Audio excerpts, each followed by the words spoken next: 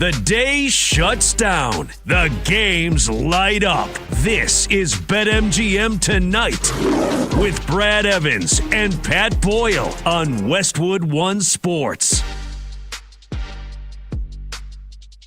Hello!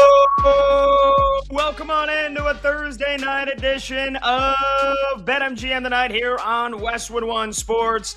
He's Brad Evans. I'm Pat Boyle. And we are brought to you by BetMGM. Make it legendary. Download the app today. Please gamble responsibly. You can watch the show live on YouTube. Just search BetMGM Tonight and hit that subscribe button. You can watch the show live on Twitter at BetMGM Tonight. And you can listen to the program on the Westwood One Sports app, the Odyssey app, SiriusXM Channel 375, and hundreds of local affiliates throughout North America.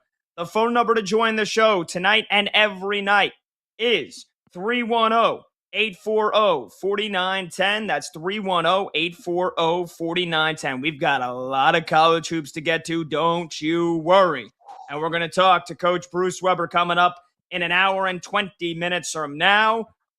But first, it's official. Trey Hendrickson is a Raven, and it's official. Max Crosby is a Raider. At least for now. That's what Max Crosby posted on social media today. Quote, everything happens for a reason. Believe nothing you hear and half of what you see. I'm a Raider. I'm back. Run that bleep. It's been a hell of a week here for Max Crosby, Brad. I don't know if he wanted to get traded in the first place. I don't know if he wanted to go back to Las Vegas after the trade happened. And I don't know truly if he really does want to be a Raider or he doesn't want to be a Raider, but he's there for now. The Raiders, they have him along with the free agency signings they've made. It's a pretty decent damn squad compared to the roster they had last year. And we assume that they're going to do the obvious and draft Fernando Mendoza, number 1 overall, Clint Kubiak, the head coach. Like, is it the worst thing that they're going to end up having Max Crosby, even if they don't get Baltimore's 2 first-round draft picks? And do we think that this is the end of this little mini saga, one of the weirdest trades that ended up not happening in recent history? Do you think Max Crosby ends up playing week 1 for the Silver and Black? Well, to go full Yogi Berra on you, it ain't over till it's over, baby. And I don't think this thing is completely put to rest yet. I think ultimately, if I had to put a percentage chance that Max Crosby trots out in the Silver and Black week 1, I think it's like 80-20 likely now. Remember yesterday, you and I were discussing it. I think you said it was a coin flip. It was literally 50-50. But those odds have skyrocketed exponentially based on his social media interactions and some of the news that has trickled out. But the door hasn't completely closed. I think it's cracked. It is ajar. If somebody comes and backs up the truck and just dumps a bunch of high draft capital in front of Viva Las Vegas, they got to consider wheeling and dealing Max Crosby to whatever suitor that is. I just don't think, in light of the situation, what has gone down earlier this week, that kind of load is going to be dropped in front of them. So I think they're going to make amends with Mad Max. It seems like he has made his own amends as well. Maybe a bouquet of roses, a box of chocolates. Oh, baby, I'm so sorry, sweetheart. I didn't mean to say what I said. And he's going to go out there and end up playing and, wrapping up all kinds of quarterbacks, stuff in the run like he usually does. And you're right, man. I've said this before. I think the AFC West is shaping up, bar none, to be the best division in the National Football League. If we're talking about the Raiders as they currently stand as being the bottom feeders in that division, you got Fernando Mendoza, assuming Max Crosby is there. Maybe they make some additional investment in the wide receiver position in the NFL draft or sign a couple of guys via free agency. However it shakes out, you got Ashton Genty, you got Brock Bowers. Like, I like the pieces of this roster. And I get out of here with that nonsense of, we're going to bring along Fernando Mendoza slowly. We're going to take our time with him. We're going to sign one of these veterans possibly at an exorbitant price and let him ride the pine and learn for like 5, 6, 7, 8 weeks. They're not going to do any of that. That's long out the window now with Crosby on roster. I think the Raiders are going to be damn competitive. They have an awesome head coach now and Clint Kubiak. who knows how to maximize the offense, only going to help the defense out because they're not going to be worn out being on the field as much as they were last year. This is great, man. Raiders Nation, get hyped. Reach for that ultra rare top shelf tequila. Go ahead, purchase it. Pop the cork on it. Pour yourself a stiff one and party, bros. It's going to be an exciting season in Vegas. Yeah, well, I don't know how exciting. I mean, look, is 6-11 exciting just because they win 6 games? Maybe higher. What do you think? I mean, we talked about it, I think, last week, when they made or a Monday, when they made these flurry of moves, and we were like, all right, like this team, maybe 7-10, maybe 8-9. I guess that would be exciting considering the last couple of years that have taken place in Las Vegas. I think 8-9 is entirely realistic, Pat. 8-9. I'm going to go on record right now and say that's exactly what they win. I don't know what the updated over-under is on team wins for Las Vegas this upcoming season, but I guarantee it's probably not 7.5. It might be at like 5.5 or 6.5, and give me the over, baby. Yeah, well, again, I'm sure that those will probably be released soon. Here, you just said that you think it's going to be the best division in football. And last year, the Broncos were the 1 seed in the AFC. The Chargers made the playoffs. The year before that, all 3 of them made the playoffs. We're probably under the assumption that the Kansas City Chiefs are going to be a playoff team this year. At least I am. So those are 6 games in the best division in football. How many division games are the Raiders winning? Because if they only win 1 or 2, they're going to have to win a bunch of other games against teams outside of that division. And again, it's very easy to be pessimistic when the Raiders have been bad for a while now. We both love all the moves they've made. Tyler Linderbaum shoring up the offensive line, Nakobe Dean in the linebacker position, adding other pieces as well to that defense, re-signing some of their own guys. And then the big one, we all know it's coming. They're going to draft Fernando Mendoza. And at the end of this, they end up keeping Max Crosby. They might not be done still, by the way, Brad, because they have $38 million in cap space with Max Crosby on the team. If they're able to facilitate another trade for him, they would have $70 million in cap space. So let's assume Crosby's staying. They got $38 million. That's maybe two very quality players that they can add, or 4 or 5 guys that are, around average of $7 million a year, filling out the depth, making sure that you have rotational pieces in the right spots here. But it's a tall task if you think it's the best division in football, and I tend to agree with you. The NFC North is going to be freaking good again, in my estimation.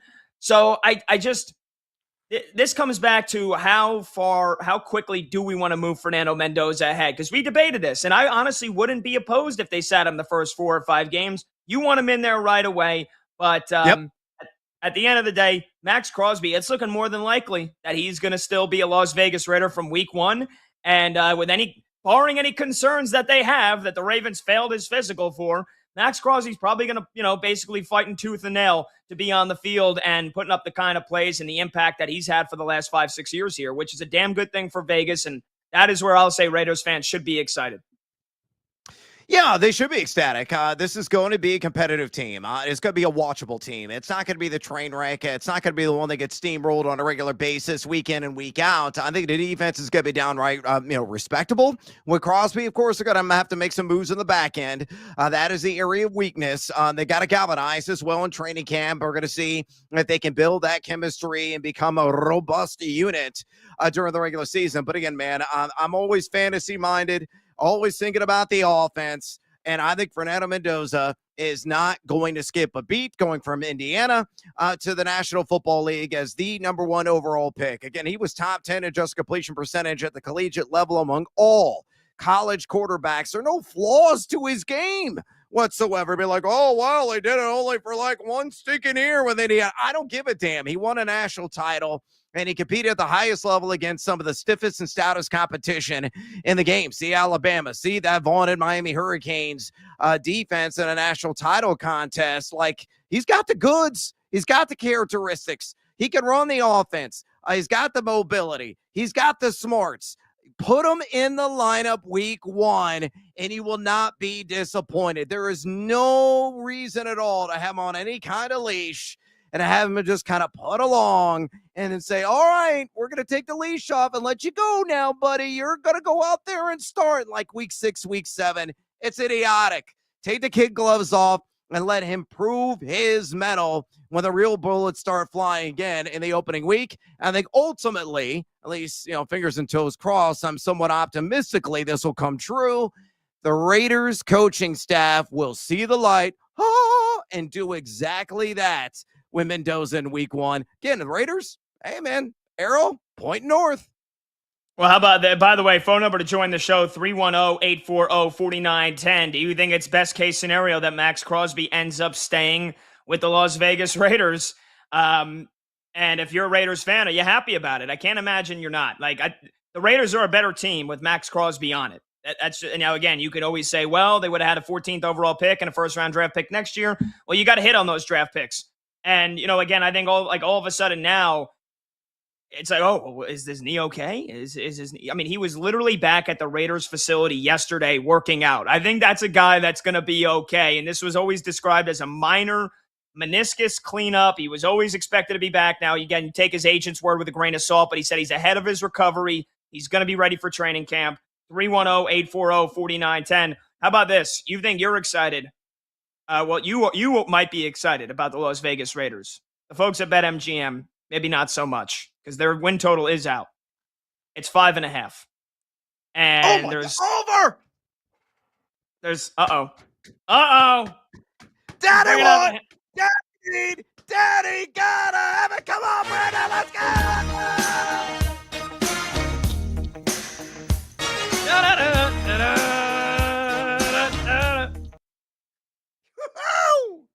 Wow. Yeah, baby. I'm in. And here's an even juicier prospect for you. The Raiders to make the playoffs, 7-1 right now is yes. Raiders to miss the playoffs, minus 1,200 on BetMGM. I will not be betting the Raiders to make the playoffs. And 5.5 does seem low. But again, think about the division. 6 games against the Chargers, Chiefs, and Broncos. And Fernando Mendoza against that Broncos defense that has basically, they're rewriting the record books for sacks in the NFL over a 2-year span. Chargers, will see how the defense is now that Jesse Minter's gone. He's the head coach of the Ravens, but they were top 10 unit for each of the last 2 seasons. And the Chiefs with Spags always have a solid defense. So I'm just, let's not get too excited yet here, but it is great that they got Max Crosby back. How about the other side of the country? Baltimore. They end up making it official. How about that with Trey Hendrickson? He passes his physical. Wow, with flying colors, I hear. And he officially inks his contract for 4 years and $112 million. 31-year-old, had 17.5 sacks in both 2023 and 2024. Then he had that very ugly public dispute with Cincinnati over the contract. Ended up coming back for just this 1 year. Didn't play all that well. He played okay, but then he got hurt. And honestly, I think that he just basically was like, oh, no, I'm sorry, I can't go. Or maybe Cincinnati shut him down.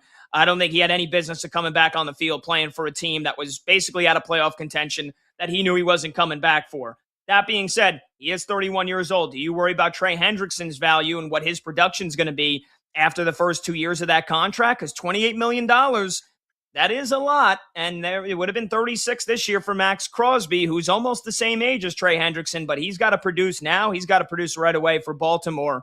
And I don't think there's that big of a gap in talent between Trey Hendrickson and Max Crosby. And all you could do, if you want to point to the numbers, Trey Hendrickson put up better numbers. Max Crosby's never gotten 17.5 sacks per season. So I wonder how Ravens fans feel now all of this has come full circle. They thought they had Crosby. They don't have Crosby, but they keep the first 2-round picks, and now they get Trey Hendrickson. How do you think Baltimore is coming out of all of this? They're going to feel like they're coming out smelling like a rose in some way, shape, or form, right? Look, Trey Hendrickson and Max Crosby, I think there was a very strong argument in terms of their pass rushing prowess. So try to say that 5 times fast. I think they're nearly on the same plane in that category. I think the edge for Crosby is defending the run. Again, he is a phenomenal run stopper. Trey Hendrickson, not so much. And again, the advanced analytics, no matter if you're checking Pro Football Focus or some of the other sites that are out there, they bear that out. So, I mean, that's what Hendrickson is paid for. Collapsing pockets, ratcheting up the pressure on the quarterback position, and creating havoc in that regard. And he excels in that area. But when teams put the ball on the ground, wrapping up the opposition in their running game is a little bit of a tall task for him, not so much for Crosby. So I think it's going to be all fine and dandy, over the next year or two. But he could come, tumbling down the mountainside in year 3 of that deal, and remorse, buyer's remorse, regret could be kicking in, given the duration of the number of years tied to that contract. So initially, again, it's going to be all puppy dogs and ice cream. But come year 3, I think it's going to be a very different sentiment there in the Charm City. Number to join the show is 310-840-4910. That's 310-840-4910. I think the biggest thing is, like you said, they got the 2 first-round draft picks, and those are invaluable. Especially, I heard Schefter saying that teams that from the GMs he's talking to, they're already prioritizing next year's draft, and that's a reason why draft capital has been such a big thing here this offseason, because next year's draft class is looking like it's going to be loaded. We know there's going to be a ton of quarterbacks, and all around the board, next year's draft class is looking like it's going to be loaded. So if you are a Ravens fan and you're looking for optimism, and maybe you weren't so optimistic, you got a pass rusher that put up better numbers for 2 years in a row than Max Crosby. Yes, he's a little bit older. You're paying him a couple of $1 million less, and you keep those first-round draft picks. Eric DeCosta, man, he's got to be feeling like he got away with a little bit, I wouldn't say highway robbery, maybe like, suburb robbery after he pulled out of that trade. You're listening to Pat Boyle and Brad Evans on BetMGM tonight, sponsored by Progressive Commercial Insurance, which protects small businesses with affordable coverage options. Get a quote today at progressivecommercial.com. All right, when we come back, we'll take your phone calls, and we'll talk about a wild day in conference championship week on the hardwood. Undefeated, no more, are the Miami of Ohio Redhawks. Do they still get into the tournament? It might not be as crazy as you think. We'll talk about it, and plus a couple of other bubbles that burst today. He's Brad Evans. I'm Pat Boyle. This is BetMGM tonight on Westwood One Sports.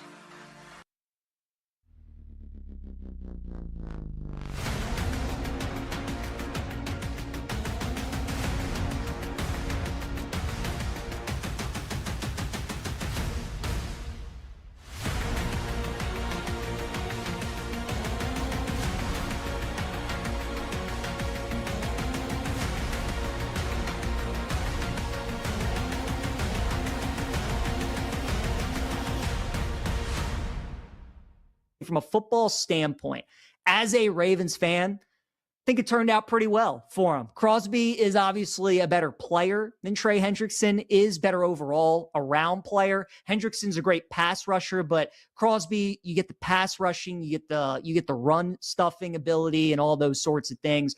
Crosby's the better player. The fact that it's essentially the same amount of money. The contract that Hendrickson got, the amount of money that he's going to be making is what the Ravens would have took on if they traded for Crosby. But the fact that you get those picks back, the fact that you get 14 back for this year's draft, you get your draft pick back next year, I think that's huge. So even though they've lost Linderbaum, they've lost Likely, they lost their punter, Jordan Stout, they just lost Keaton Mitchell to the Chargers, they've lost, some guys that have contributed to their team for the last handful of years. I think their goal was to set out to get a big-time pass rusher because they had one of the worst pass rushes in the league last year. They've tried to address it in the draft. They've tried to gone after some old veteran free agents and just hasn't been working. Clearly, they wanted to go out. They wanted to take a big swing this year. They tried to do that with Crosby and trade the 2 first-round picks. Didn't end up working out. So they pivoted and went with Trey Hendrickson. And I think they got what they were looking for. They wanted an elite pass rusher, somebody to get after the quarterback. That's what Hendrickson is going to do. The fact that you get that, and now you have all this money because you didn't re-sign Linderbaum. Lamar restructured his contract. So, they still have cap to work with. Even though you did overpay Hendrickson, I think they kind of had to because of the players that they lost and because Crosby didn't work and they had to make sure that they got something. So I think from a pure football standpoint, it certainly worked out with the Ravens.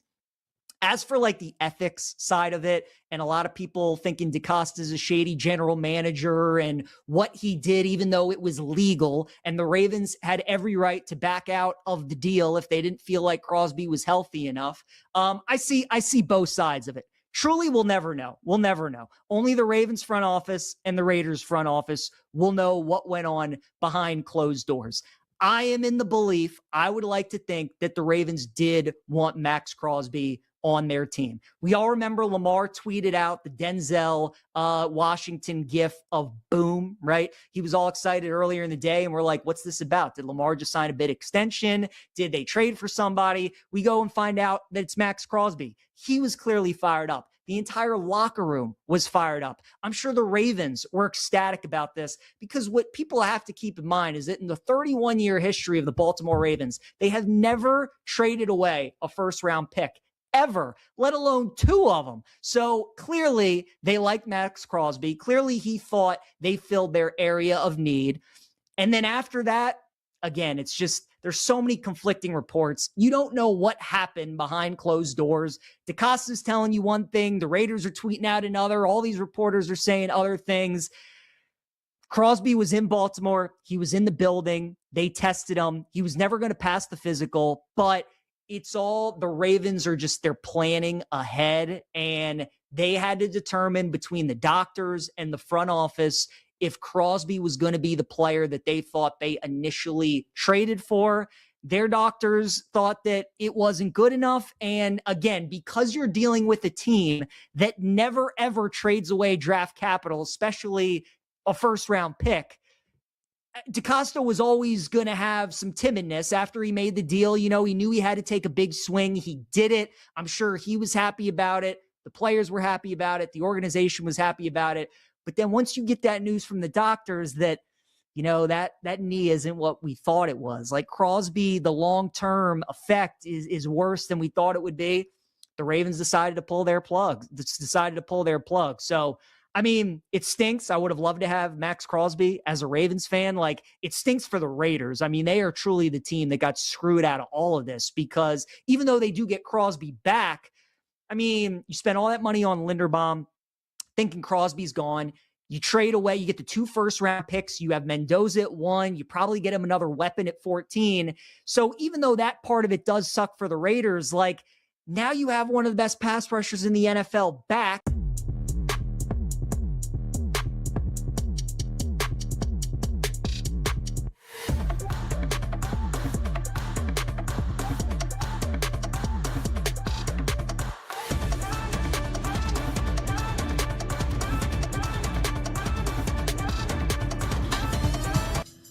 From kickoff to the final whistle, you're locked into BetMGM tonight. Weeknights with Brad Evans and Pat Boyle. Welcome on back, baby. Thursday, the 12th of March. The madness is almost officially upon us. March Madness, that is, although there's plenty of madness going on right now. And we got breaking news in the NFL. The Minnesota Vikings have a new quarterback. Surprise, surprise. It is Kyler Murray. Adam Schefter, as of the last 3 minutes, here it is.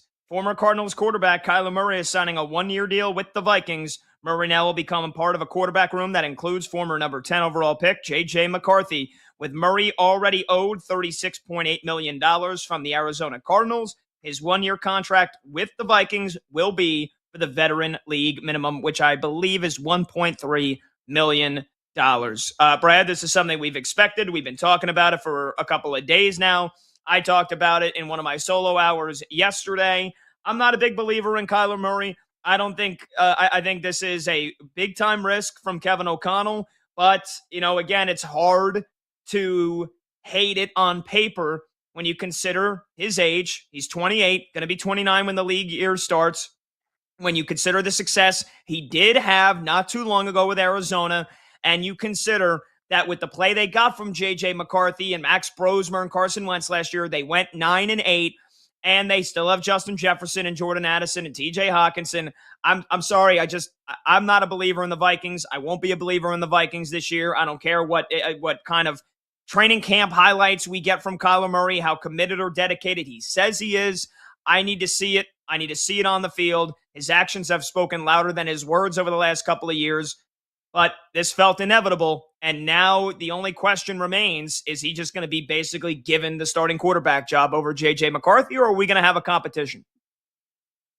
I think you're going to have a slight competition in training camp, but this is, in my mind, a pretty sizable upgrade over J.J. McCarthy, who, by definition, is refried ass. Let's not sugarcoat it. He was terrible last year, and I think going to Kyler Murray and getting him on the ultra cheap, I mean, sign up for league minimum. It's a win-win situation for this organization. You and I disagree on Kyler Murray, and that's fine. You think it's not going to be a massive upgrade for Minnesota, and my counter-argument to that is, again, look at the numbers. A guy 2 years ago was top 10 in the NFL in red zone completion percentage. He was also a guy that was top 10 last year in 5 games in adjusted completion percentage, and a guy that still has that duality. I know J.J. McCarthy has spring and spry legs in his own right, but he's not nearly as a dynamic runner as the artist formerly known as the Dachshund of the Desert. Artist formerly known. Oh, that is appropriate now that he's in Minnesota. And, look, I think you're going to get more accurate and crisp passes to Justin Jefferson. Make him happy. Force feed him. That's fine. Get him 10, 11 targets per game. And a lot of those are going to hit him straight in the numbers or straight in the mitts. Is Minnesota going to be a playoff team? Well, that could be a stretch of a lot of people's wildest imaginations, as you and I have talked about. We were talking about how rough and rugged the AFC West is going to be. You believe too, and I also believe the NFC North is going to be equally tough. But this team is going to be more competitive as a result, going from McCarthy and his putridity to Kyler Murray, who is going to be, in my estimation, slightly above average. And yes, I will go the extra dollar in my fantasy drafts because that duality pays the bills. Vikings fans, football fans, now that it is officially official, how do you feel that Kyler Murray is likely to be your starting quarterback? 310-840-4910 is the number to join. That's 310-840-4910. Do you think the Vikings are a playoff team? Because they went, like I said, 9-8 last year. They started 4-8, but finished 9-8 with some slop quarterback play from J.J. McCarthy. Do you think they're a playoff team with Kyler Murray? 310-840-4910. You could tweet us at BetMGM tonight as well. There's no better place to be during large matchups than Vegas. This year, college basketball fans can win a VIP trip to the Court of Legends event featuring the Cavender twins. Simply place sports bets, and your position on the leaderboard will determine if you win one of the 25 grand prize packages. Just sign into your BetMGM account, opt into the promotion, then start placing sports bets of at least $10 to climb the leaderboard. Make this March one to remember. Join the Court of Legends leaderboard and make it legendary. All right, we're going to pivot here. We'll take your phone calls, like I said. But Brad, the Miami of Ohio Doubters, they got their pound of flesh today in the form of their first loss of the season. They led by 11 points with under 9 minutes to go against UMass. But the Minutemen, they proved that they needed only those last 8 minutes to make a big-time comeback. Miami of Ohio goes basically 4 minutes straight without scoring a point.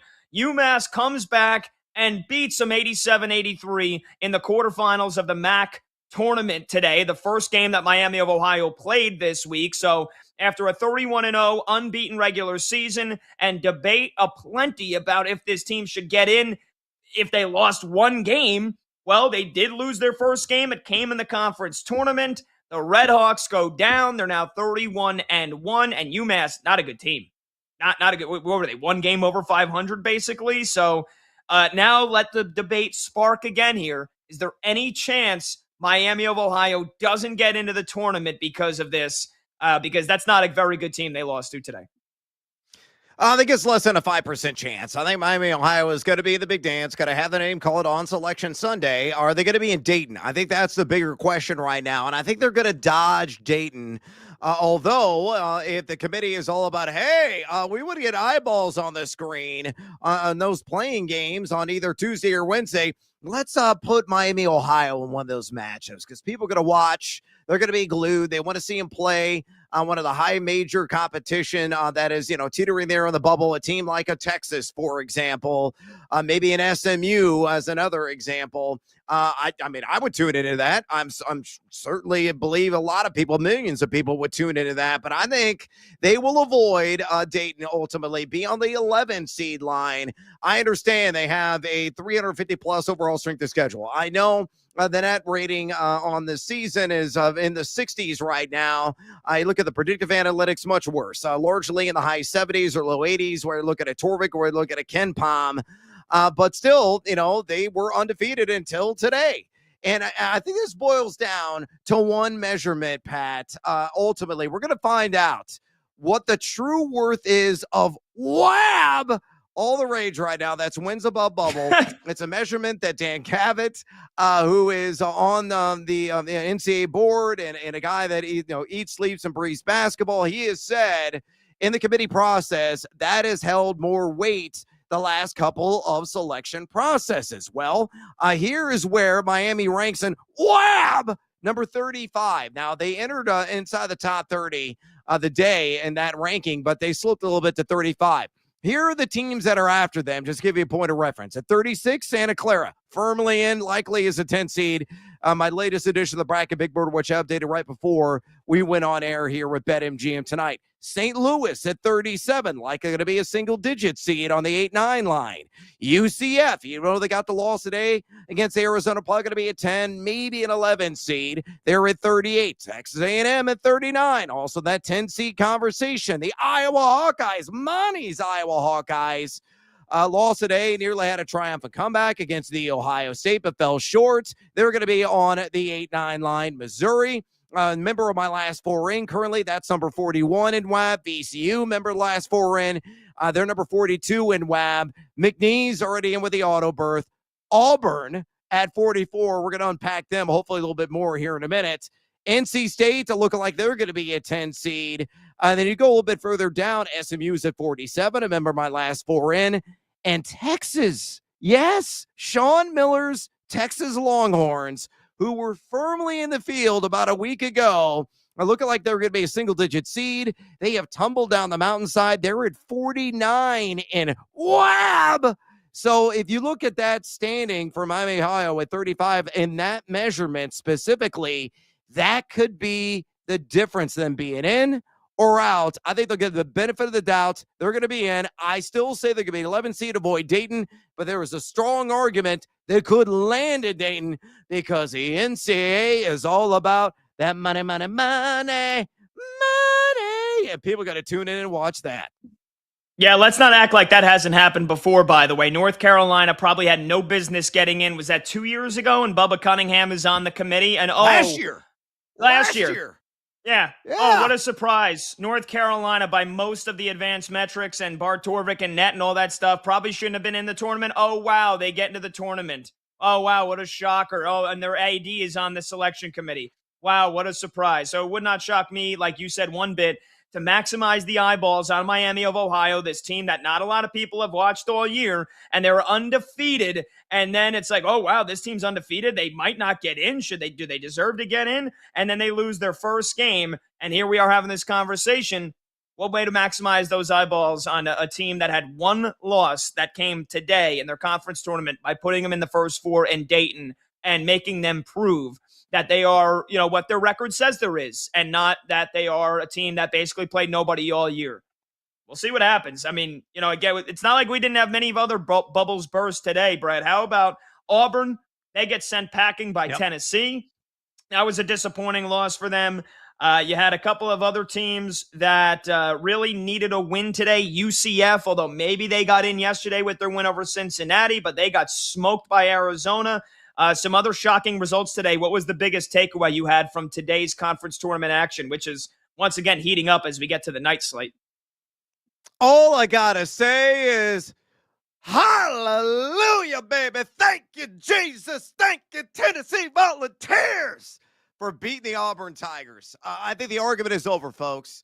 Bury them 6 feet under. They shouldn't make the dance. They better not make the dance. If they make the dance, I'm going to pick it outside the NCAA facilities where the selection committee is going to be housed on selection Sunday night, because they have no business being in the big dance, finishing the season at 17-16. And folks, just a point of reference, let's look at the historical perspective. No 16-loss team has ever earned an at-large bid. I don't think the Auburn Tigers are going to be the first to do so. Also, no team with a margin between wins and losses of one has ever earned an at-large bid. So again, Auburn, 2 strikes against them. They're not going to get there. They also have a bad loss on the resume, a quadrant 3. Oh, I understand. Yeah, well, they beat Florida.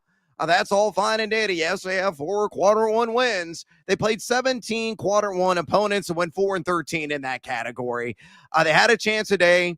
I probably would have put them in if they would have knocked off Tennessee, but Tennessee issued a kill shot in the second half. They went on a 20-0 run and silence Stephen Pearl and that dream of the Auburn Tigers are in at-large. Go to the Crown. I'm not going to cry about it. Please sit down, shut up. I am sick and tired of hearing about Auburn being an at-large team. Jimmy Dykes was passionately trying to stump for them on air today. They have no business being in my dance. Get out of here.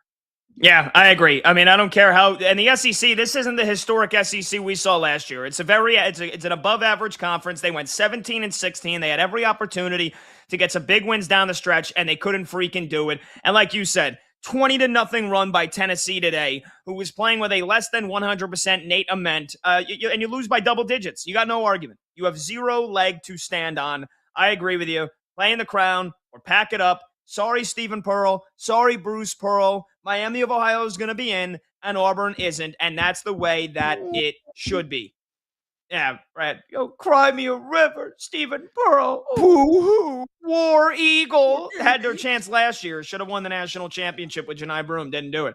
All right, we'll take a short break here. 310-840-4910. That's 310-840-4910. We got many more reactions from some games that went final today. We've got some NBA games that we got to take a look at. Some big matchups tonight. OKC and Boston squaring off. Denver and San Antonio. We'll break them down when we come back. He's Brad Evans. I'm Pat Boyle. This is BetMGM tonight on Westwood One Sports.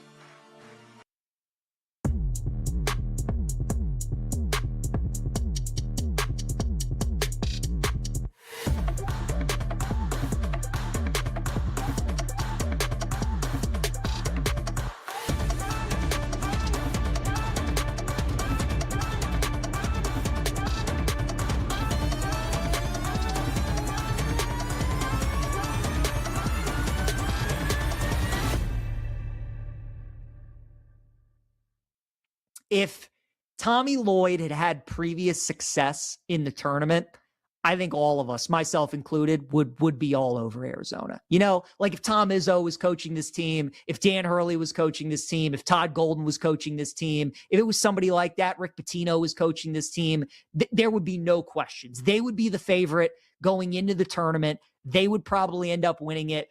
But Tommy Lloyd has proven to us that his teams have fallen up short. He's never been to an Elite Eight before. He's had 1 seeds. He's had 2 seeds. He's had 4 seeds. And all his teams have come up short. He obviously comes from the Mark Few coaching tree. And whether you want to, correlate the two things, Mark Few has never been able to win the big one.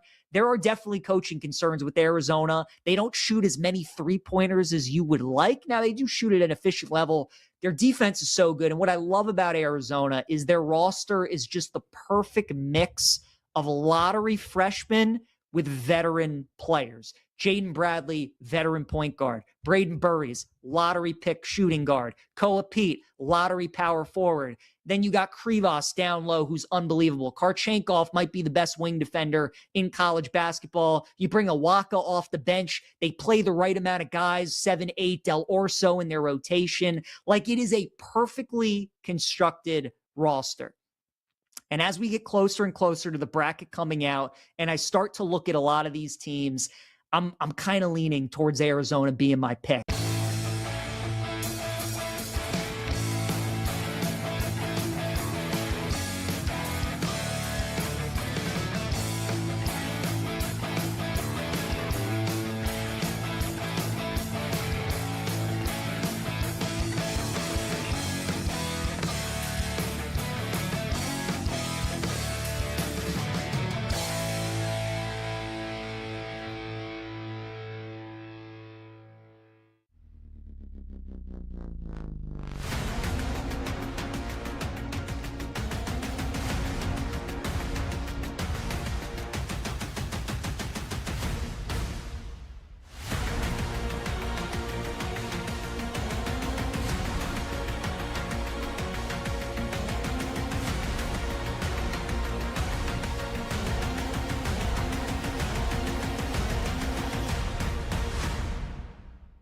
think it would be hard for Florida to lose it at this point. They would probably have to pull a Belmont/Liberty.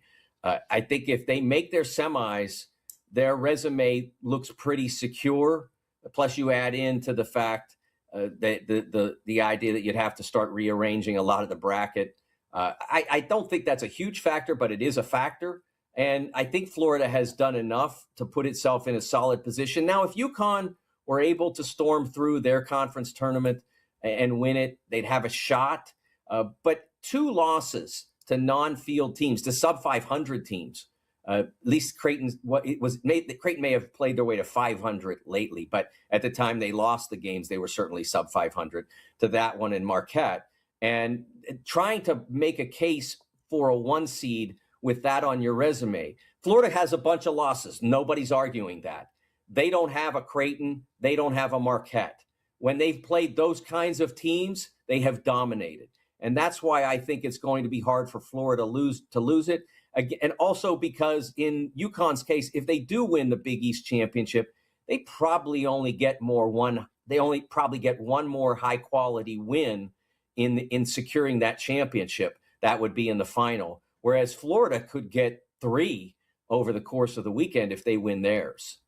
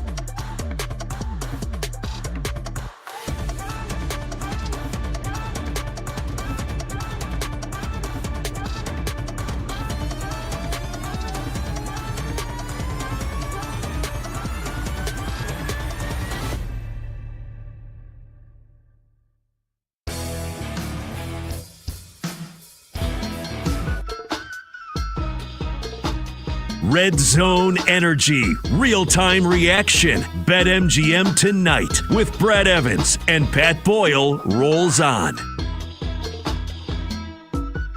I got to stay high.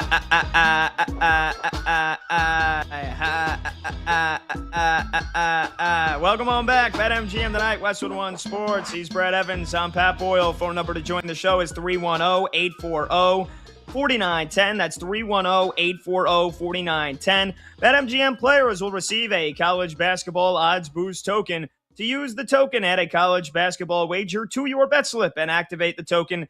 If you win your wager that was made with the token, you will receive extra winnings in unrestricted bonus dollars. Brad, we'll get back to the college hoops here in just a bit, but let's take a look at the NBA games tonight because there is a couple of juicy ones, my friend. And let's start with the one in the West, the Nuggets and the Spurs in San Antonio tonight, 9 p.m. Eastern. Denver coming off that blowout win against the Houston Rockets last night. That was a statement. Nick Friedel said it. I broke the game down right before it happened. I thought the Nuggets would win comfortably. I didn't think they would win by nearly 30, by nearly 40, but they did, 129-93. But now a quick turnaround for them going to San Antonio to take on the Spurs, who have been red hot, winners of 5 in a row, right on the heels of the Oklahoma City Thunder. San Antonio 25-6 at home. And we look at the injury news here for this one. Aaron Gordon is still questionable. Jamal Murray was questionable. He's now probable to play. But the big one that we are waiting on, Victor Wembanyama, is questionable, and he is reportedly a true game-time decision tonight. He did participate in San Antonio's morning shoot-around, but he's got right ankle soreness. That is what Matthew Tynan is reporting, NBA reporter. Wemby has not missed a game since January 2nd and January 3rd. So, again, we'll keep you posted on this one all the way up until tip-off. But assuming that Wembanyama plays, assuming that Aaron Gordon plays, this is a big one here. Second meeting between these two teams. The Spurs won the first one, Brad, 139-136 without Wembanyama. They're going to play each other 3 times now over the next month. So if Wembanyama plays, what do you like in this game? Do you like a side? Do you like a player? What do you think happens in the Spurs and the Nuggets tonight?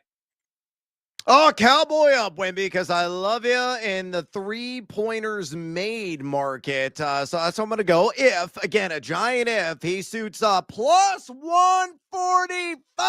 Yeah, I'll roll the shoulders and get seduced by the juice on Wimby, dude. Not one, not two, but 3 triples in the game. And maybe with ankle soreness, he'll just loiter out there the entire game. I'm fine with that. A little pick and pop. Why not? You look at Denver over the last 10 games. They've allowed the 6th most opponent threes made per game at 14.1, also giving up 35.5% from way downtown. Wemby has netted at least 3 or more made threes in 3 of his last 4 games. Hell, the month of March, he's averaging 3.3 makes per game. He's averaging 7.8 chucks per game from outside, netting 42.6% from distance. So again, if Victor Wembanyama is in uniform and does play in this critical matchup, I'm going to tail him to make not 1, not 2, but 3 made threes at plus 145.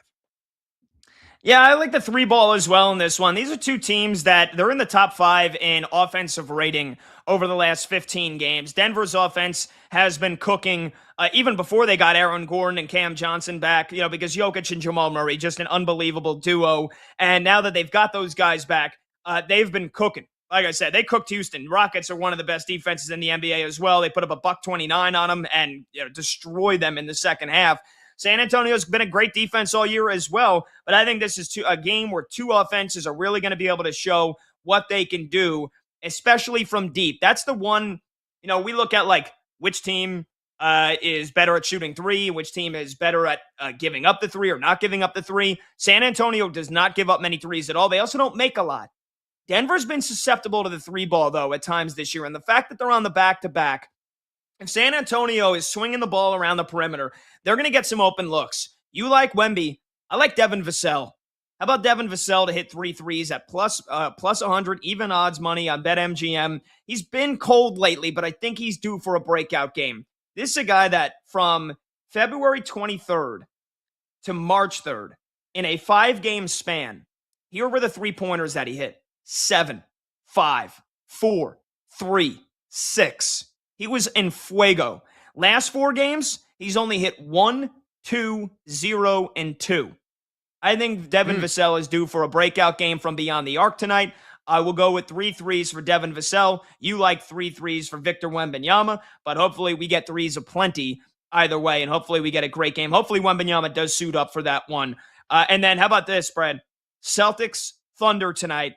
From OKC, the reigning NBA champions are 51-15. Like we said, trying to hold off the Spurs in the West. The Celtics are 43-22. They've been on a roll. They've got Tatum back. They did lose to San Antonio the other night. Jaylen Brown ejected from that game pretty early on. And injury news also to look out for in this one as well, that we will keep you posted on all the way up until tip-off. But Jason Tatum, he's out. So you figure there might be a day sooner or later where Tatum gets a rest, Tatum gets a seat. That is tonight. Jason Tatum is out, not playing in this game. And then the point guard for the Celtics, Derek White, he is questionable to play. He is a game-time decision. And then for the Thunder, same injuries last game that have kept out 2 of their starters. Jalen Williams, J-Dub, their second-best player, he is out once again. Still nursing that hamstring injury. That's going to be a concern for them really, really soon if they don't get him back in the next couple of weeks. And then Isaiah Hartenstein is out as well for this one. Hartenstein. So the Thunder, they are a pretty decent favorite here since Tatum got ruled out. It's 7.5 points for the OKC Thunder. The total is a low 216.5. This is the first of 2 meetings between these 2 teams this year. And Brad, the question is, can the Boston Celtics get it done without Jason Tatum? And if there is one last stand for Jaylen Brown to prove that he belongs still neck and neck in that MVP conversation with Shai Gilgeous-Alexander, you better outplay him tonight. Coming off the ejection, Jaylen Brown better have a freaking night. That's all that I'm saying. And it'll most likely, there'll be an opportunity for SGA to ball out. Once again, though, 2 of the top defenses going at it, Brad. What do you like in this one? Yeah, originally I was going to go with Jason Tatum on the rebounding market, but of course with him out of action, that is out of here. So I'm going to go with Nehemias Queta, the pride of Utah State. I'll take the over on 9.5 boards for him at a lighter juice at a -105. And that is the area where OKC is really struggling for the better part of the last couple of years. They really don't have a whole lot of weaknesses except defending the glass. Over their last 10 games, the Thunder have allowed the fourth most opponent rebounds per game at 47.4. And Queta's a guy, when Tatum was out, I was getting consistently 25 to 30 minutes in a game, consistently getting in that 9 to 11 rebound, if not more, range of squeezing of the rock. So with the heavy reliance on him with Tatum's sideline, could be another one of those 25 to 30 minutes played. And I think he will corral at least 10 boards, and we cash on that over at a -105. Yeah, I'm still waiting, honestly. We're 2 hours away from tip, or just over 2 hours away from tip. I'm still waiting for the full player props to be made available here. I wanted to take Jalen Williams, the other Jalen Williams, who I've been loving watching him play over the last couple of weeks, coming off the spark, coming off the bench and providing a spark. Yeah, he's coming off the spark and providing a bench for the Thunder. He's been awesome. They don't have his props listed yet, and I think that's probably because of the questionable status to Derek White. I don't think there's nobody else on OKC that's questionable. Like Hartenstein's not playing, J-Dub's not playing. Other than that, should be good to go. But Jalen Williams, his props are not available yet. So when they do become available, I'm probably going to take his over rebounds. Again, Hartenstein is out. When that has been the case, the last 3 times, Jalen Williams has played at least 30 minutes, and he's grabbed double-digit rebounds every single time. This is going to be a defensive game, in my opinion. So I would think Jalen Williams is going to play, again, at least 30 minutes. He's coming off a monster game. He had 29 and 12. And I think he's going to, once again, give a spark to OKC off the bench. So we'll keep you posted on that. And I'll slip that in there whenever his props do become available. Let's pivot now, Brad. Little college hoops. You got an upset special for us here tonight in a game that's starting shortly in the Big 12 Conference Tournament in Kansas City. Kansas, the Jayhawks, a very enigmatic, polarizing team going up against the TCU Purple Horned Frogs. I don't know if they're still officially the Purple Horned Frogs. They might just be the Horned Frogs, but we know they're purple. Horned Frogs. Yep. Yeah. What do you like in this game? You a little upset special here, huh? You're not trusting Kansas. Great horny toes. Go Yosemite Sam on you. Yeah, I love TCU in this game. I actually grabbed them at plus 200 earlier today. I can't get that price anymore. It's now down 30 cents to plus 170. But I think the Horned Frogs are a live dog, and I think they're going to be kicking in this one. Yeah, you look at the advanced metrics. They're not the greatest profile, as TCU is north of number 230 in EFG offense and EFG defense over the last 30 days. But they are an exceptional rebounding team. Top 15 in the country in their last 8 games in generating second chances. They apply a lot of on-ball pressure, coaxing a turnover on over 20% of opponent possessions, and they get to line. They absorb a lot of contact and make you pay with those charity stripe daggers that they plunge. You look at Kansas, their biggest issue right now, defensively, they've been outstanding. But offensively, they're just out of sorts. How bad have they been? Well, they're a dreadful number 315 in the country in effective field goal percentage offense over the last 30 days. They're only shooting 45.1% from 2. So around the rim, and that execution has just been sorely lacking. A lot of bricks laid, a lot of bunnies missed. And again, TCU does a really good job clogging a lane and limiting you to one and done possessions. And that's going to be key in this game. So again, great horny toads. I like TCU because Kansas right now, they have hit the skids at the most inopportune time. I think they're going to exit stage left in their first Big 12 tournament game. And the same could be applied in the NCAA tournament as well. The upset bug could be biting soon in Lawrence. Ooh, baby. You are super down on Kansas, and I can't blame you one bit. That game's actually at 9:30 p.m. Eastern. I thought that was the next game up in the Big 12 tournament. That's Houston and BYU. That should be a freaking good one. That's coming up at the top of the hour. We got Duke, Florida State about to tip. We got Xavier, UConn about to tip. We got Ole Miss and Georgia about to tip, and Purdue and Northwestern already underway. So we'll get you caught up on those games when we return, and some of the other biggest results with massive implications on March Madness when we return.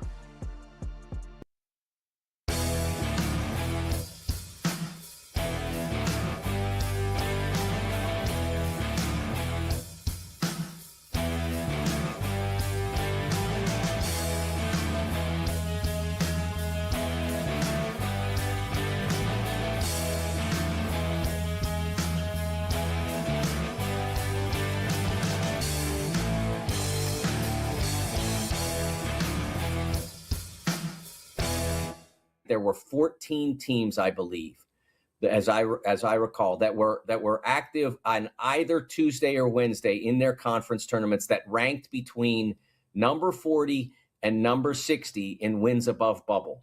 And of those 14 teams, only 3 won out of those 14. I think that's just staggering and an example of why this bubble is as weak as we've seen. And it's almost as if they are sending this message to the NCAA and to the powers inside the NCAA and adjacent to it, that expansion would be a travesty, because it's not like there's a number of teams out there that are being excluded that should be in the field. There won't be anybody left out this year that is deserving. There will not be a single team left out that is deserving unless the committee makes an egregious mistake, like puts Oklahoma State in ahead of Iowa. I mean, that's that's not going to happen. They don't mess up that much.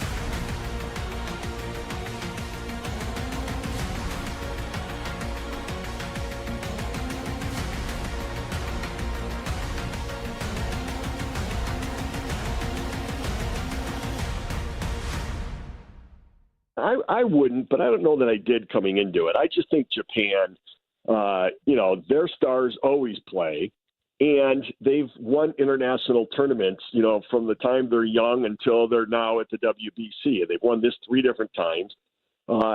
Excuse me, and they're set up for this sort of international competition and these tournaments. And so I still think that they've got the talent, both with the pitching and the offense, to deliver. Their stars delivered in pool play.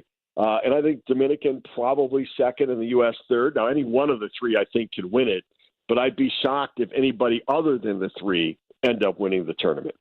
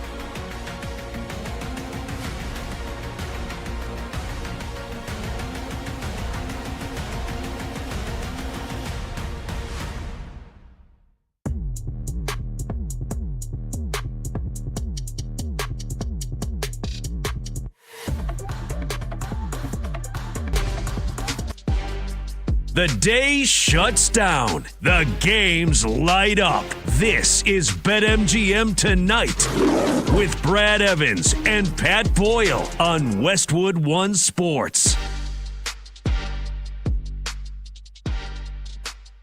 Hey-o! Welcome on back to BetMGM Tonight here on Westwood One Sports. He's Brad Evans. I'm Pat Boyle. Just finished off a nice mint chocolate chip, Yasso, frozen yogurt bar, ready for a big night of college hoops. And we are brought to you by BetMGM. I don't know why I'm doing that voice. Make it legendary. Download the app today. Please gamble responsibly. You can watch the show live on YouTube. Just search BetMGM Tonight and hit that subscribe button. You can watch the show live on Twitter at BetMGM Tonight. And you can listen to the program on the Westwood One Sports app, the Odyssey app, SiriusXM Channel 375, and hundreds of local affiliates throughout North America. Phone number to join the show is 310-840-4910. That's 310-840-4910. First hour of the program, we hit on Max Crosby committing to wanting to be a Las Vegas Raider. The Baltimore Ravens officially signing Trey Hendrickson. That trade that ended up not being a trade, the saga that was no more, is official. We'll take your phone calls on that from either Ravens fans or Raiders fans.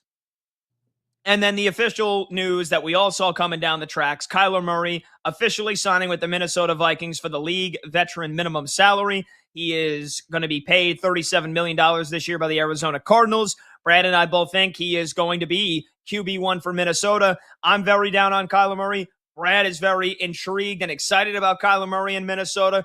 And so if you think the Vikings are a playoff team or not, you can call the show as well at 310-840-4910. We also talked about Miami of Ohio getting knocked off for the first time all year, and if they're going to be in the first four in Dayton or not when the bracket comes out in 3 days from now, folks. Selection Sunday, less than 72 freaking hours away.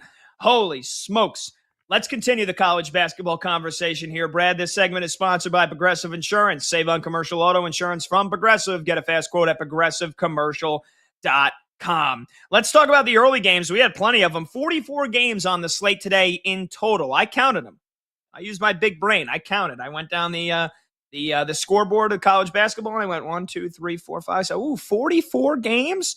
We still got about, 15 to 20 that have to tip off here tonight. So, plenty of action left to come. We're going to keep you updated on all the big games today. But, Brad, first thing from the early games that stood out to me, the Miami Hurricanes getting some revenge after they lost to Louisville in their last game in the regular season. Louisville picked up a W yesterday without Michael Brown, but it proved to be they needed his services in a big way today because the Hurricanes used a big second half to beat the Cardinals 78-73, and they do it behind 24 points from their star, Mr. Renault. And, valiant effort from Conwell and the folks at Louisville, but Miami get a big win, and all of a sudden the Hurricanes are 25-7 going into the ACC tournament semifinals. I don't know if I'd call them a dark horse, because I think if you say a team is a dark horse, Brad, that probably means you think they can make a run to like the Elite Eight. I don't know if I see that for Miami. Sweet 16, I think, is definitely on the board, and I think this team is peaking here at the right time. Yeah, look, the guard play's been really good. Drew Washington was awesome today. A number of key plays, and they've just been phenomenal in the paint, man. They really pack it up, pack it in. Let me begin to go House of Paint old school on you. That team is just getting after on the glass. One of the truly elite rebounding teams in all of college basketball. Don't believe me? Well, here are the numbers to back it up. Over the last 30 days, including today, they are top 15 in the nation in offensive rebounding percentage. You're generating that second chance on 38.4% of their possessions. Also a downright elite defensive rebounding team as well. They can score often inside with a lot of those quick putbacks, and they're shooting the rock consistently well from outside. Over their last 9 games, Pat, they're netting 38.1% with a bang from distance. So, their defense is lacked. They're outside the top 250 in effective field goal percentage D, but because they get after the glass, a lot of one and done possessions to the opposition, and to the fact that they have been sharp from outside, if they can be consistent in those two areas, even if they play a leaky and indeed are susceptible defensively, they're going to be a difficult out in the big dance. It all comes down to matchups, all comes down to draw. What is a path? What is the road? But I'm with you, man. I think Miami Hurricanes, are they a category 5 on the Safford-Simpson scale to go weather nerd on you? No, but they're like a strong category 3 in my estimation. Don't sleep on Miami. Pat and I have been talking up this team on this show here for the better part of the last month. I agree. They're a team to look out for. And right now, Pat, they are teetering on the 6-7 line. You might say, well, they got a lopsided win-loss record, but their strength of schedule is north of 70. I think that will be a bit of a drag in the committee room. Ham right now as the highest 7 seed, but we still have a little bit of action to go. They could jump, say, a BYU, who is in action against Houston tonight on my bracket big board and land on that 6 line. So I'm with you on Miami, man. Hurricanes could blow through the bracket, at least in the first couple of rounds this year. Yeah, let me just pull up your bracket big board really quickly here, because I'll tell you what, it feels like it would be kind of a shame if they get a 7 seed and they have to play a 2 seed in the second round. Although you and I, or you definitely, you've been leading the charge that you think UConn could get picked off in the second round. Yep. If they get a 6, though, I think if they get drawn in the same region as Gonzaga, Purdue, or Nebraska, I think Miami can absolutely beat any of those teams to make a run to, like I said, the Sweet 16, and then maybe if they still end up getting drawn in the same region as UConn, maybe that's how Miami gets to the Elite 8. By the way, what a job Jay Lucas has done, too. Not easy. Jimmy Larinaga, legendary head coach, but, kind of all came tumbling down on him last year. Very vocal about not being a fan of where college athletics, the state of it has gone. He steps down last year. They go 7-24. And in year 1 of Jay Lucas, they are 25-7. That is a hell of a turnaround. Mm-hmm. Hell of a turnaround. And for Louisville, expected, I still believe, right? They're supposed to get Michael Brown back for the NCAA tournament. Yep. That'll be a big boost for them. What do you think the ceiling is for the Louisville Cardinals?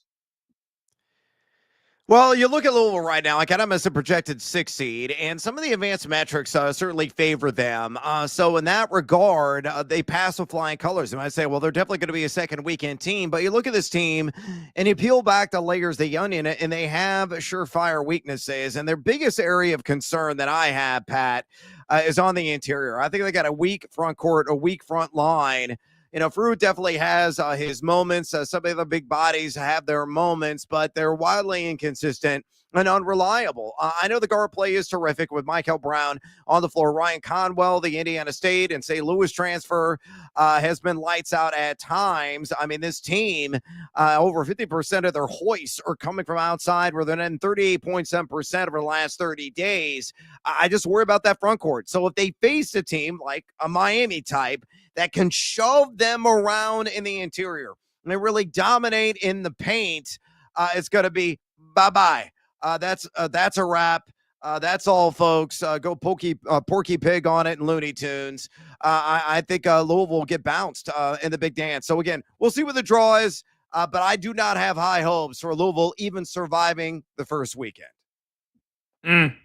All right, Big 12 tournament. How about the number that Iowa State did on Texas Tech? I mean, you thought yesterday, they beat up on cream puff Arizona State, and who fired Bobby Hurley after that game, 91-42.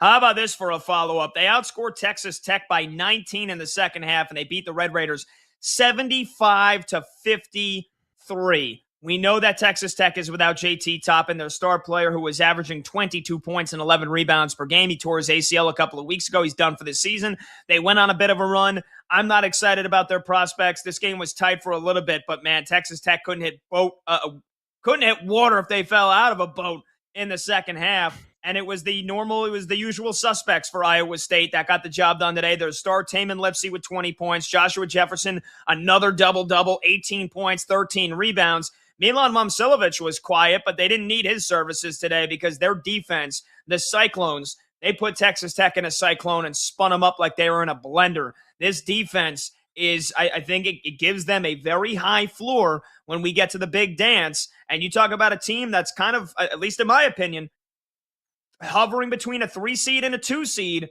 They're in the Big 12 semifinals. They win one more game, Brad. Does that rubber stamp them as a 2 seed for the big dance? Your thoughts on Iowa State? Yeah, maybe. I think they're in that conversation. I don't want to overvalue the conference tournaments because the committee has said don't overvalue the conference tournaments. Now, if you're on the bubble, there are opportunities to prove your overall resume or ruin it.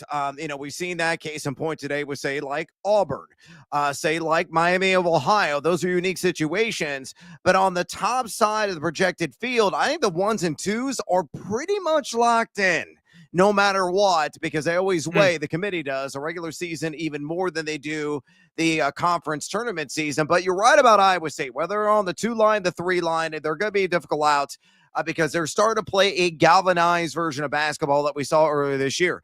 The one that went in to Mackey Arena when Purdue was all the talk of being, maybe number 1 in the country, and they clobbered them inside Mackey. Now, of course, Purdue lost 5 games inside Mackey this year, so that, that win doesn't hold as much water as it did earlier this season. But you look at the per possession performance of Iowa State here last 30 days, including today. They're number 2 in college basketball in adjusted defensive efficiency, only giving up 0.89 points per possession.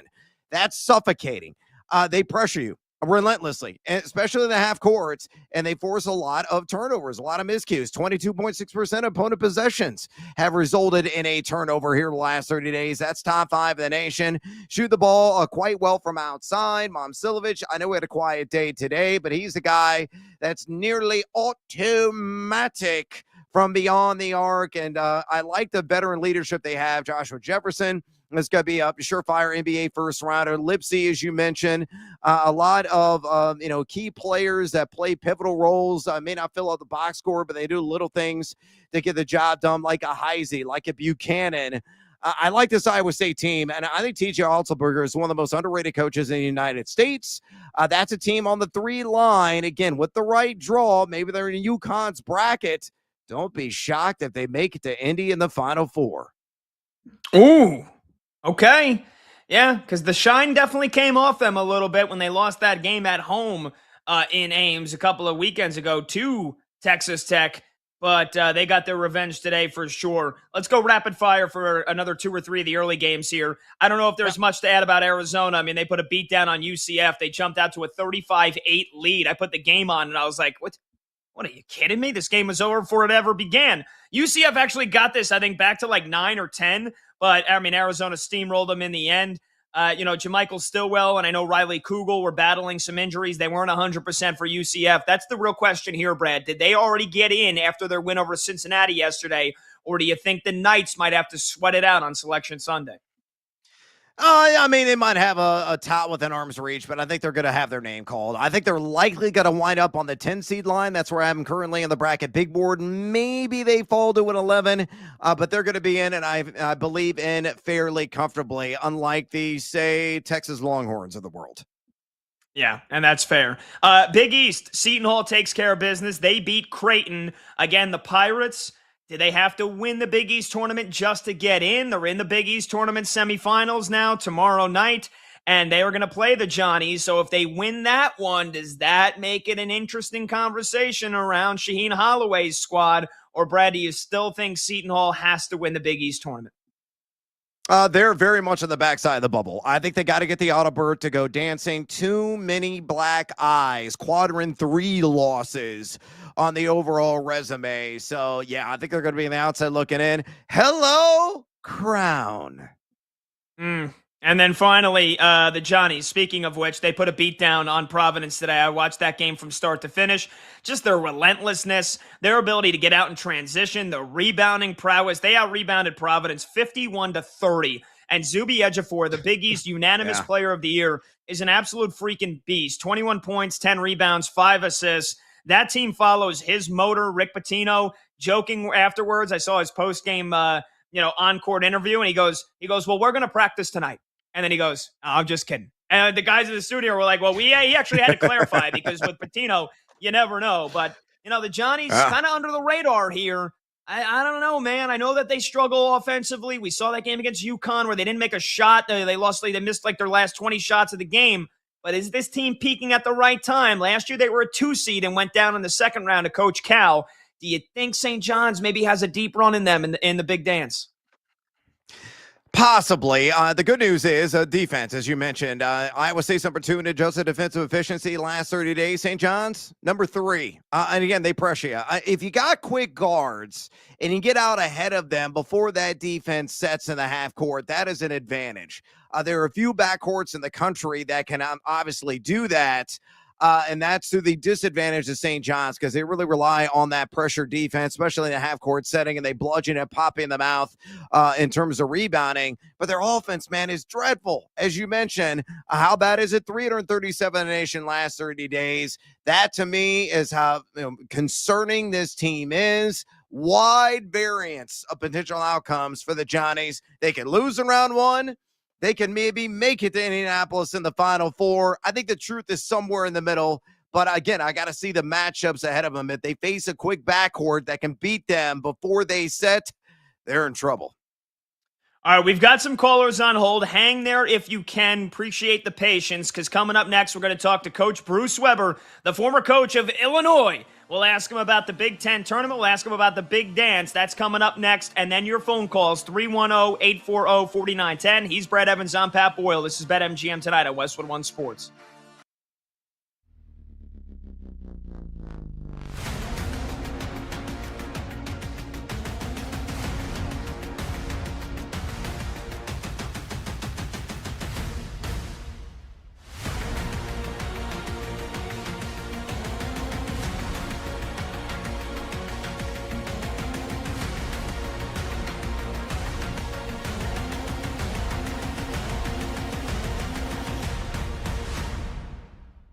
From a football standpoint, as a Ravens fan, I think it turned out pretty well for him. Crosby is obviously a better player than Trey Hendrickson is, better overall around player. Hendrickson's a great pass rusher, but Crosby, you get the pass rushing, you get the run stuffing ability and all those sorts of things. Crosby's the better player.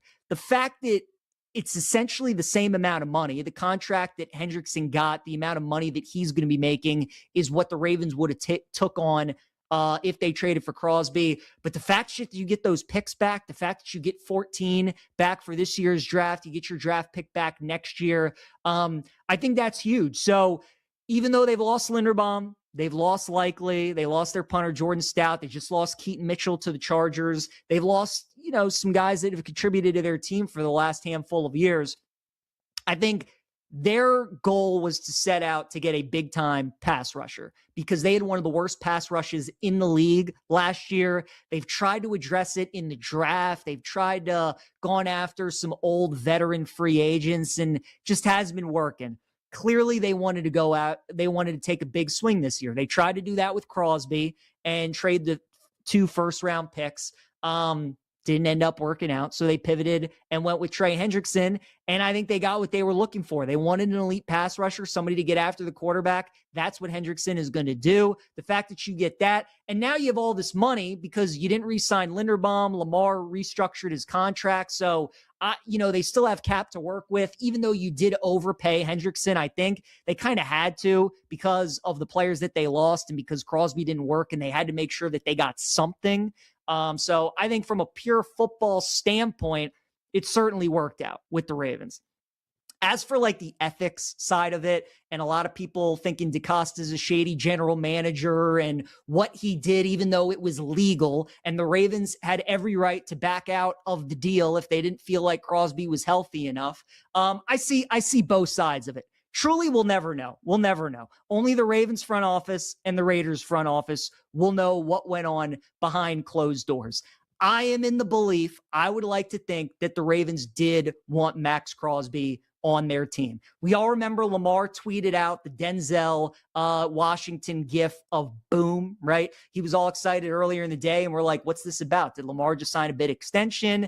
Did they trade for somebody? We go and find out that it's Max Crosby. He was clearly fired up. The entire locker room was fired up. I'm sure the Ravens were ecstatic about this, because what people have to keep in mind is that in the 31-year history of the Baltimore Ravens, they have never traded away a first-round pick ever, let alone 2 of them. So clearly they like Max Crosby. Clearly he thought they filled their area of need. And then after that, again, it's just, there's so many conflicting reports. You don't know what happened behind closed doors. DeCosta's telling you one thing. The Raiders are tweeting out another. All these reporters are saying other things. Crosby was in Baltimore. He was in the building. They tested him. He was never going to pass the physical, but it's all, the Ravens are just, they're planning ahead, and they had to determine between the doctors and the front office if Crosby was going to be the player that they thought they initially traded for. Their doctors thought that it wasn't good enough. And again, because you're dealing with a team that never, ever trades away draft capital, especially a first-round pick, DeCosta was always going to have some timidness after he made the deal. You know, he knew he had to take a big swing. He did it. I'm sure he was happy about it. The players were happy about it. The organization was happy about it. But then once you get that news from the doctors that, you know, that knee isn't what we thought it was. Like Crosby, the long-term effect is worse than we thought it would be. The Ravens decided to pull their plug. So, I mean, it stinks. I would have loved to have Max Crosby as a Ravens fan. Like, it stinks for the Raiders. I mean, they are truly the team that got screwed out of all of this, because even though they do get Crosby back, I mean, you spend all that money on Linderbaum thinking Crosby's gone. You trade away, you get the 2 first-round picks. You have Mendoza at 1. You probably get him another weapon at 14. So even though that part of it does suck for the Raiders, like, now you have one of the best pass rushers in the NFL back.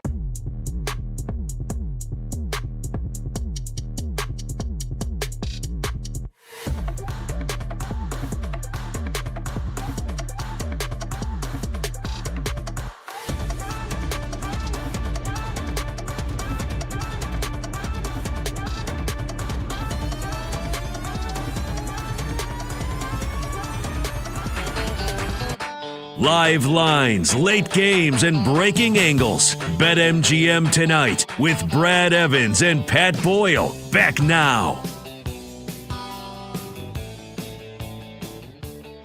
Welcome on back to BetMGM tonight on Westwood One Sports. He's Brad Evans, and yes, I'm Pat Boyle. There's no better place to be during March matchups than Vegas. This year, college basketball fans can win a VIP trip to the Court of Legends event featuring the Cavender twins. Simply place sports bets, and your position on the leaderboard will determine if you win one of the 25 grand prize packages. Just sign into your BetMGM account, opt into the promotion, then start placing sports bets of at least $10 to climb the leaderboard. Make this March one to remember. Join the Court of Legends leaderboard and make it legendary. Let's continue our conversation with college hoops here. Let's bring in the former head coach of Illinois and K-State, a 6-time conference champ, 2005 Final Four, and a National Coach of the Year. That is Coach Bruce Weber. Coach, it's Pat and Brad. Thanks so much for being with us, man. How are you? It's always good to be on. I'm doing fine. This is probably the best time of the year, from the conference tournaments, obviously, to March Madness, and it'll be fun watching see who can make it to the Final Four and who can win the national championship. Damn right, Coach. This is it, man. This is Christmas for the next couple of weeks here. Ohio State and Iowa, likely 9 and 10 seeds in the Big Dance. They played a great game that came down to the wire today to kick off the proceedings in the Big Ten tourney. Out of the two of those teams, which is more likely, if at all? I mean, I guess maybe you would think neither, but if you had to pick, which is more likely between Ohio State and Iowa to be a team that could pull off a shock upset of a 1 or 2 seed once March Madness kicks off? Well, obviously, you don't want to be the 8-9 if you can, because the ones are so good this year, and the twos probably are going to be really good also. But I really think the way Ohio State is playing right now, their guard play with a veteran guy like Bruce Thornton, and Mobley can score. Now that Philly's a little bit healthy and they're getting some inside presence from him and the freshmen, they might be just a little step ahead of Iowa. But I think at the same time with Iowa, They play such good defense.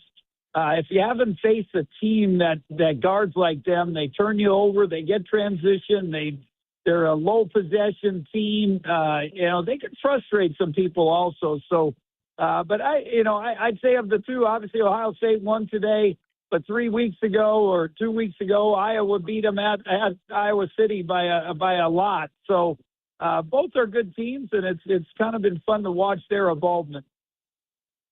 Yeah, no doubt about it. I'm convinced, Coach, that Bruce Thornton is a doctor 3 times over. He's been at Ohio State that long. It's crazy. Great career for that guy.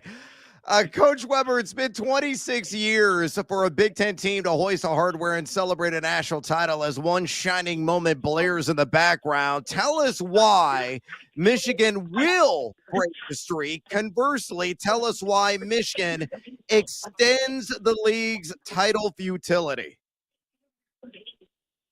I really think they have a chance. I really think there's multiple teams in the league that could do it. It's a top from the top of the league. It's probably the best it's been in a while. It's always we've had great balance. Being back with the network the last 4 years, we had great balance. We had really good coaching, but we didn't have quite the superstars. But I think you got good coaching now, and you got superstars. And Michigan, they're big, they're tough, they guard the heck out of you, and they have such great depth. Now losing Kaysen, when you say maybe why when they win it, the loss of Kaysen hurts them. There's no doubt. Every time I would do a clip tape and show their guards, it was always the McKinney and Kaysen in the second half that were making big plays. And that makes a difference, losing him. So if they had one downfall, that might be the difference, not having him, and maybe that'll hold them back. But I really believe they are a strong, have a strong chance to win that national championship. Yeah, and I hope, eventually it's going to happen. The Big Ten is finally going to get a title on the board. Last team to do it, 2000. That was a Michigan State team with Mateen Cleaves. Coach, the late game tonight in the Big Ten tournament features Rutgers team that's playing better ball here of late, taking on Mick Cronin and UCLA. And speaking of UCLA, it was a roller coaster ride for them in the regular season. But his Bruins team seems to be peaking at the right time. Love Donovan Dent's game. What are the strengths and weaknesses of this UCLA squad, and tell us why they could be a sleeper, not only in the Big Ten tournament, but also the NCAA tournament? Yeah, I think it's what you just talked about. Donovan Dent, he has taken his game to a whole nother level. I don't know if the adjustment to the league, adjustment to Coach Cronin, whatever it is, but this last 4 or 5 weeks, he has been special. We heard so much about him, and I saw him a little bit in the tournament last year with New Mexico, and everyone kept telling, it was him and Lindenberg were probably 2 of the best portal guys in there coming out, and the league was fortunate to get both of them, but he struggled for a while. He's shooting the ball from 3, just trying to figure it out. But what he's done this last stretch, what he did against Illinois, he has played well. They've won 4 out of 5. Their one loss at Minnesota in this stretch. Minnesota's a tough team to go against, but and then they also Bilodeau's really good. They got Sky Clark back. Bilodeau gives them that inside presence. I think a key will be how Xavier Booker plays. If he can and Daly, if those other guys can give them, those forwards can give them something. They could, as you said, do a little damage here in the Big Ten tournament and also in the NCAA tournament. Talking to Coach Bruce Weber here on BetMGM tonight on Westwood One Sports. He's Brad Evans. I'm Pat Boyle. Coach was the longtime coach for the Illinois Fighting Illini. Took him to the Final Four in 2005 and got National Coach of the Year honors for that season. Then coached at Kansas State for a decade as well. Coach, it wasn't long ago that Fred Hoiberg and the Nebraska Huskers were 20-0 and threatening to take the country by storm. Since then, they're 6-5. I know they've had some tough losses. They await the winner of Purdue and Northwestern, who are playing right now. It looks like it's going to be Purdue. They're blowing the doors off Northwestern at halftime. What chances do you give the Huskers of maybe making a run, let's say to the Elite Eight, assuming they end up getting a 3 seed? How dangerous can this be? Can this team be in the big dance? I really think they can make a nice run. As long as they stay healthy, their depth is not great. And that could be a little bit of a factor. But I just love what Fred Hoiberg has done. It's a different style. Especially on both ends of the court. Their defense, they push it to the side, they overload it, they trap you, they make it really tough to score. And if you're not used to that in a one-day, especially the one-day prep, it makes it hard to adjust. And then offensively, with Mask out on the court, they spread you out. And then Bryce Samford has been one of the nice portal pickups. He's played really well. His jump shot, just like his brother, from Iowa, that just kept getting better while during his career there. He's gotten better already. Bryce has done a nice job, and they run you off screens. And again, they play a little different style than the normal teams with the ball screens every time. They're used to. And I love Sam Hoiberg, coach's son. No one plays harder, no one's smarter. It's just fun to watch his involvement as a player. Yeah, they've been such a feel-good story this year. Hopefully, finally, Nebraska gets the Schneid, coach, and wins their first ever NCAA tournament game. Coach Weber, last one from me. As you're fully aware, I bleed orange and blue, living minutes away from the ILL campus here in Central Illinois. The Illini open tomorrow with the Big Ten tournament against Wisconsin, a team only days ago that knocked them off inside State Farm Center. Do they exact their revenge, does Illinois? And do you, like me, feel the teams with quick guards pose a lot of problems for the Illini? Yeah, quick guards do pose a problem. Obviously, Wisconsin's got two guys that can really score and make plays. Blackwell went off today. Boyd has gone off all year, and they make it tough. But the big key with Wisconsin, probably like Illinois, when their bigs make threes, it's really tough to defend because both teams have really good guards. Wagler has had an unbelievable year, and his involvement is just special. Great job by the Illinois staff, not only of finding him, but developing him and putting the ball in his hands. He's been special, but I kind of said that last night. They could have the revenge tour and win this thing. They beat Wisconsin, beat Michigan, and then get to play Michigan State. They win 3 in a row, win this tournament. They would have beat all the teams that beat them in this last stretch here. So they have the capability. There's no doubt. Their size, their length, their rebounding. Obviously, like Wisconsin, you depend on that 3 ball, and you have that bad day. It could make that's the day that's going to cost them when they can't make 3. The one difference between them and Wisconsin, they can get to the glass. They're so good at getting to the offensive glass and rebounding. Those second chance points could be a big difference maker. Music to Brad's ears for sure. We're talking with Coach Bruce Weber here for another 2 minutes or so on BetMGM tonight. Coach, we've been talking about Miami of Ohio for months now. They had a stunning regular season, going undefeated, 31-0, but then lost earlier today to UMass after leading by 11 points with under 9 minutes left. Almost impossible to think the committee will keep them out. Maybe they get put into the first 4, though. Coach, what do you think the Red Hawks seed should be? And do you think they're capable of winning a first-round game where they might be a decently sized underdog? Well, one, it's incredible what they've accomplished. And I went through it. It doesn't matter what level you're at and how many good players you have.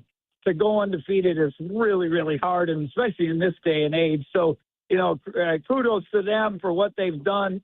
My question, are you asking, are they going to be in? I think they'll probably be in, but, the schedule, the non-conference schedule, it didn't look like they made an effort to play anybody. And I'm sure they're saying no one will play them. And I was at SIU at the Salukis, and no one wanted to play us either. And, we had to go travel everywhere. If you look back at my Sweet 16 team, I think we had 2 home games in non-conference. And we traveled from California to Virginia and everywhere in between just to get games because no one wanted to play. But, and I don't know if that'll be the end factor. I got to believe what they have accomplished in winning the league and undefeated will get them in. Now, what they get seeded, I can see maybe an 11. And then, you play 11, you never know who you're playing. But it's kind of funny. I don't have a great feel. The MAC has always been pretty good, but a couple of weeks ago they played some of those crossover games, and I saw Akron lost, I think, and Kent State lost. One lost to Troy, one lost to Appalachian State. So I'm not sure the MAC has quite the depth it's had in the past. It's going to be interesting to find out what happens in 3 days from now. Coach, you got a great night of college hoops ahead of us going on right now. Another great day tomorrow and Saturday. And then we will have the brackets out in less than 72 hours, man. We can't wait to talk to you soon and appreciate the time as always. All right. It's fun. This is, like you said, this is Christmas for any college basketball fan. You got to love it. You can watch from morning till late at night and then start again right away after eating breakfast the next day. So it's a lot of fun. Hopefully we're talking about Big Ten teams all the way through Easter. That would be good. That means somebody's playing, playing at the Final Four. So we'll see what happens. Thank you, guys. All right, thanks so Coach. much. There you go. Coach Bruce Weber, 2005 National Coach of the Year when he took Brad's ILL all the way to the Final Four in the national championship game. And then was coach for Kansas State for a decade, just up until a couple of years ago. Always appreciate his insight. Man, that's a guy that just loves college hoops, Brad. Like you that's just pure, unadulterated love and zest for college hoops. And that's the kind of stuff that we love here on this freaking show, man.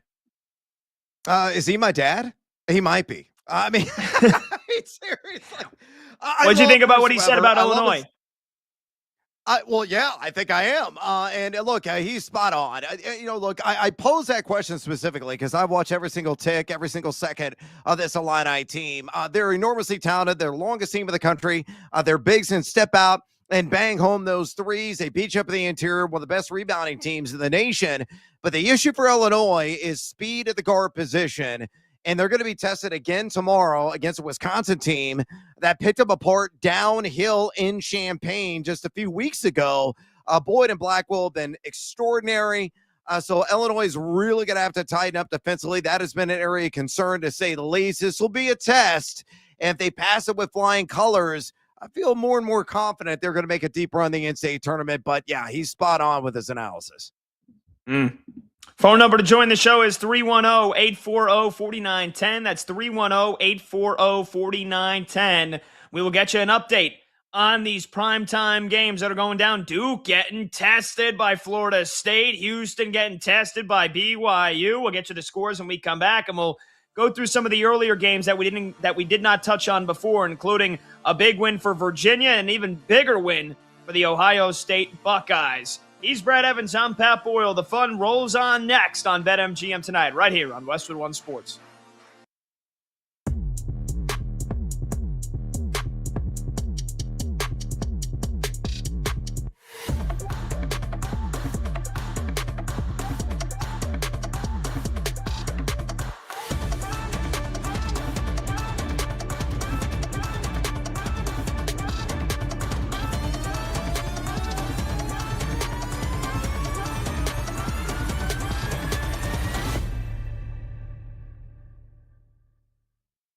If Tommy Lloyd had had previous success in the tournament, I think all of us, myself included, would be all over Arizona. Like if Tom Izzo was coaching this team, if Dan Hurley was coaching this team, if Todd Golden was coaching this team, if it was somebody like that, Rick Pitino was coaching this team, there would be no questions. They would be the favorite going into the tournament. They would probably end up winning it. But Tommy Lloyd has proven to us that his teams have fallen up short. He's never been to an Elite Eight before. He's had 1 seeds. He's had 2 seeds. He's had 4 seeds. And all his teams have come up short. He obviously comes from the Mark Few coaching tree. And whether you want to, correlate the two things, Mark Few has never been able to win the big one. there are definitely coaching concerns with Arizona. They don't shoot as many three-pointers as you would like. Now, they do shoot at an efficient level. Their defense is so good. And what I love about Arizona is their roster is just the perfect mix of lottery freshmen with veteran players. Jaden Bradley, veteran point guard. Braden Burries, lottery pick shooting guard. Koa Pete, lottery power forward. Then you got Krivas down low, who's unbelievable. Karchenkov might be the best wing defender in college basketball. You bring a Waka off the bench. They play the right amount of guys, 7-8, Del Orso in their rotation. Like, it is a perfectly constructed roster. And as we get closer and closer to the bracket coming out, and I start to look at a lot of these teams, I'm kind of leaning towards Arizona being my pick.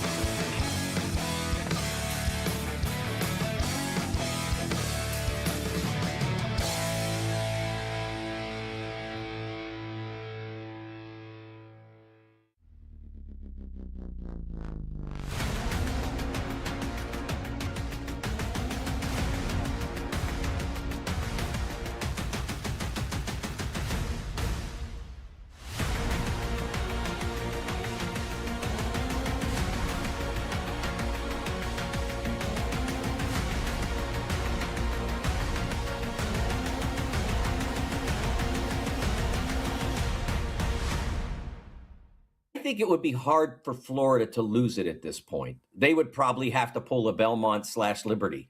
I think if they make their semis, their resume looks pretty secure. Plus, you add into the fact that the idea that you'd have to start rearranging a lot of the bracket. I don't think that's a huge factor, but it is a factor. And I think Florida has done enough to put itself in a solid position. Now, if UConn were able to storm through their conference tournament and win it, they'd have a shot. But 2 losses to non-field teams, to sub-500 teams, at least Creighton may have played their way to 500 lately, but at the time they lost the games, they were certainly sub-500 to that one in Marquette. And trying to make a case for a 1 seed with that on your resume. Florida has a bunch of losses. Nobody's arguing that. They don't have a Creighton. They don't have a Marquette. When they've played those kinds of teams, they have dominated. And that's why I think it's going to be hard for Florida to lose it. And also because in UConn's case, if they do win the Big East championship, they probably only get one more high quality win in securing that championship. That would be in the final. Whereas Florida could get 3 over the course of the weekend if they win theirs.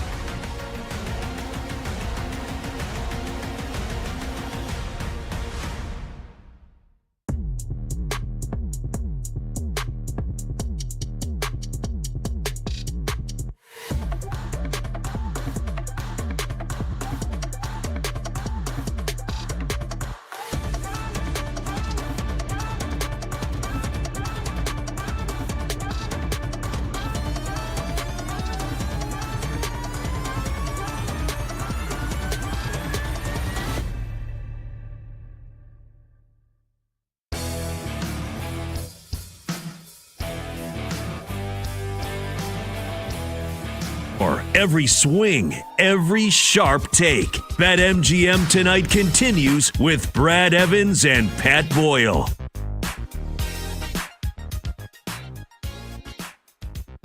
"24-karat magic in the air. Head to toe so clean." Look up.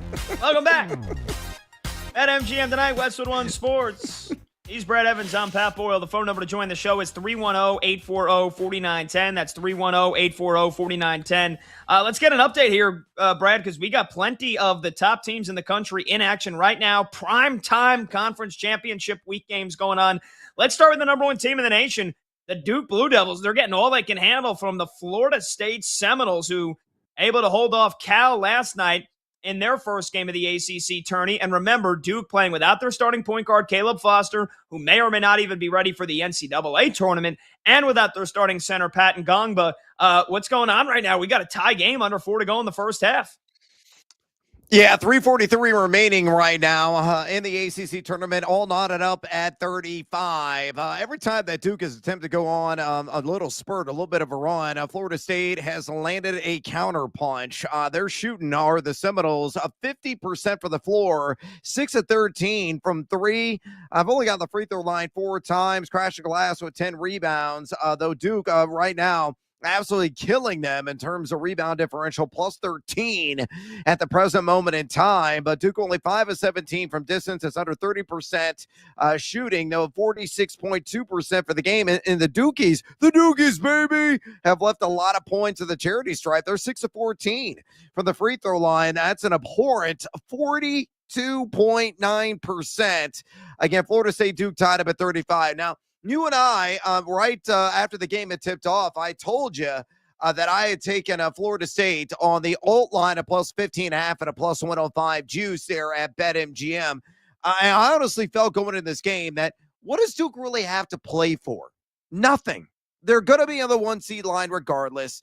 You could say, yeah, well, Michigan wins out of the Big Ten tournament. Could they jump them? Well, Duke also owns the head-to-head matchup there. They may not jump them.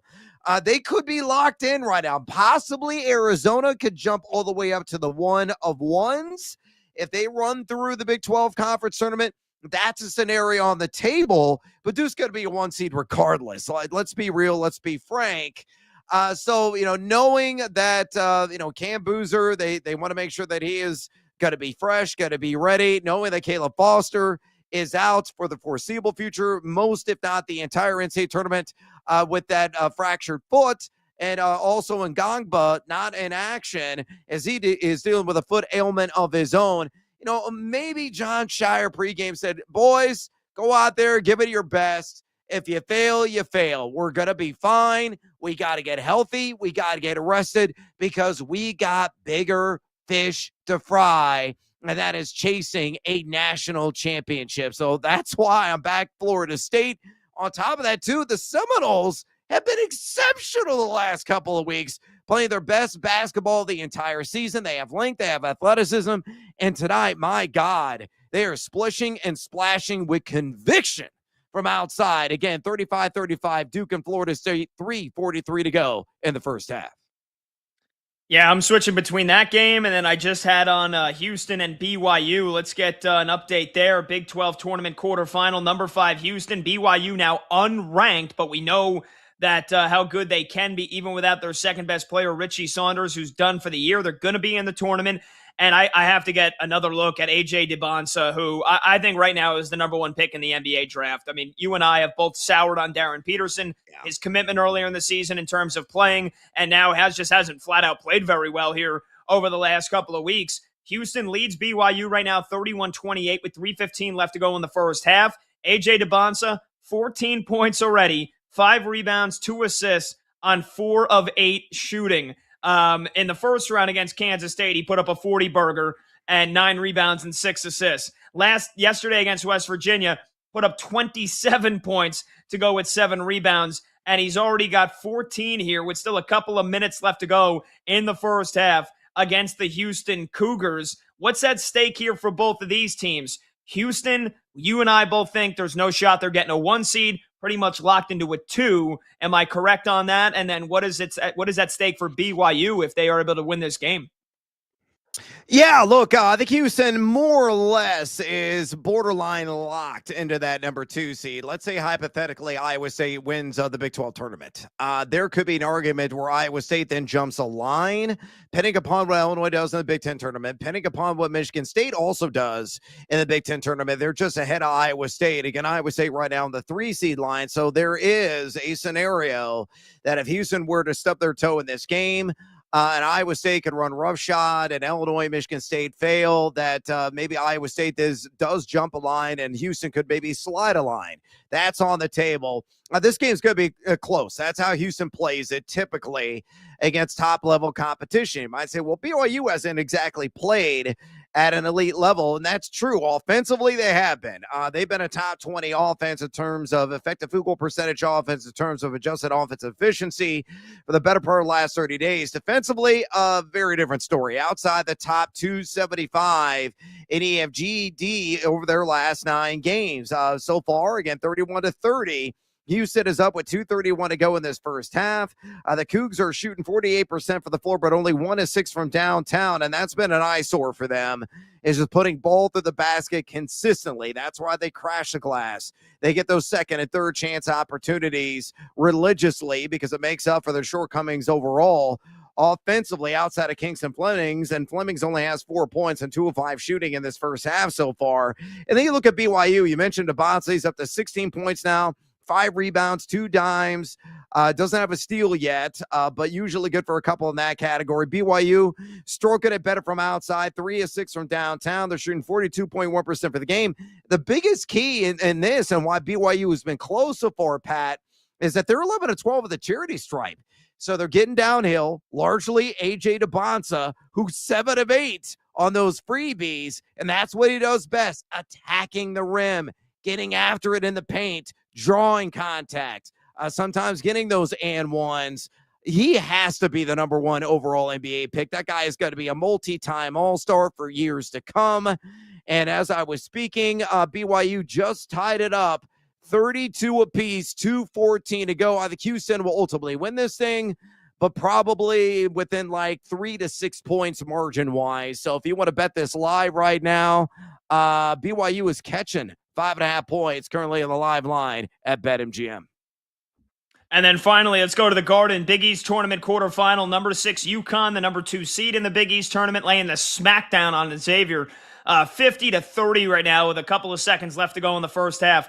This is the UConn team that we were hoping and expecting to see for the last couple of weeks, and we just didn't. We haven't gotten their best for quite some time now, outside of where they smashed St. John's. They lose to Marquette in the final game of the regular season, and as of this moment, it probably cost them a number 1 seed in the NCAA tournament.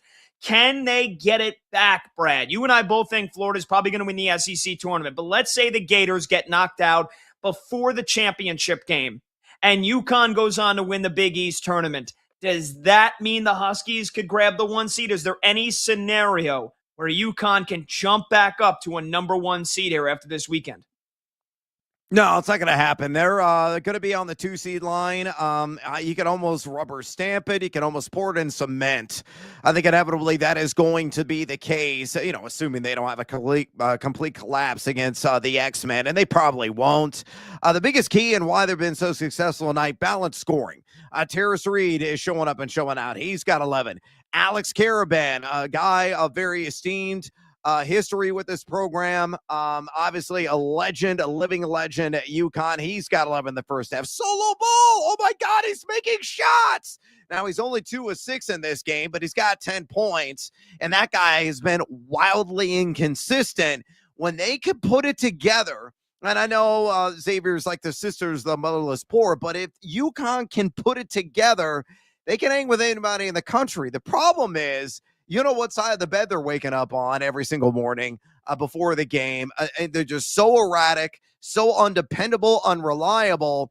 And this is why I think they're a very vulnerable number 2 seed. Again, assuming they're going to be there. And again, I think it's like a 95% certainty they're going to be called out as a number 2 seed on Selection Sunday.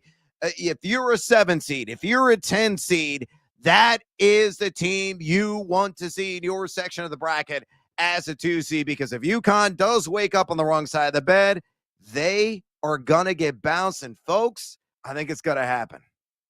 Oh, baby. Yeah, well, and Terrace Reed, by the way, he's got a double-double in the first half, 11 points and 10 rebounds. Oh, wow. Yeah. And by the way, Brad, I got to say, we shook our heads in disgust at it before the tournament began.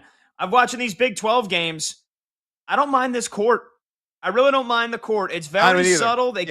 They kind of shine a nice little LED light around the perimeter when somebody hits a three-pointer, which BYU just did. Alexei Kostic is at 2 in the last minute here. I don't mind the LED light court. I can change. People can change. I like the court. All right, we'll take a short break. When we come back, we'll pivot. We'll talk some NFL. There are some decently sized free agent signings that have gone down here today. And also, we've got some insider information for you on BetMGM tonight.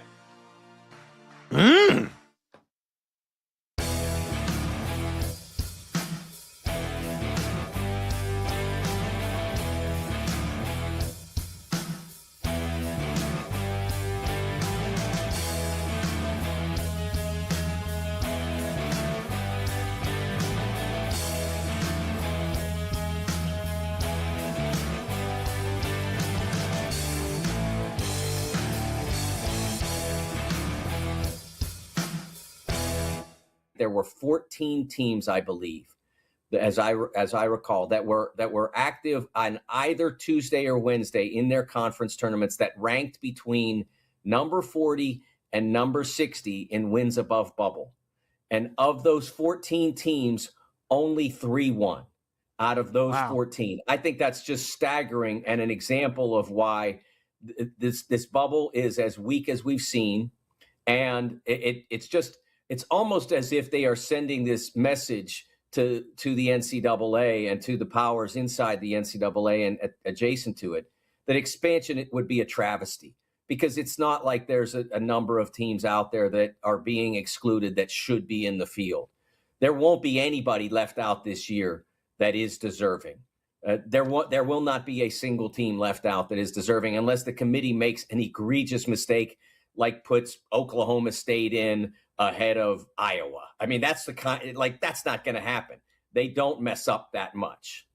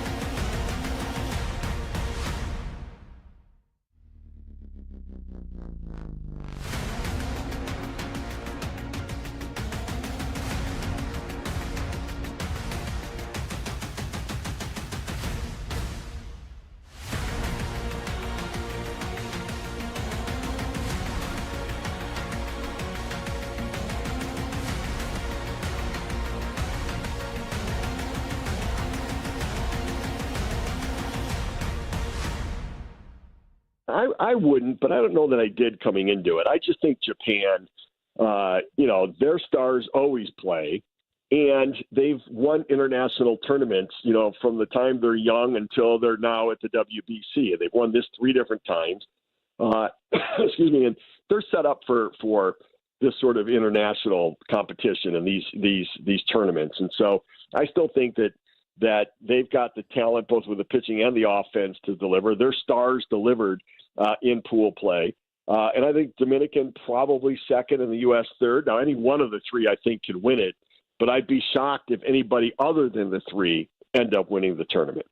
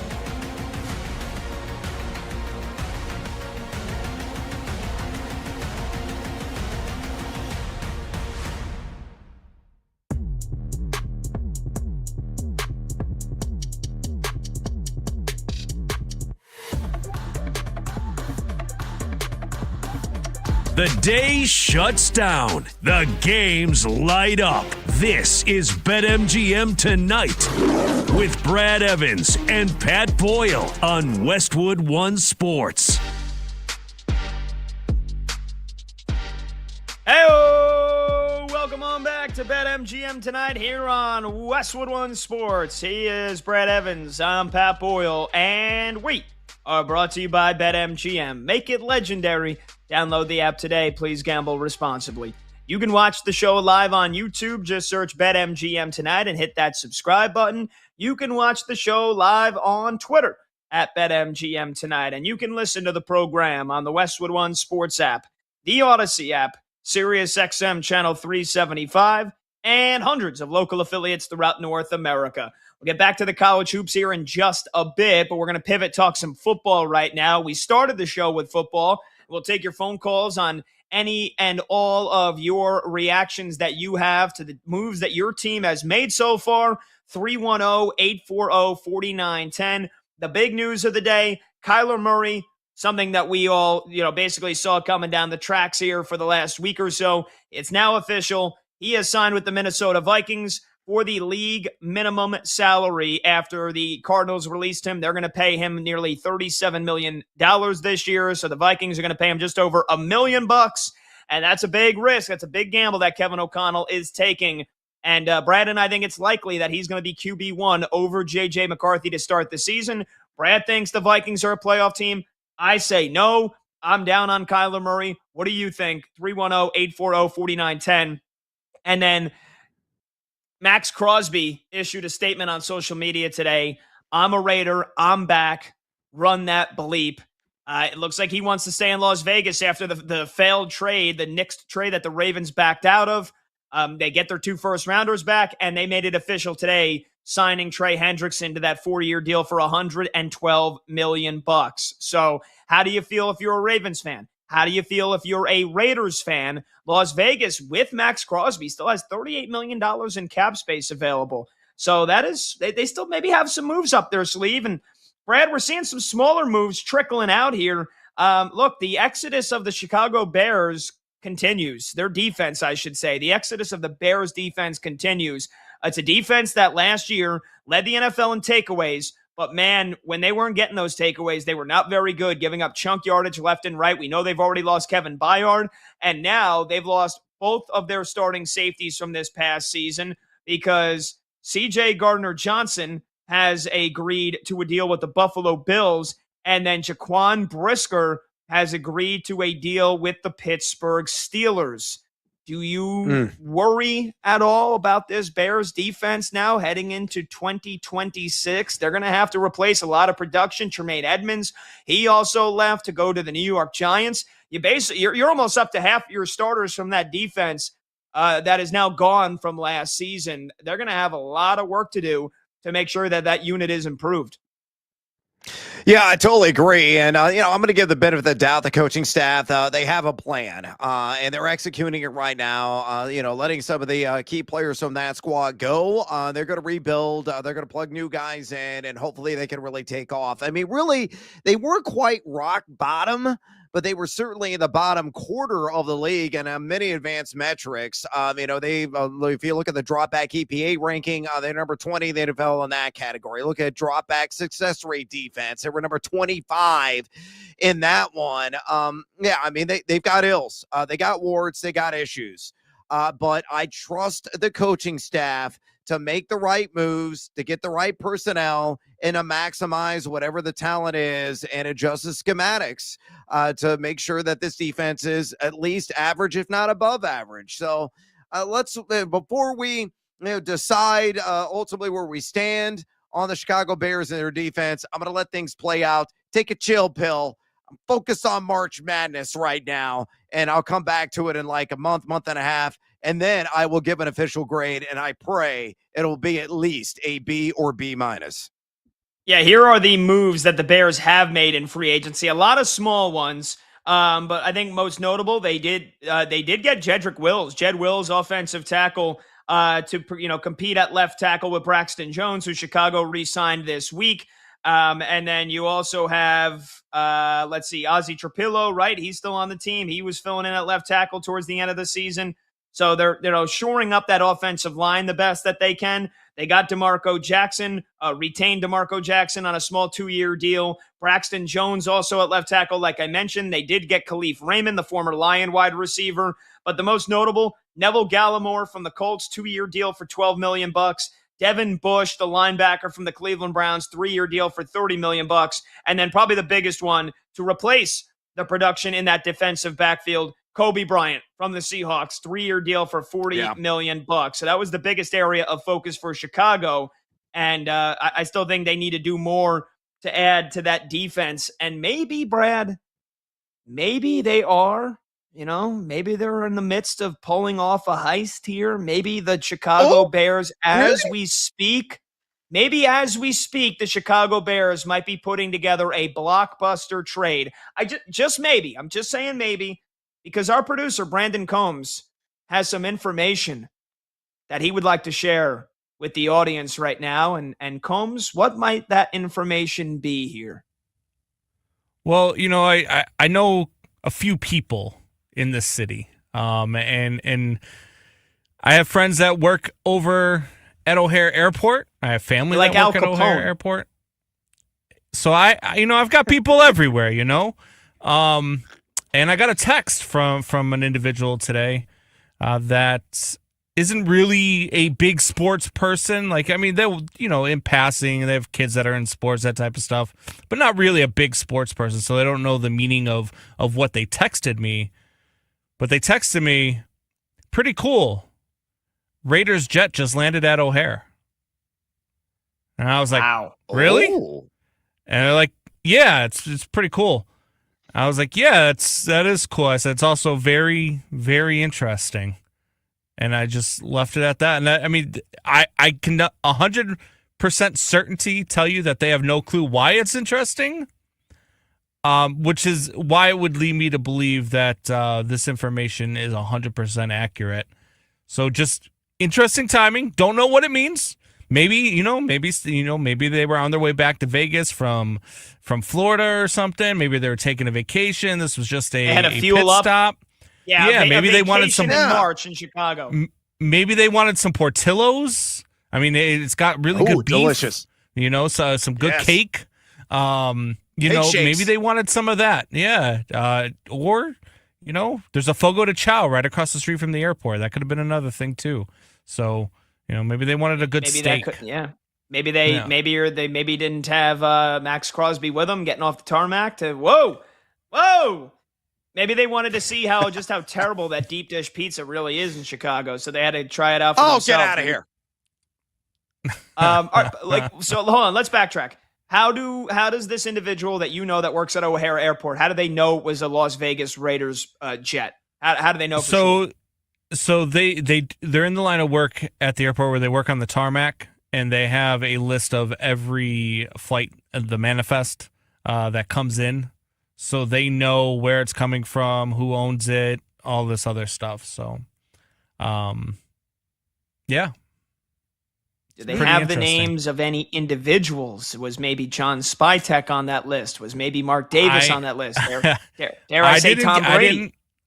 I didn't ask. I didn't get that deep into it. I'm pretty sure for safety reasons I can't tell you. So I didn't even think to ask, because I don't, like I said, for safety reasons, probably can't tell you. But yeah, that would be doxing. We can't do that. But you can confirm that a Las Vegas Raiders jet landed at O'Hare Airport within the last 2 hours. Correct. Oh, baby.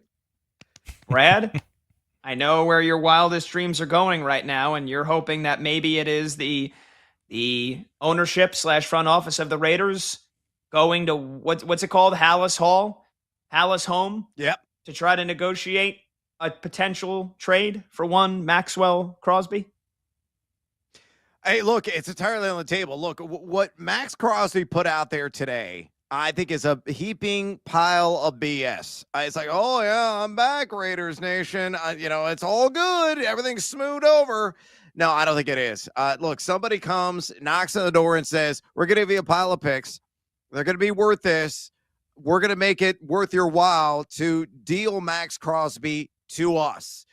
So that door, as I said, it wasn't just cracked. It wasn't just ajar. It might be a little bit wider than we suspect. We'll see. This is all hearsay. It's not been corroborated necessarily, but, I believe what Brando is selling there.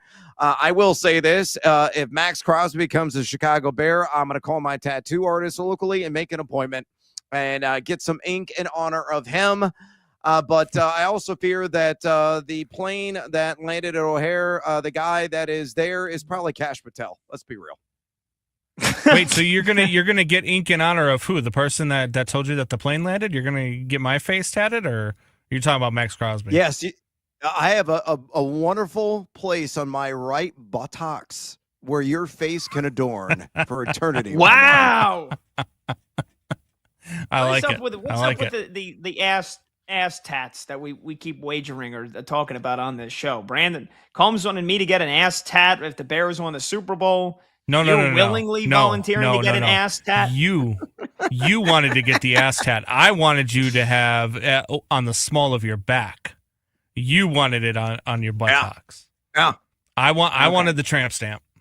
Yeah. Well, yes, because if I had a tattoo on my ass, it's less revealing. Nobody's going to see it other than my girlfriend. No. I want it for like every time that you go on a run or anytime that you bend over to pick something up, somebody sees Caleb Williams' face just smack dab on the small of your back.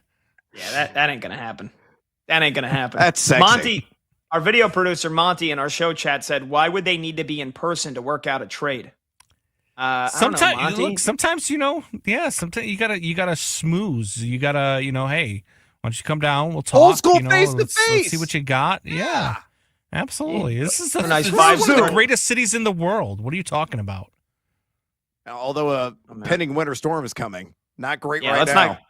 Let's not get carried away there. One of the greatest cities in the world. I mean, I've been in Chicago. It's nice. Like I know you're not talking Jersey. The big thing. So what's the big thing? You guys get all jacked up because you're going to put you're going to make the river green in a couple of days from now. That's like the big thing of the entire year in Chicago. Yeah, that's a big deal. I'm going to punch you right in your throat. 310-840-4910. So just, Combs confirming that a person that he knows who works at O'Hare Airport said there was a Raiders team jet that landed at O'Hare in Chicago. That's all we're saying. Just passing that information along. Anyway, let's get to some other free agency news here that came down today. Brad, you were mentioning to me in the break, the running back market, some smaller moves, but picking up steam. You want to put together some pieces there on some moves you like? Yeah, let's start with Chris Rodriguez. I saw that he signed with the Jacksonville Jaguars, and he's got a connection to Liam Cohen because Liam Cohen was his offensive coordinator at Kentucky, which C-Rod was a product of. I think he's a really underappreciated, underrated back in general. There are a lot of the advanced analytics back that up. He is a break tackle machine, usually on a per touch basis. One of the league leaders, always in the top 10, top 15 in yards after contact per attempt. And now you look at Jacksonville. Travis Etienne ain't there anymore, as Etienne is now in Nolens. So C-Rod's got an opportunity to really rev the engine and ramp up his overall volume and workload. I know Bayshaw Tootin is still there, but monitor what Jacksonville does in the draft. If they don't invest highly in a running back, Chris Rodriguez is getting an opportunity to win that job in a premium offense. Meanwhile, Rachaad White goes to Washington. He was at Tampa Bay last year. Kind of a change of pace guy, can do a little bit of everything. Converted wide receiver from college, has been a decent running back. My estimation would be, and they don't have a lot of spectacular running backs here, Ja'Cory Crosky-Merritt and some other dudes. Of course, Austin Eckler, maybe done with his career after he suffered that devastating injury at the end of the season. But White could be like an 8 to 10 touch kind of guy next season in that Commanders offense. And the other one I don't want to, overlook is Emmanuel Wilson going for Green Bay. He had an opportunity or two this year due to the injuries of Josh Jacobs, but he's really impressed me visually, advanced analytics wise. He might be the new Kenneth Walker III with the Seattle Seahawks. Zach Charbonnet is still there, coming off the ACL injury that he suffered late in the season. Emmanuel Wilson, don't be shocked if he is the starter in Seattle week 1. Again, if they don't invest in a running back in the NFL draft. So I found all those moves interesting. And naturally, all I think about is fantasy football, and all those guys are muy interesante in the fake pigskin. Yeah, I mean, speaking of very interesting for fantasy football, I don't think I've ever whiffed harder on somebody that I thought was like going to be the sleeper of the entire season, and then like apparently everybody else did, and that was Bill Krosky Merritt, and he kind of flat out stunk. I mean, no offense, like it wasn't good. Who knows how different their season would have been if Jaden Daniels didn't have like 4 different injuries. But Bill Krosky Merritt, like you look at the numbers at the end of the season, 805 rushing yards and 8 touchdowns. It's like, all right, that's not bad. But you factor in that he basically had 2 games in the final 4 weeks of the season that were meaningless, that he had at least 95 rushing yards, and he got 4 of those 8 touchdowns in 3 of those last 4 games. Like he had a stretch from week 7 to week 14 where he didn't get more than 40 rushing yards in any game. Just very disappointing, to say the least, from Bill Krosky Merritt. That was one of the, dove wings. Like, you deserved a better fate. My fantasy draft pick of Bill Krosky Merritt deserved a much better fate than the season that he had. His peak average draft position, also known as ADP, folks, at one point was right around round 5, round 6. It got outrageous. And I totally blame, and look, I love my fantasy industry colleagues, but I totally blame the people on SiriusXM's Fantasy Sports Radio. They kept pumping him up every single day, every single damn show. And I'm like, have you seen JCM actually play? Have you seen some of the advanced data that is out there to match his visual play? It wasn't great. It warranted a lot of questions. I didn't have a single share of him in any one of my fantasy leagues this year because I just wasn't buying the hype. I didn't think it was all that good. I looked dumb for certain portions of the season, but your boy, when it was all said and done, came out smelling like a rose for maybe the only time in his life. Nice. All right, we'll take a short break. 310-840-4910 is the number to join the show. 310-840-4910. Any and all of your takeaways on your team's moves thus far in free agency. It's been a bit of a slow burn the last couple of days, but hey, we love football just as much as you do, probably more. So we're sickos. Anything you want to talk about, we don't care how small of a move it is. Any moves you think your team should make, give us a call at 310-840-4910. When we come back, we'll do a little fill in the blank. College basketball style. March Madness just around the corner. He's Brad Evans. I'm Pat Boyle. This is BetMGM tonight on Westwood One Sports.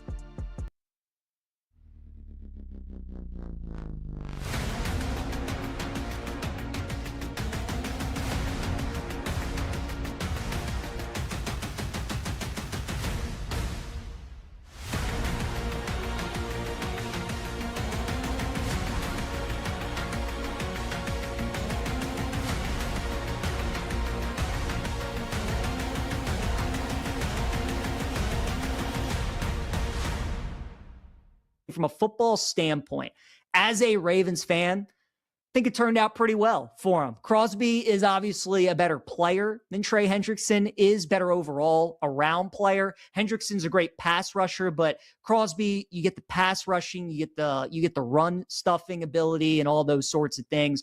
Crosby's the better player. The fact that it's essentially the same amount of money. The contract that Hendrickson got, the amount of money that he's going to be making is what the Ravens would have took on if they traded for Crosby. But the fact that you get those picks back, the fact that you get 14 back for this year's draft, you get your draft pick back next year, I think that's huge. So even though they've lost Linderbaum, they've lost Likely, they lost their punter Jordan Stout, they just lost Keaton Mitchell to the Chargers, they've lost some guys that have contributed to their team for the last handful of years.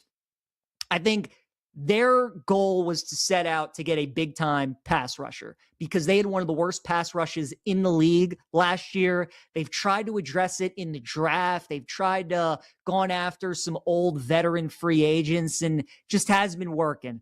Clearly, they wanted to go out. They wanted to take a big swing this year. They tried to do that with Crosby and trade the 2 first-round picks.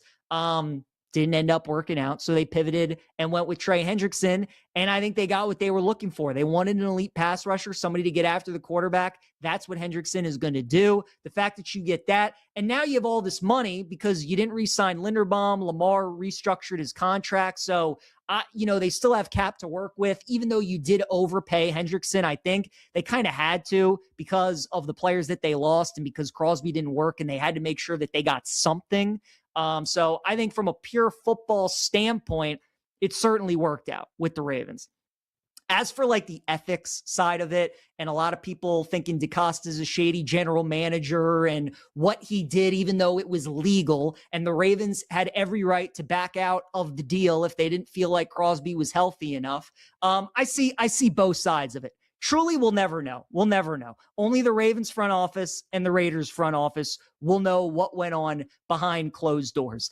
I am in the belief, I would like to think that the Ravens did want Max Crosby on their team. We all remember Lamar tweeted out the Denzel Washington gif of boom, right? He was all excited earlier in the day and we're like, what's this about? Did Lamar just sign a bid extension? Did they trade for somebody? We go and find out that it's Max Crosby. He was clearly fired up. The entire locker room was fired up. I'm sure the Ravens were ecstatic about this because what people have to keep in mind is that in the 31-year history of the Baltimore Ravens, they have never traded away a first-round pick ever, let alone 2 of them. So clearly they like Max Crosby. Clearly he thought they filled their area of need. And then after that, again, it's just, there's so many conflicting reports. You don't know what happened behind closed doors. DeCosta's telling you one thing. The Raiders are tweeting out another. All these reporters are saying other things. Crosby was in Baltimore. He was in the building. They tested him. He was never going to pass the physical, but it's all the Ravens are just, they're planning ahead and they had to determine between the doctors and the front office if Crosby was going to be the player that they thought they initially traded for. Their doctors thought that it wasn't good enough. And again, because you're dealing with a team that never, ever trades away draft capital, especially a first-round pick, DeCosta was always going to have some timidness after he made the deal. He knew he had to take a big swing. He did it. I'm sure he was happy about it. The players were happy about it. The organization was happy about it. But then once you get that news from the doctors that, that knee isn't what we thought it was. Like Crosby, the long-term effect is worse than we thought it would be. The Ravens decided to pull their plug. So, it stinks. I would have loved to have Max Crosby as a Ravens fan. Like, it stinks for the Raiders. They are truly the team that got screwed out of all of this because even though they do get Crosby back, you spend all that money on Linderbaum thinking Crosby's gone. You trade away, you get the 2 first-round picks. You have Mendoza at 1. You probably get him another weapon at 14. So even though that part of it does suck for the Raiders, now you have one of the best pass rushers in the NFL back.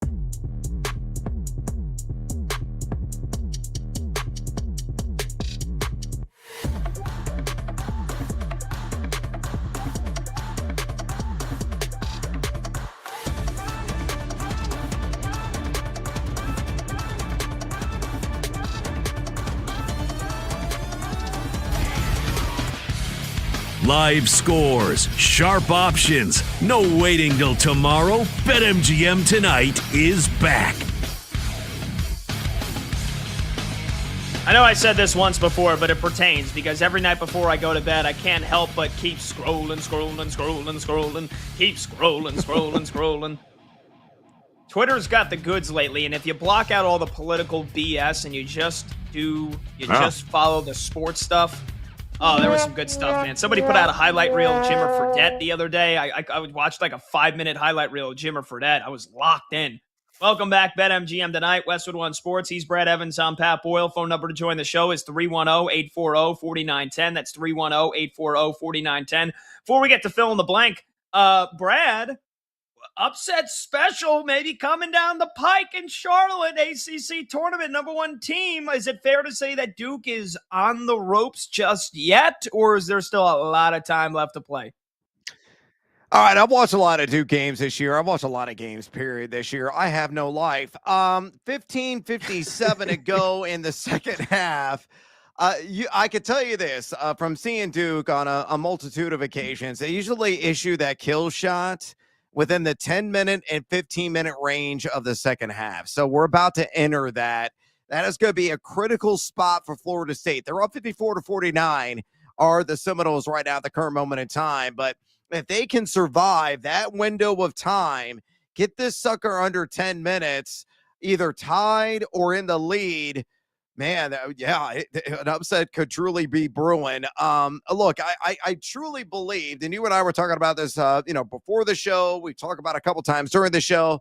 Duke has nothing to play for. What's the motivation here?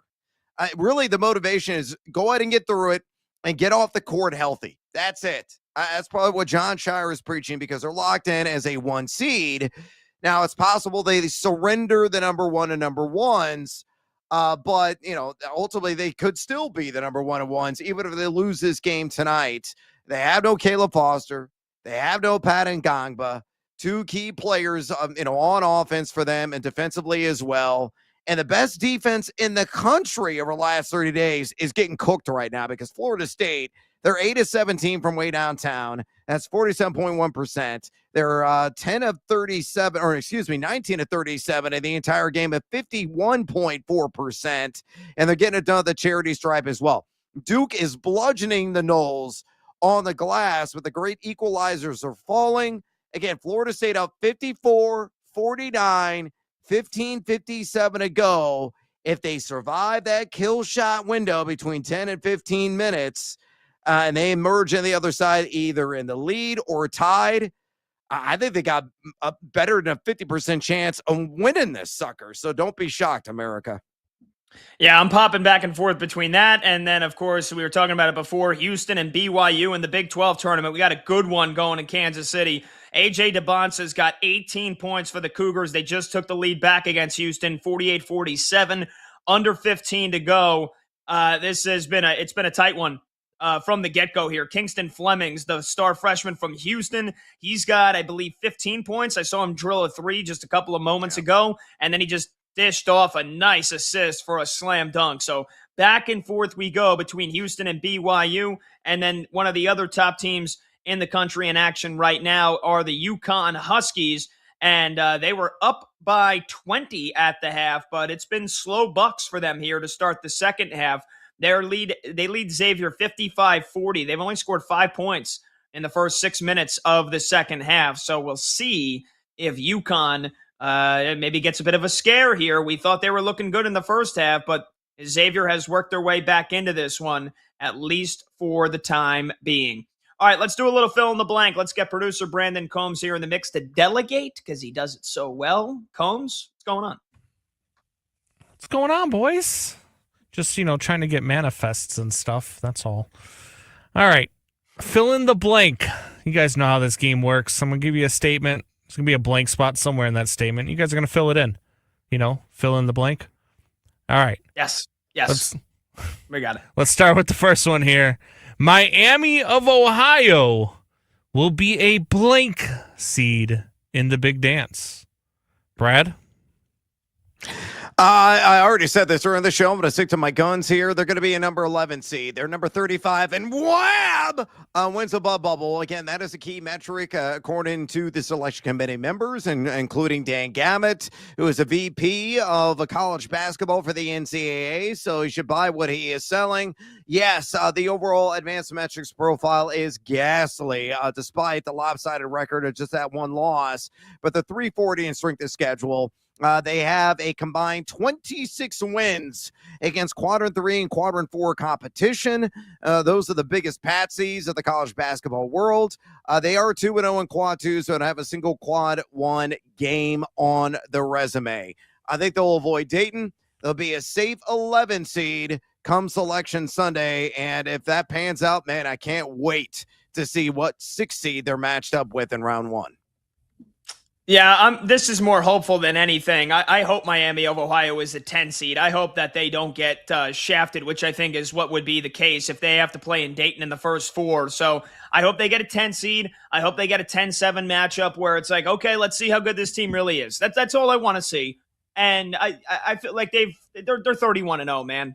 Or they were 31-0. They just lost their first game of the year. Yeah, it was against UMass. Yeah, the MAC hasn't been that strong this year. Yeah, they didn't play anybody in the non-conference. I mean, we saw a lot of reports that they tried to play people. They tried to play some top teams in their area, and they got turned down. So I hope that they just get a chance to get a week off here, and then they either play Thursday or Friday in a 10-7 matchup at like 1:30 p.m. Eastern, because I will be freaking locked into it. I hope Miami of Ohio is a 10 seed. Yeah, 31-1. And I get it. I understand the resume. I do. I just can't imagine a 31-1 11 seed. I don't know. I thought 8 or 9 was where Miami of Ohio should be sitting, but I guess, 10 or 11. Eesh. All right, let's go to the next one.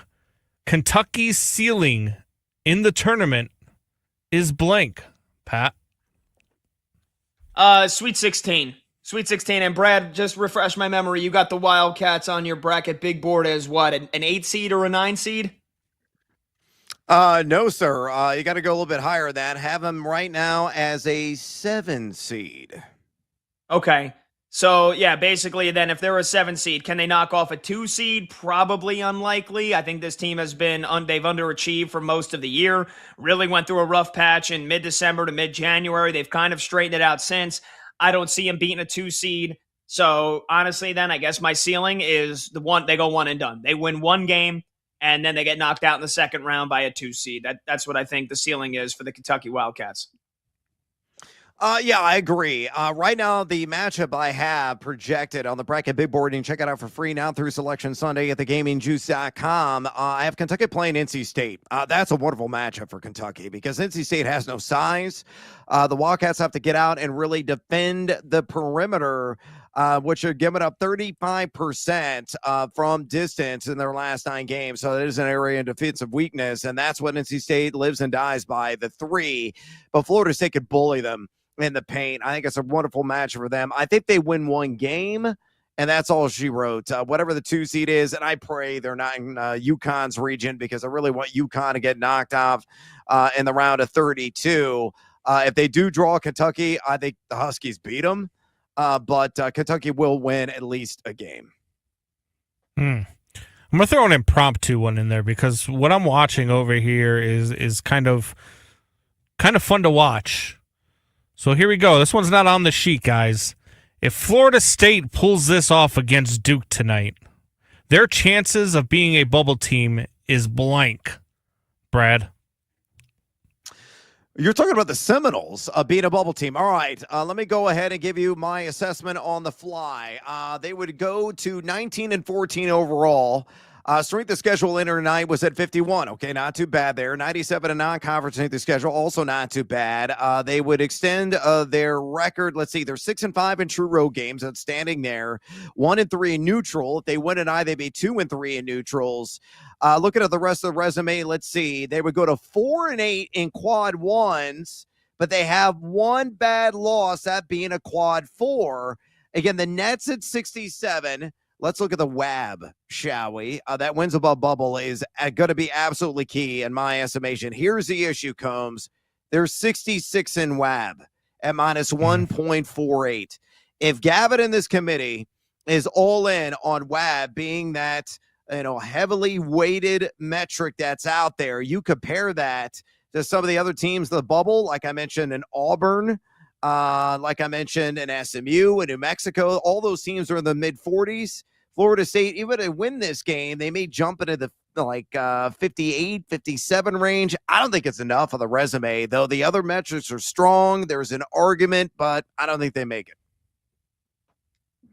Yeah, and look, just going off of what Brad has talked about, the committee doesn't want to overvalue conference tournaments. This team was not even close to the bubble going into the ACC tournament, and if they beat a Duke team that is missing 2 starters and had nothing to play for, I mean, look, they beat the number one team in the country. I don't think this gets them in. I think they probably have to win the ACC tournament. So I don't think Florida State gets themselves in the conversation. Even if they win this game, be a hell of a win. And I'm sure that they could convince themselves that they could win the ACC tournament if they do win this game. So maybe they enter bid stealer territory. They win this game. That's for damn sure. So do they have to win the ACC, Brad, or just make the title game? Again, if they make the title game, they would probably get a couple of more quadrant ones under the belt. They would really, really have a strong argument. I think it just comes down to wins above bubble. And that metric, I mean, they got an 8-point lead on Duke, and that's got to, count for even more, given a level of competition. If they can win by a decent margin, and we're talking like 5-6 points or more, that'd be very impactful and will buoy their position. So you put it all together, decent win margin, get a couple of more wins. Yeah, maybe they're that sneaky team that comes in off the bubble that nobody was talking about that somehow has their name called on Selection Sunday. It's within the range of outcomes. I like it. All right. Next one. Arkansas will reach blank in the tournament. Pat? Oh, man. I think I was talking about Arkansas yesterday, and Brad, you've got them as a 6 seed right now, the Arkansas Razorbacks? Yes, I believe I do. I've got about a gazillion windows. You got them as a 5. Right now. I do. I got them as a 5. Yep. I have them as the second highest 5 right behind Vanderbilt. Yeah, so let's see. 5 versus 12. I would assume they would probably, beat Akron, McNeese, Yale, or High Point. Oh, I do love Yale. All right, if they avoid Yale, they'll win that game. Coach Cal doesn't like losing to the nerds, that's for sure. And then a 5-4 matchup with either if they get Texas Tech, I think they're going to win that game for sure. If they get Kansas, how much Kansas is underachieved, for sure they can win that. Bama, Arkansas, that would be a hell of a rematch, although I think the committee usually tries to avoid conference matchups in the first 2 rounds as much as they can. I don't think Virginia is a legitimate team. I know that they just continue to win games, but look, I think Sweet 16. I think Sweet 16 is absolutely a possibility, and I would say that's where Arkansas goes. Sweet 16, and then they'll go down to a 1 seed if they are a 5 or a 4. Yeah, I say Sweet 16 as well. They're going to be a second weekend team. They've been a top 10 team on Torvik over the last 30 days. Oh, and by the way, they arguably have the best point guard in the game in Darius Acuff. Last I checked, guard play is kind of important come March, right? A little bit. Don't look now, but it's only a 1-point lead all of a sudden for Florida State. All right, moving on to the next one. The team that wins it all will be from blank conference. Brad? SEC. I think the Florida Gators going back to back. Yes, I have a ticket on them. I put my money where my mouth is. I grabbed it at 13-1 in early January. Before that team really came together. But they have become more cohesive, and they've gotten consistent play now at the guard position. That was the only area where they really needed to improve, and they certainly have, with Xavier Lee and Boogie Fland. As long as those guys play well in the postseason with the best front court in the game, no weaknesses, 0. And I mean literally 0 weaknesses right now on paper. They can do everything. Florida, Todd Golden, back-to-back national titles. I'm banking on it. I'm going with the Big 12 because I think Arizona is the best team in the country. I think they win the national championship, but I'll put a little insurance in here, a little hedge. Combs loves when I, hedge on anything here. And so I'll say if not Arizona, Houston's got a chance to win the national championship. And if we're talking about like the second tier of teams that can maybe Iowa State, perhaps. So I think there's 3 teams in the Big 12 that can win the national title. I think it'll be Arizona, but I think they've got the deepest. It's been the best conference in the country this year. It's the deepest conference in the country, so I'll go with the Big 12. Marbles! You have no marbles! Combs? All right, I guess that's Combs didn't want to give an answer for that one. All right, we got to take a break anyway. The number to join the show is 310-840-4910. When we come back, we'll take a trip to Brad's College Basketball Corner. We'll react to the earlier games, and we'll get you an update on 2 games looking like they're coming down to the wire. Houston, BYU, and Florida State looking to pull off a massive upset on Duke. We'll get you updated when we come back. He's Brad Evans. I'm Pat Boyle. This is BetMGM tonight on Westwood One Sports.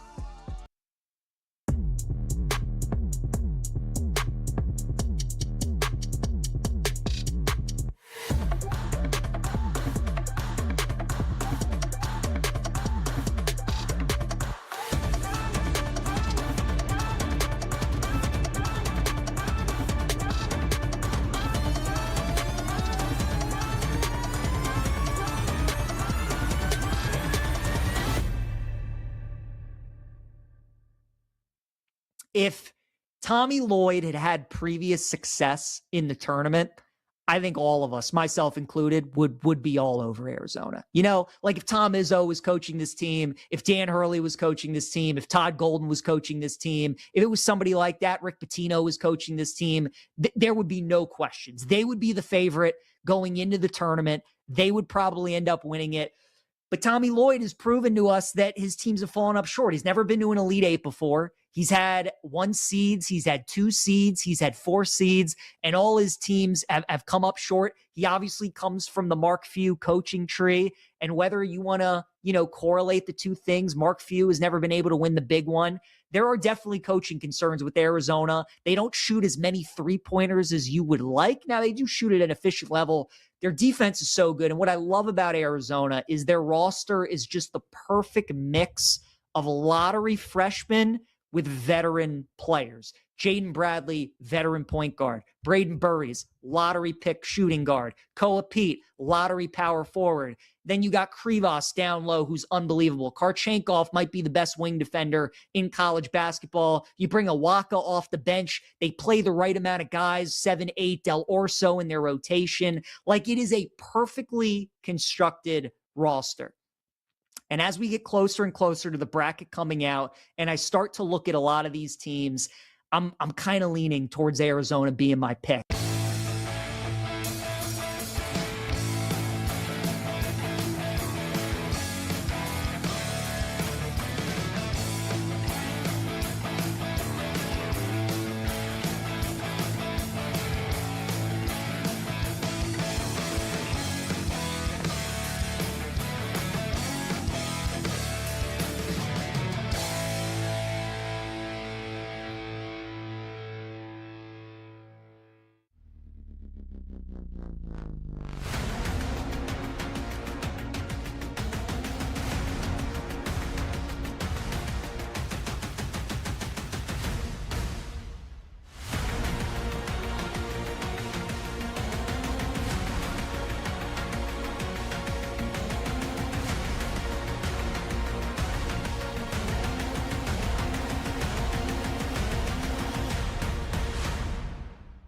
I think it would be hard for Florida to lose it at this point. They would probably have to pull a Belmont/Liberty. I think if they make their semis, their resume looks pretty secure. Plus, you add into the fact that the idea that you'd have to start rearranging a lot of the bracket. I don't think that's a huge factor, but it is a factor. And I think Florida has done enough to put itself in a solid position. Now, if UConn were able to storm through their conference tournament and win it, they'd have a shot. But 2 losses to non-field teams, to sub-500 teams, at least Creighton may have played their way to 500 lately, but at the time they lost the games, they were certainly sub-500 to that one in Marquette. And trying to make a case for a 1 seed with that on your resume. Florida has a bunch of losses. Nobody's arguing that. They don't have a Creighton. They don't have a Marquette. When they've played those kinds of teams, they have dominated. And that's why I think it's going to be hard for Florida to lose it.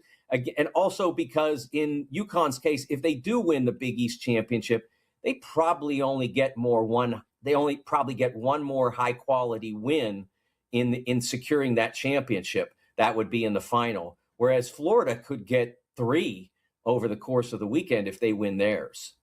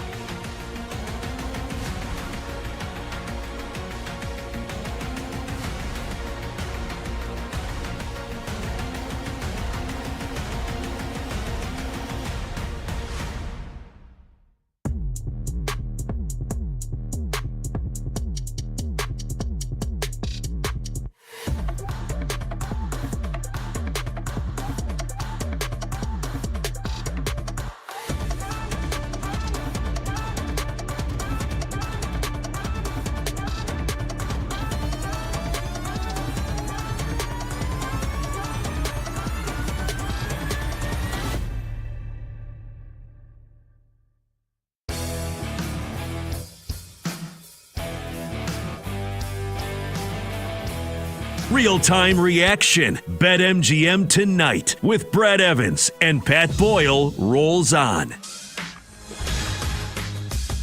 Florida State hoping to say to Duke bye, but the Blue Devils have made a big comeback here. Welcome back, BetMGM Tonight, Westwood One Sports.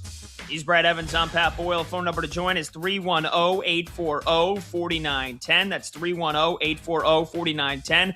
And remember, there's no better place to be during March matchups than Vegas. This year, college basketball fans can win a VIP trip to the Court of Legends event featuring the Cavender twins. Simply place sports bets, and your position on the leaderboard will determine if you win one of the 25 grand prize packages. Just sign into your BetMGM account, opt into the promotion, then start placing sports bets of at least $10 to climb the leaderboard. Make this March one to remember. Join the Court of Legends leaderboard and make it legendary. All right, Brad, let's get an update on that Duke-Florida State game because the Blue Devils, you said they normally try to issue that kill shot around the 12-minute mark. Well, it's much later than that. Florida State's hanging around, but Duke has gone on a big run to reclaim the lead. Yeah, it was a delay kill shot. Right now on a 9-0 run with a minute 54. You want to expand that out? They're on a 16-2 run with 4 over the last 4 minutes and 15 seconds. They've made 4 consecutive shots. They're up 67-61, 8:30 remaining. And they have the rock, so they could really add to this. Florida State's got to stop the profuse bleeding and immediately to get back in this thing. But, yeah, Duke is finally woke up. Isaiah Evans is a guy that's really responsible for the comeback. He's got 29 in this game, 6 of 12 from distance, 10 of 16 from the floor overall. In 30 minutes of play. I mean, that's peak efficient, if you ask me, scoring nearly a point per minute. Cam Boozer with 18 points and 9 rebounds. It's another day of the office for him. But 67-61, 8:18 remaining.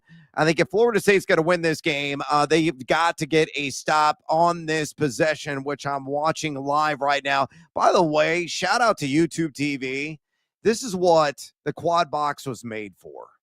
I mean, this is just a wonderful. I got 4 games on simultaneously here at Casa de Evans, and I'm enjoying every single second. By the way, then and one from Duke, 69-61. It's about all she wrote for Florida State, and we have 7:59 remaining.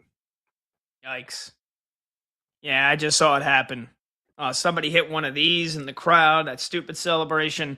Yeah, this was a 59-51 game. So that means this is an 18-2 run and counting for Duke. You mentioned the runs.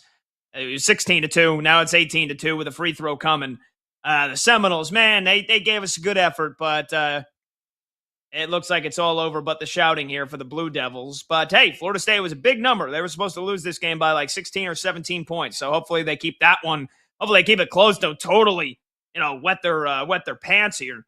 By the way, I have the Houston-BYU game. That just went to a TV timeout as well. The Cougars in a battle with BYU, but they've battled back. They were down as many as 7 points late in the first half, and now Houston leads 59-55 with 7:42 left to go in the game.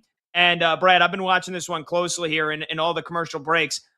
BYU is becoming entirely reliant upon A.J. DeBonsa at this part of the ball game. Right. Every possession, he's either taking a shot or Houston's double teaming him and forcing him to give up the rock. He's got 23 points. He's got 5 rebounds. He's 9 of 10 from the free throw line.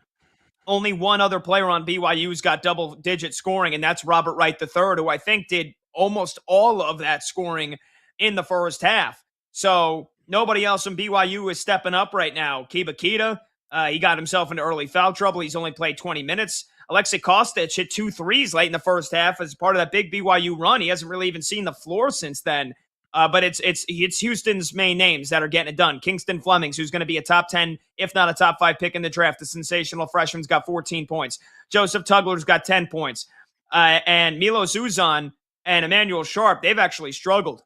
They've only got 7 points each, and they're a combined 4 for 17 from the field, those two guys. But right now, BYU's got no offense outside of A.J. DeBonsa. They are sorely missing Richie Saunders, which we knew was going to be a problem when he went down for the end of the year. Yeah, I mean, the offense is still great, for the most part, on a per possession basis. Look at all the advanced data that's out there. Look at the eye test. They can score and score prolifically. Again, the biggest issue for BYU is defense. And this is how Houston plays. They don't usually go out there and lay the smack down on anybody. They grind it out on the half court. Their offense is like St. John's. It's very suspect. They have these epic droughts putting ball through basket, but because of their defensive chops, like the Johnnies, they're always hanging on and hanging around in any kind of game. And usually keep teams at arm's distance. They're probably gonna end up winning this thing between 6 to 10 points when it's all said and done. But up 59-55 right now. Tabata just making the number 1 overall pick already. 23 points in this game, 6 of 14 from the floor overall, 2 of 4 from 3, 9 of 10 at the free throw line, 5 rebounds, 2 assists. He does have the 5 turnovers, and that's what Houston does. That on-ball pressure, man, they're relentless. That's why I call them the zombie horde. They just keep coming after you. By the way, as I was talking, Robert Wright just hit another layup. It's now 59-57, and that's all BYU is. They're a 2-man team right now. It's right. It's Tabonsa. Those are the only guys you can really count on for scoring. Kennard Davis, can he step up? Kibakeda, as you mentioned, can he step up? More of a defensive enforcer. That will ultimately lead and decide where they're going to go in the NCAA tournament, which I feel, again, they're going to be lucky to win a single game, likely as a 6 or a number 7 seed. But Houston, 59-57, 6:52 to go in the Big 12 tournament. And Kingston Fleming's coming alive in the second half. He's got 14 in the game overall. Yeah, all right, we got about 2 minutes here, so you can take this whatever direction you want. I know you said earlier in the show you like TCU to upset Kansas tonight. Big one, Clemson, North Carolina. Clemson is small favorite. No Caleb Wilson again for North Carolina. Or it can react to any of the earlier games that we haven't hit on yet, with Virginia beating NC State, Purdue blowing out Northwestern. Whatever direction you want to take this one in, brother, go ahead. Yeah, let's talk about some of the games tonight. Again, I like TCU to upset Kansas because Kansas, like St. John's, like Houston, putting both in the basket is a struggle. 315 effective field goal percentage offense their last 30 days, despite excellent defense.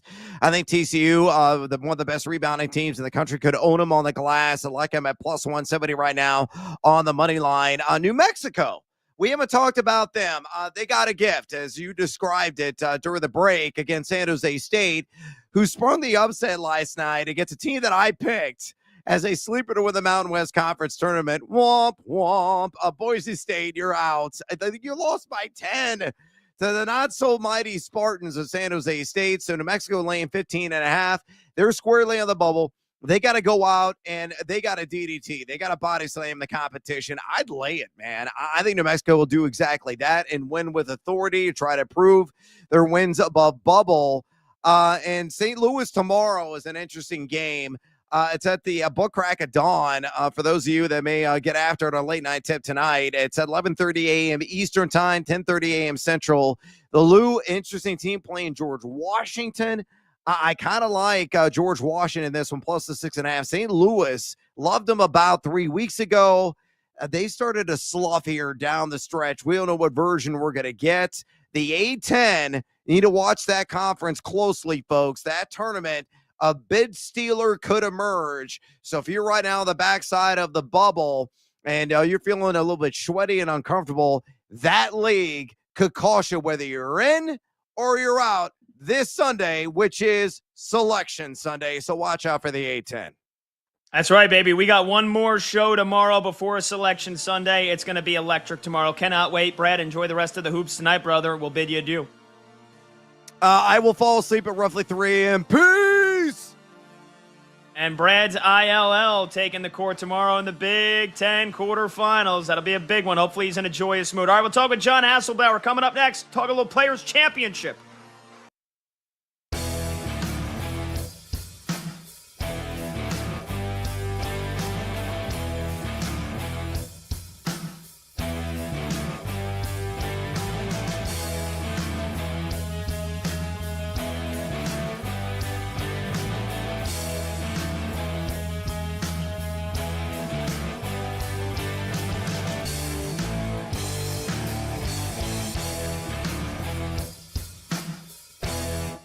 there were 14 teams, I believe, as I recall, that were active on either Tuesday or Wednesday in their conference tournaments that ranked between number 40 and number 60 in wins above bubble.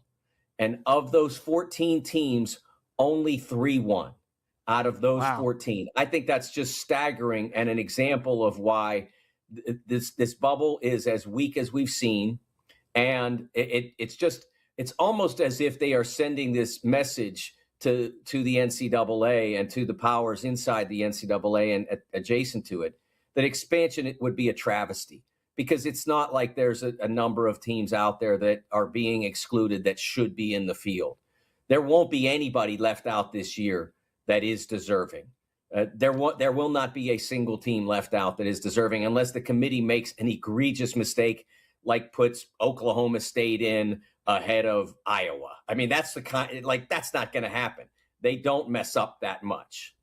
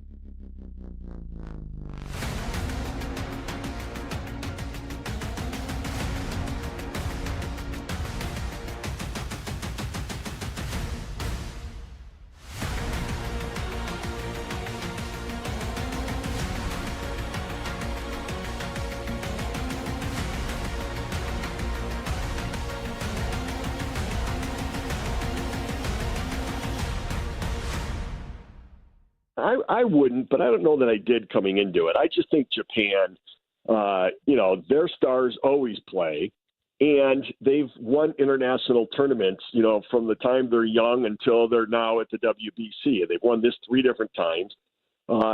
Excuse me, and they're set up for this sort of international competition and these tournaments. And so I still think that they've got the talent, both with the pitching and the offense, to deliver. Their stars delivered in pool play. And I think Dominican probably second and the U.S. third. Now, any one of the 3, I think, could win it. But I'd be shocked if anybody other than the 3 end up winning the tournament.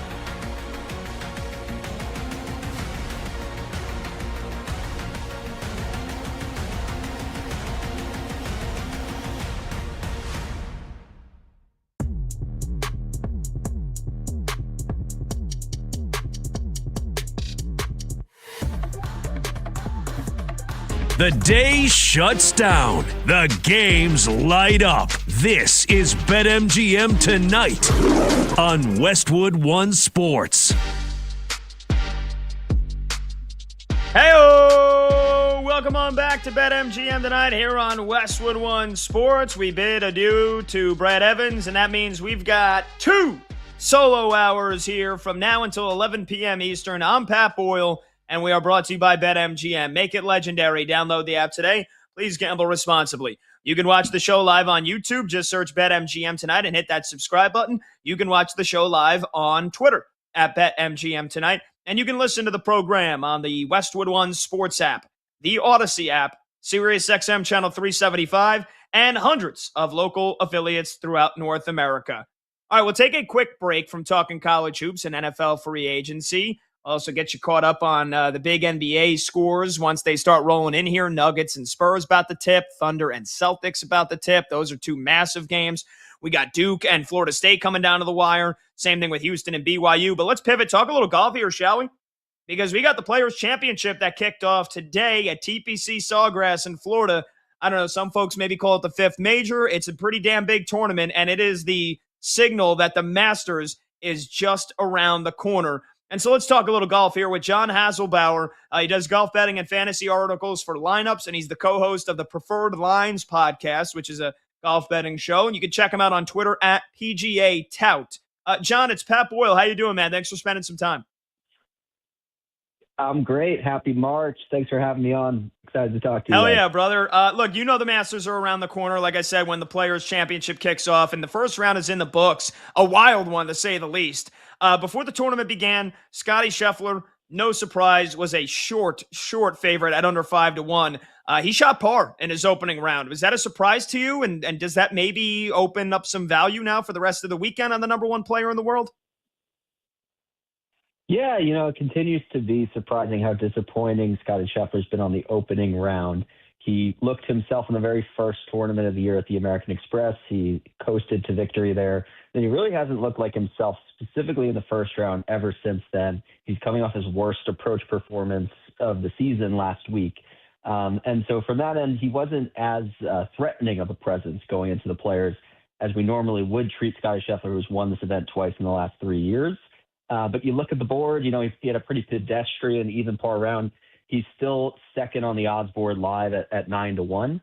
So, everybody's still a little bit scared of what's to come from Scheffler. He's like a sleeping giant in this field, it feels like. Yeah, I definitely would not be wanting to go against Scottie Scheffler heading into Sunday morning if he's anywhere within a couple of strokes. John, just really quickly, break down the famous TPC Sawgrass for us. And what about the course, the conditions, and, of course, the wind? Makes this a challenging course, not only for the golfers, but for folks that are looking to put a couple of bucks on it. Yeah, not only is it challenging, it's volatile. There's water in play on 17 of 18 holes, and there's a lot of wind in Ponte Vedra Beach where TPC Sawgrass is. And because of the stadium setting and all the grandstands that are there, you get this sort of swirling wind effect on some of these holes. It's almost like playing at MetLife in a football game when kickers are trying to figure out, is it coming from the left or from the right? So it's a challenging wind to figure out. And because of all these variables, it's a really tough course to repeat year over year. We see a lot of guys contend one year, miss the cut the next year. So it opens it up to a lot of long shots being in the mix here, but ultimately it's a positional course. It's not the longest on tour, and it is a bit of an anomaly where you can't overpower this course. You can't just hit driver everywhere. You have to play controlled, play disciplined, play strategic, and it really rewards accuracy and the guys who are hitting their irons consistently above all else. Talking with John Hasselbauer here on BetMGM Tonight, Westwood One Sports. I'm Pat Boyle. He does golf betting and fantasy articles for Lineups, and he's the co-host of the Preferred Lines podcast. John, Colin Morikawa was getting a lot of love this week, and then bang, withdraws from the tournament after just one hole today because of a back injury that he picked up on a practice swing on the 11th tee box. He said, quote, "I felt fine in warm-up, like no signs of back problems, teed it up on 11, took one practice swing, and I just knew it was gone. Like I just had the feeling before when it's happened, and I can't swing through it. Trust me, I would play if I could. It's just the worst thing in the world," end quote. What does this mean now for the other favorites here this weekend? Because I believe Morikawa was third on the odds going into this weekend? And what does this mean for Colin Morikawa going forward with the Masters just a month away? Yeah, it's just a totally unprecedented freak injury. This would be like if AJ Dibanza sprained his ankle on the opening tip-off of the round of 64, right? Like, this guy had high hopes. People really expected Colin Morikawa to be in the mix, and he was playing the best golf we've ever seen from him. He won, 2 weeks or 3 weeks ago at the AT&T Pebble Beach Pro-Am, and then followed that up with a couple back-to-back top tens. So he was clicking on all cylinders. Everybody was, significant handle on Colin Morikawa this week. And then, I'm sure BetMGM couldn't be happier. They collected a lot of money off of that early withdrawal from Colin Morikawa. What does it mean for the rest of the field? I think it's wide open. You see a lot of names at the top of unexpected names. You've got Sahith Theegala, Sepp Straka, Austin Smotherman up there. So it's really kind of a motley crew. It's not the odds-on favorites we expected, but as the week goes on, the cream does tend to rise to the top. So, yeah, it could open up some opportunity to buy low on some more proven players who had maybe a slower start. Yeah, I like Sahith Theegala, man. I mean, that's a guy that has grinded his way, up the tour here over the last couple of years. 3 birdies in a row to start the day. Had an eagle on 12 today. He played some really damn good ball. John, speaking of backs, what's going on with Rory McIlroy's back? The defending Masters champ had some injury concerns with his back heading into this tournament. He carded a plus 274 today in his first round. I mean, is it even worth touching Rory for the rest of this weekend? And then I know he's still got a month, but are you worried about his ability to make another run at Augusta? I'm not worried about it. He withdrew at the Arnold Palmer Invitational last week for precautionary reasons after the second round, I believe. So it wasn't a Colin Morikawa situation where he just couldn't swing the club. It seemed more precautionary, and he did give it a go this week when there was a lot of speculation about him being a game-time decision going into today. So obviously you don't like to see the +2 from Rory. He's the defending champion here. And I'm sure he's disappointed with that. That probably lends itself to, believing that he probably is playing less than 100%. That said, if he wakes up on the right side of the bed tomorrow, +2 is not out of this tournament by any means. You're going to make bogeys here. He's only, 6 or 7 strokes off the lead. He can make that up as quick as anybody. And I believe his odds are as long as 100 to 1 when he opened the week at about 20 to 1. So no, I don't think he's completely out of the tournament. Do I expect him to win? No, but how often do you have the chance to bet Rory McIlroy at 100 to 1? Not very often. Not often at all. Speaking of long shots, which I guess, like you said, Rory McIlroy is now 1. You mentioned the leaderboard with a couple of guys, 5 guys at 5 under here, including Theegala, Sepp Straka, Maverick McNeely, Lee Hodges, and Austin Smotherman. Any long shots you have for the Players' Championship, like maybe going into the weekend that you'd like to share, but after round 1, anybody catch your eye at a big price that you'd want to take a closer look at the rest of this weekend? Yeah, I mean, Sepp Straka was a guy who opened around 60 to 1 on Sunday. Some people, if you're able to take advantage of that number before his finish at the Arnold Palmer last week, he got some good CLV on that, and he's now obviously tied for the lead. So that's somebody that I'll be paying very close attention to for the rest of this tournament. I think it's a good setup for him. He's a Georgia native, always played great on Bermuda courses, and has a good stretch of a couple top 15s here over the last few years. So hopefully Sepp Straka can keep it going. Cameron Young is another player I was very high on going into this week, who had poor course history before this year.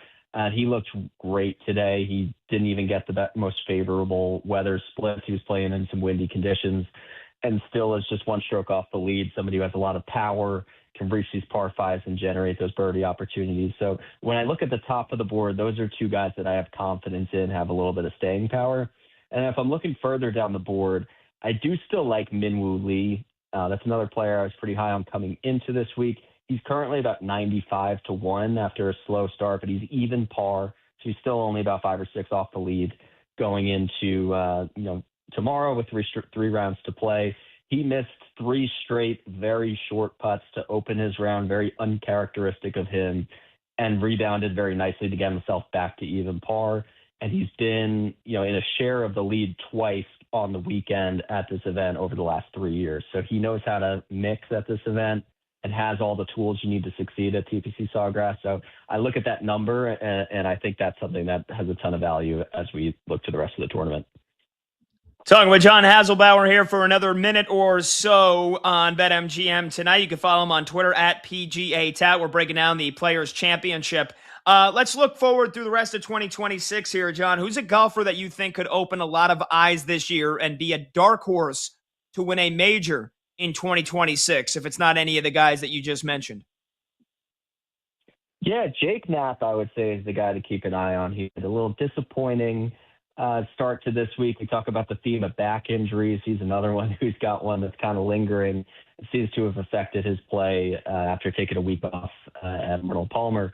But this is a guy who actually leads the PGA Tour in total strokes gained on the year. So he's gained more strokes than Scotty Scheffler, Rory McIlroy even. And he just, if you watch this guy hit a golf ball, he looks like one of the elites. And he's kind of finally caught his stride where he is contending regardless of the course setup. So he's got a good game that measures up for Augusta. He's got the length to handle a U.S. Open course. And he's been playing well in these windier, linksy types of environments too. So Jake Knapp is a guy who has some pretty decent value on his number. And I'll be looking his way. Another guy I would keep an eye on is Daniel Berger, who came off a good kind of comeback last week, almost won the Arnold Palmer Invitational, but has a sort of game that translates very well to some of the venues that we have coming up, like Shinnecock and Royal Birkdale. All right, John. Hey, awesome stuff, man. Really appreciate your time, and enjoy the rest of the weekend. Good luck with all your plays, and hopefully the win isn't too brutal, and hopefully Rory's back, hopefully he wakes up on the right side of the bed tomorrow. Yeah, we'd love to see it. It'd be good for the tournament, the defending champ in the mix. So we'll see, but I appreciate you guys having me on, and best of luck with everything you have going on. All right, thanks so much, John. There you go, John Hasselbauer, co-host of the Preferred Lines podcast, a golf betting show. You can follow him on Twitter at PGA Tout. If you're into the Players' Championship, if you'll be following it amongst a very busy weekend in college hoops and in the NBA, definitely check him out as well. All right, really quickly here, I'll mention it, and we'll go to break, and we'll break it down more when we come back. It has just gone final. The number one team in the country, the Duke Blue Devils, they hold on and survive by the skin of their teeth. A last-second buzzer-beater attempt from Florida State goes begging, and Duke wins it 80-79. This is a game that Florida State led 59-51 at one point, and then right before Brad signed off, we were talking about it. It looked like Duke had issued their kill shot. They went up 70-61 with under 8 to go, but Florida State never gave up. They stayed within single digits, got it back to a one-possession game, and then with 37 seconds, Chauncey Wiggins hit a 13-foot step-back jumper to get it to a one-point game, and they got a block on Duke's final possession. There was like an 8-second difference between game clock and shot clock. Duke took it all the way down as much as they could, and then Florida State got a block, so they got the ball with no timeouts, 7 seconds to go. They raced down the floor. They down by 1, and I'll never understand this. Why? Why take a three-pointer there? Robert McRae V, who was just absolutely in fuego for them last night in their win against Cal, pulls up from 24 feet to try to take a three. You only needed 2. At least drive to the bucket and see what you can get. I mean, Lajay Jones had 28 points in this one as well. I would think that McRae maybe would have driven to the bucket, and if he got shut down, dish it out to Lajay Jones. But instead, McRae went for the hero shot, tried for the biggest upset of the season, and he clanked it off the left side of the iron. So the number one team in the country, the Duke Blue Devils, without 2 starting members of their starting lineup, no point guard Caleb Foster, no center Pat Ngongba. They let Florida State hang around in this game for the entirety of it, and they nearly paid the price. But the Blue Devils hold on. They get to 30-2 on the season. They'll go to the semifinals tomorrow night. Isaiah Evans, hell of a win, hell of a game. He had 32 points for the Dukies. And Cameron Boozer, who's going to win the Wooden Award for the National Player of the Year, 23 points and 10 rebounds. Oh, so close for Florida State, and that is how their season is going to end. And then it just went final right now in Kansas City in the Big 12 tournament. Houston uses a late surge to beat AJ DeBonsa and BYU 73-66. DeBonsa played every single second of this game. He had 26 points and 5 rebounds. But again, they did not get enough secondary offense down the stretch. The Cougars, with that trademark Kelvin Sampson defense, shut it down. And Kingston Flemings, their star freshman, led the way with 17 points. So Houston survives. Duke barely survives. Hell of an effort from Florida State. And then in the Big East tournament, UConn, blowout city over Xavier. They beat them at Madison Square Garden 93-68. So the Huskies into the Big East semifinals, Houston into the Big 12 semifinals, and Duke into the ACC semifinals. You still got Kansas and TCU to tip off coming up in 15 minutes from now. And you got Clemson and North Carolina getting ready to tip off as well. So we'll keep you posted on those games. We'll get you caught up on the early goings of the Nuggets and the Spurs when we come back. And starting lineups are out for the Celtics and the Thunder. So we'll be able to give you a play or two if you're looking for one for that game. And I like what I see from OKC. We'll come back. We'll talk some more hoops and your phone calls at 310-840-4910, 310-840-4910. I'm Pat Boyle. This is BetMGM tonight on Westwood One Sports.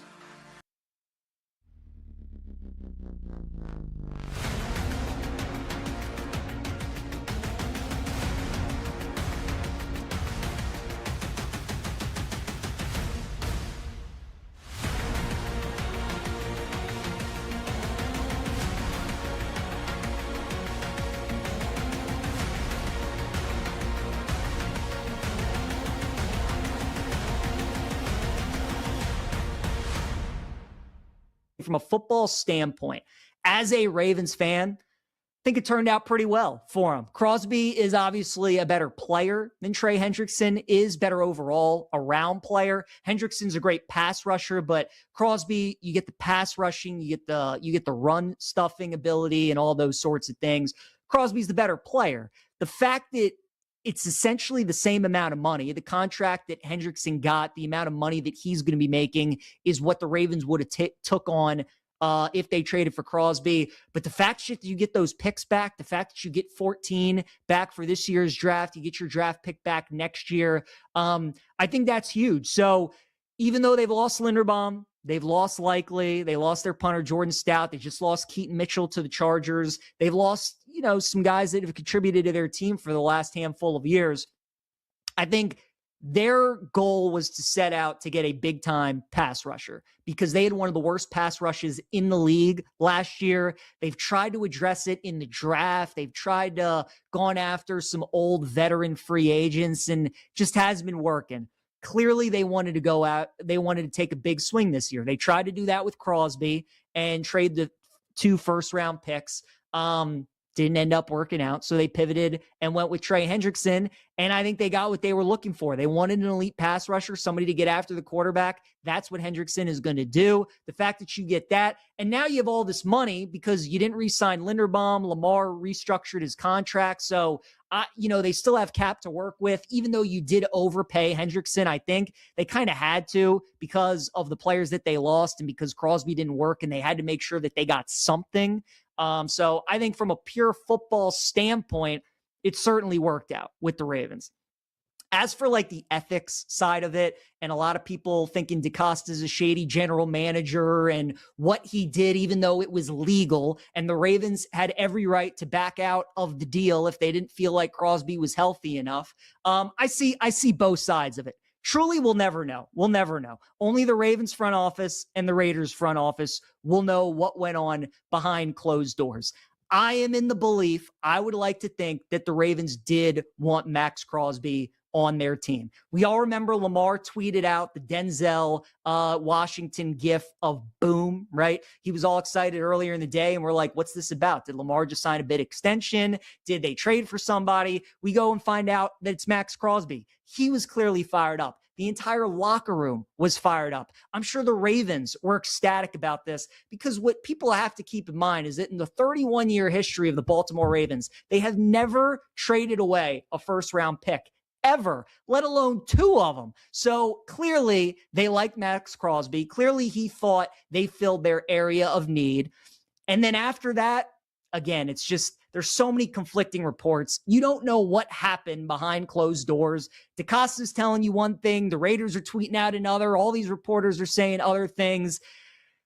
Crosby was in Baltimore. He was in the building. They tested him. He was never going to pass the physical, but it's all, the Ravens are just, they're planning ahead, and they had to determine between the doctors and the front office if Crosby was going to be the player that they thought they initially traded for. Their doctors thought that it wasn't good enough. And again, because you're dealing with a team that never, ever trades away draft capital, especially a first-round pick, DeCosta was always going to have some timidness after he made the deal. You know, he knew he had to take a big swing. He did it. I'm sure he was happy about it. The players were happy about it. The organization was happy about it. But then once you get that news from the doctors that, you know, that knee isn't what we thought it was. Like Crosby, the long-term effect is worse than we thought it would be. The Ravens decided to pull their plug. So, I mean, it stinks. I would have loved to have Max Crosby as a Ravens fan. Like, it stinks for the Raiders. I mean, they are truly the team that got screwed out of all of this, because even though they do get Crosby back, I mean, you spend all that money on Linderbaum thinking Crosby's gone. You trade away, you get the 2 first-round picks. You have Mendoza at 1. You probably get him another weapon at 14. So even though that part of it does suck for the Raiders, like, now you have one of the best pass rushers in the NFL back.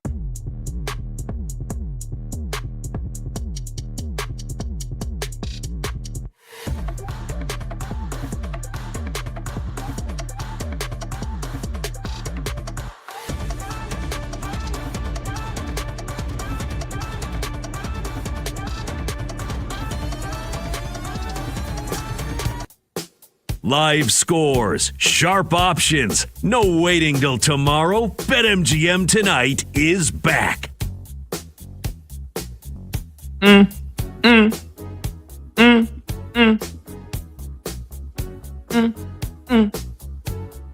Billie Jean is my love. She's just a girl. But the kid is not my son. Hopefully you never find yourself in that position. Welcome back, BetMGM Tonight, Westwood One Sports. I'm Pat Boyle. Phone number to join the show is 310-840-4910. That's 310-840-4910. Thanks again to John Haselbauer, who joined us at the beginning of last segment to talk the Players' Championship. Colin Morikawa, you're gone. Withdrawals of the back injury. Rory McIlroy dealing with a little bit of a back flare-up. He shot +2 today.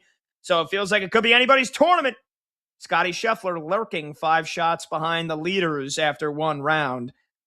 So hopefully the best of that action is still to come. Any of your thoughts on Duke barely surviving Florida State? 3 at the buzzer from Robert McRae goes begging. The Seminoles were nearly 20-point underdogs and nearly win the game. Duke goes on to the semifinals, though, and I believe they play the winner of North Carolina and Clemson, which is coming up very shortly here. Let's double check. Let me pull up the ACC bracket. Virginia's going to play Miami. Both of them won today. That'll be a good one tomorrow. Number 2 versus number 3 in the conference tournament. And then Duke will get the winner of North Carolina Clemson. So we might get Duke UNC part 3 tomorrow night if North Carolina can win. But again, playing without Caleb Wilson, that'll be a tall task. Their best player, who is going to be a top 10 pick in the NBA draft. That'll be a tall task for the Tar Heels. And we talked about Houston surviving BYU despite a great game once again from AJ DeBonsa, the last game that he will play in the, they got the big dance, so scratch that. Sometimes you speak too fast.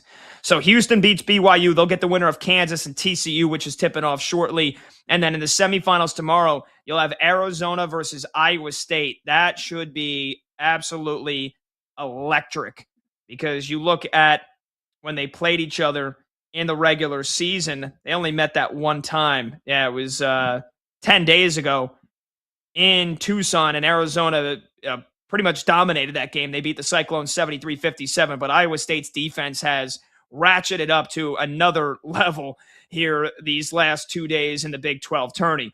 Let's talk a little NBA though here. Let's get you caught up on some scores going on right now, and then I'll give you a preview for Celtics Thunder, which is going to tip off in about 10 minutes from now.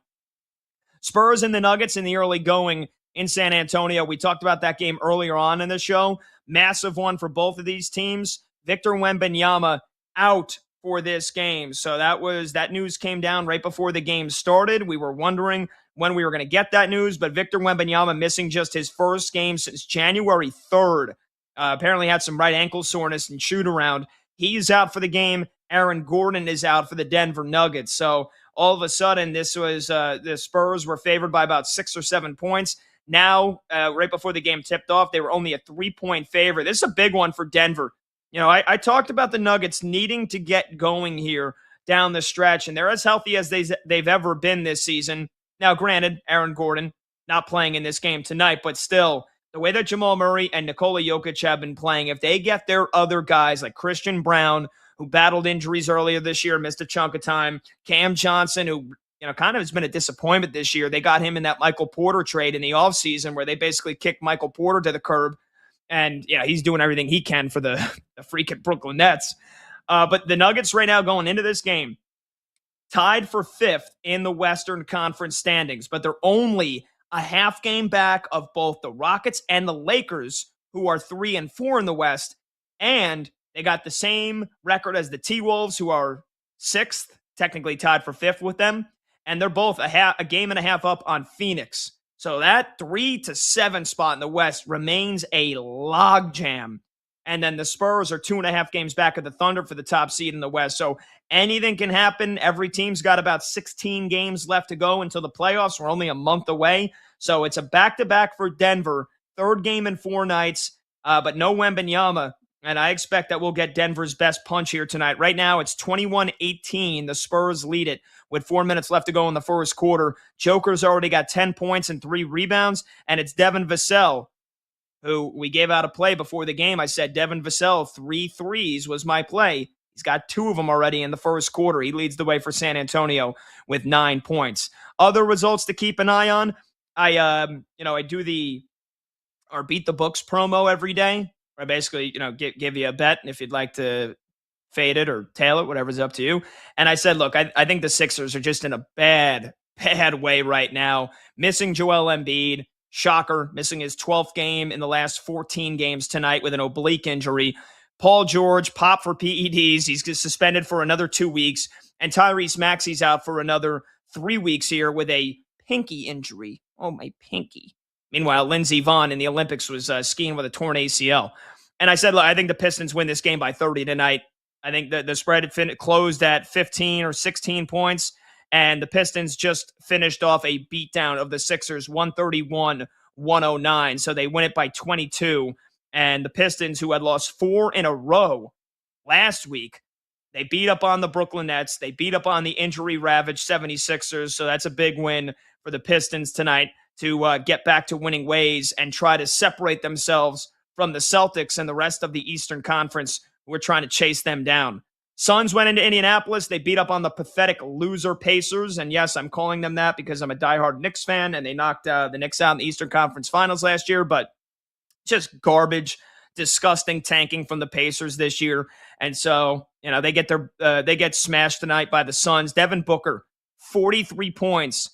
And Jalen Green, who they got in the trade in the offseason for Kevin Durant, 36 points. So a massive night for those guys. The Suns win that one, 123-108.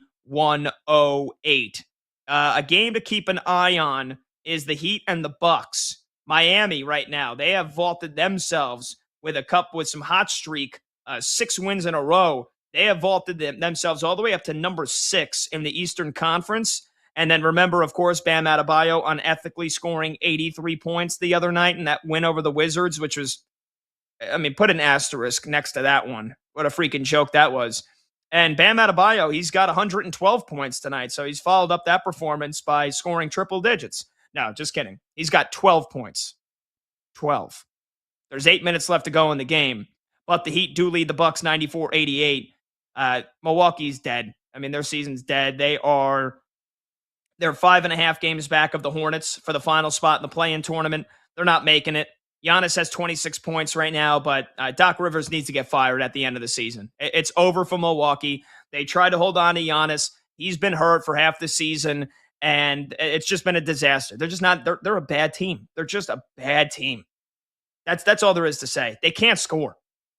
They can't score. And even when Giannis, the couple of games Giannis has been back for, they got nobody outside of him.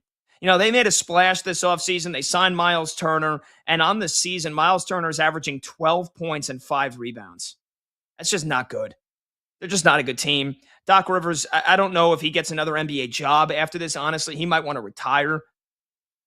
So the Heat holding on right now with under 8 minutes to go in the fourth quarter. And then you got the Lakers and the Bulls coming up tonight. That might be the first to 140 with two teams that don't play a lick of defense. So we'll see if that one, the Lakers should win that one comfortably. So let's do a quick preview here on the game of the night. You got the champions from each of the last two seasons. The Thunder, number 1 in the West at 51-15. The Celtics, number 2 in the East at 43-22. And again, with that Pistons win tonight, now the Celtics are 3.5 games back in the Eastern Conference for that number 1 seed. And we mentioned that there was some injury news to keep an eye out on. Jason Tatum ruled out. This is the first game he's missing since coming back from his torn Achilles. And Tatum has been awesome in the first 3 games that he's played, averaging 20 points and 7 rebounds per game. Just basically not missing a step. And he's played about 29 minutes per game. So it's not even like they have him on a strict minutes limit. But he's out tonight. And their point guard, Derek White, is out as well. Nikola Vucevic, who they got in the trade deadline from the Bulls, continues to nurse that broken finger. So no Jason Tatum, no Derek White. Jaylen Brown's got to try to put the team on his back. We'll see if we get some heroics from the reigning 6th man of the year in Peyton Pritchard. But the Thunder should cruise here. The Thunder should cruise. Even with the injuries that they currently have. Isaiah Hartenstein, their starting center, he's got a calf injury. This is going to be his 3rd straight game that he's missed, and 4th in the last 5 games. And then their second best player, J-Dub, Jalen Williams, who is still out with a hamstring strain. He hasn't played since February 11th, and he only played 2 games in February after he missed basically a month as well with a hamstring injury. So, and remember, he missed the first month of the season. So it's just been, they haven't been able to find chemistry. They have not played, I think they've played 10 games with their entire starting lineup, if that. And yet, for everybody that wants to doubt the Thunder, they're 51-15 with all those injury concerns. And SGA, in my opinion, has already wrapped up the MVP. He's got a chance to bolster that tonight. I think he'll have a big game, even as good as Boston's defense is. Missing Tatum, missing Derek White. I expect SGA to make another statement in this one. But I did say the play that I liked whenever we would get the player props for it was Jalen Williams, the other Jalen Williams. That's right, the Thunder have 2 Jalen Williamses. The one is the guy that scored 40 in the NBA Finals, in an NBA Finals game last year. That's the J-Dub that has been hurt with the hamstring. So Jalen Williams, their backup center, he's been a big spark off the bench for them. And I'm going to continue to roll with him. And let's see his rebounds for tonight, because that's the way I want to play it. I don't know how effective he'll be scoring. He's hit a bunch of threes lately, but that's, that could easily come back. You could have some regression to the mean there. So Jalen Williams rebounds 5.5, but it's -150 on BetMGM. So that's not something that I would be interested in playing, nor would I advise you to play it. If you want to take $5 and put it on Jalen Williams to grab 10 rebounds at +600, I think that would probably be a good idea. But, the Thunder should win this game. It's 8.5 points now. Boston has, they played most of the season without Jason Tatum, so it's not like this is new territory for them. Now they're missing Derek White as well, though. I would say see how the first half goes, and if it's close, maybe OKC runs away from them in the second half. But it's a big one, because we'll see what happens in the Nuggets and the Spurs.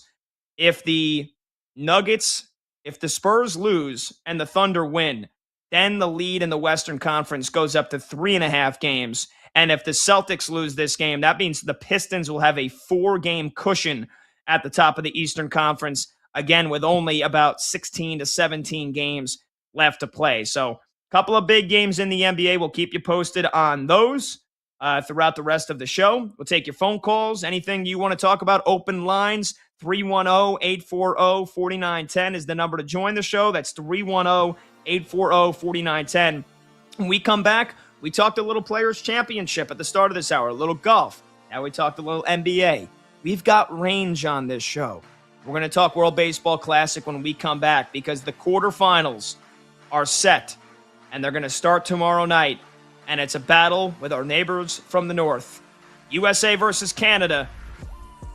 Is the red, white, and blue ready to make a statement after they had to back their way into the knockout rounds? We'll talk about that next. I'm Pat Boyle. This is BetMGM tonight on Westwood One Sports.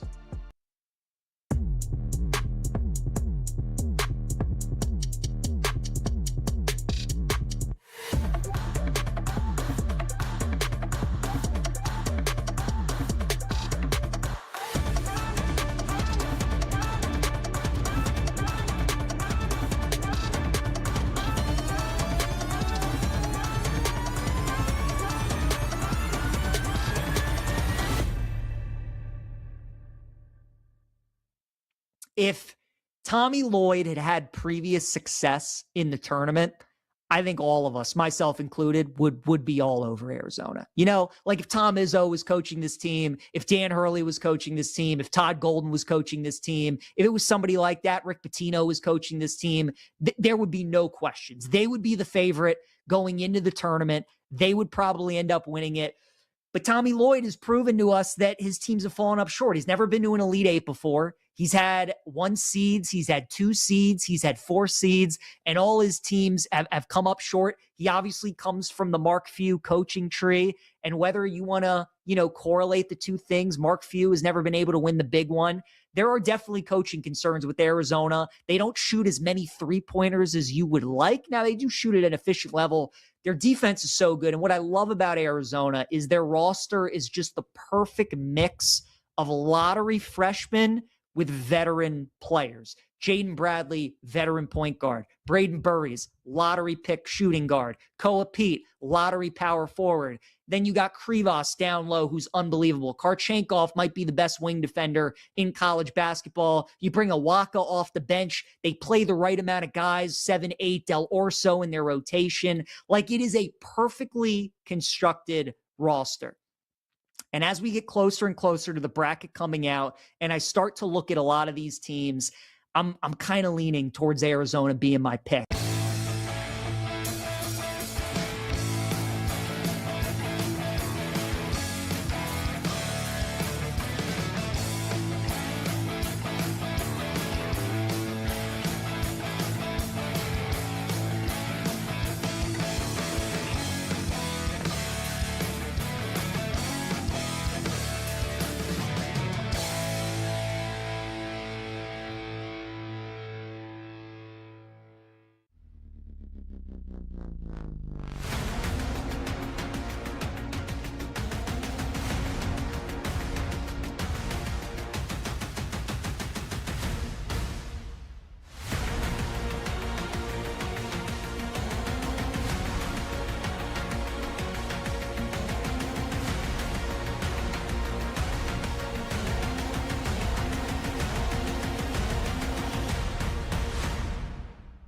I think it would be hard for Florida to lose it at this point. They would probably have to pull a Belmont/Liberty. I think if they make their semis, their resume looks pretty secure. Plus, you add into the fact that the idea that you'd have to start rearranging a lot of the bracket. I don't think that's a huge factor, but it is a factor. And I think Florida has done enough to put itself in a solid position. Now, if UConn were able to storm through their conference tournament and win it, they'd have a shot. But 2 losses to non-field teams, to sub-500 teams, at least Creighton may have played their way to 500 lately, but at the time they lost the games, they were certainly sub-500 to that one in Marquette. And trying to make a case for a 1 seed with that on your resume. Florida has a bunch of losses. Nobody's arguing that. They don't have a Creighton. They don't have a Marquette. When they've played those kinds of teams, they have dominated. And that's why I think it's going to be hard for Florida to lose it. And also because in UConn's case, if they do win the Big East championship, they probably only get one more high quality win in securing that championship. That would be in the final. Whereas Florida could get 3 over the course of the weekend if they win theirs.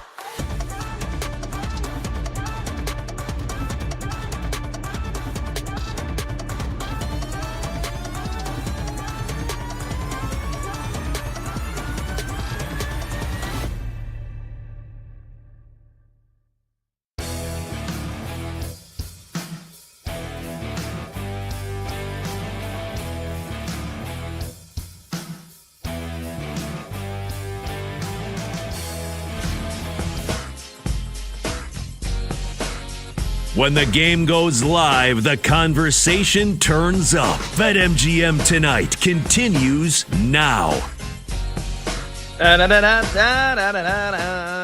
This is how we do it. By the way, you like guacamole? You know that reference. You're a real one. Welcome back to BetMGM Tonight, Westwood One Sports. I'm Pat Boyle. Phone number to join the show is 310-840-4910. That's 310-840-4910. Make sure you listen to BetMGM Tonight on Apple Podcasts, Spotify, or wherever you get your podcasts. You can download the BetMGM Tonight podcast. And in case you miss anything, you can also listen back on the Odyssey app. All right, let's get producer Brandon Combs in here. Let's talk a little World Baseball Classic, shall we? Because we've got a day off before the knockout rounds begin, the quarterfinals, which I believe some will be in Houston, some will be in Miami. We've got 2 quarterfinal games tomorrow, 2 quarterfinal games Saturday, semifinal Sunday in Miami, the other semifinal Monday in Miami, and the championship game 5 days from now. I mean, you think about it, Combs. We've got conference tournament semifinal games tomorrow and quarterfinals in the World Baseball Classic and the Players' Championship. You've got conference tournament championship games Saturday and Sunday and the World Baseball Classic and the Players' Championship and the NBA.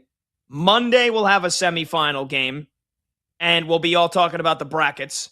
Tuesday, we'll have a first 4 game in the NCAA tournament, and we'll have the World Baseball Classic championship game. And then Wednesday, we'll have the other first 4. Thursday, the beginning of March Madness, and off we go. This is a very, very exciting time to be a sports fan. We're basically entering the best part of the sporting year, if you ask me. This is some dynamite stuff. Yeah, it's going to be a lot of fun. And like you said, I mean, I think the one thing that you might have missed there was Sunday. Selection Sunday and a World Baseball Classic semifinal, which it could be the United States playing in that semifinal, hopefully. So, yeah, Sunday's going to be a blast, man. Filling out the brackets, watching semifinal World Baseball Classic. Even if the U.S. isn't in it, which I think that they will be, but even if they're not, I'll still be enjoying that game and watching the game and filling out my bracket.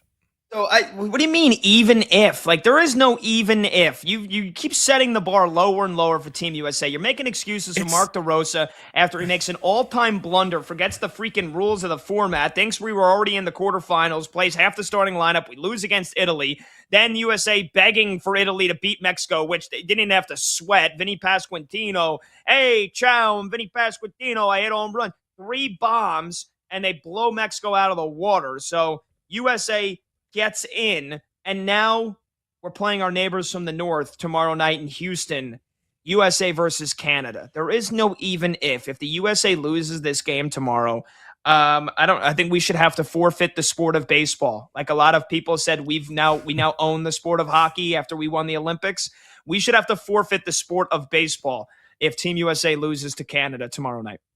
Well, see, now stop, because now I think you're selling Canada a little short, right? Like, this roster is pretty damn good for Canada. They've got a major league pitcher on the mound in Michael Soroka tomorrow, who had himself a pretty damn good year last year.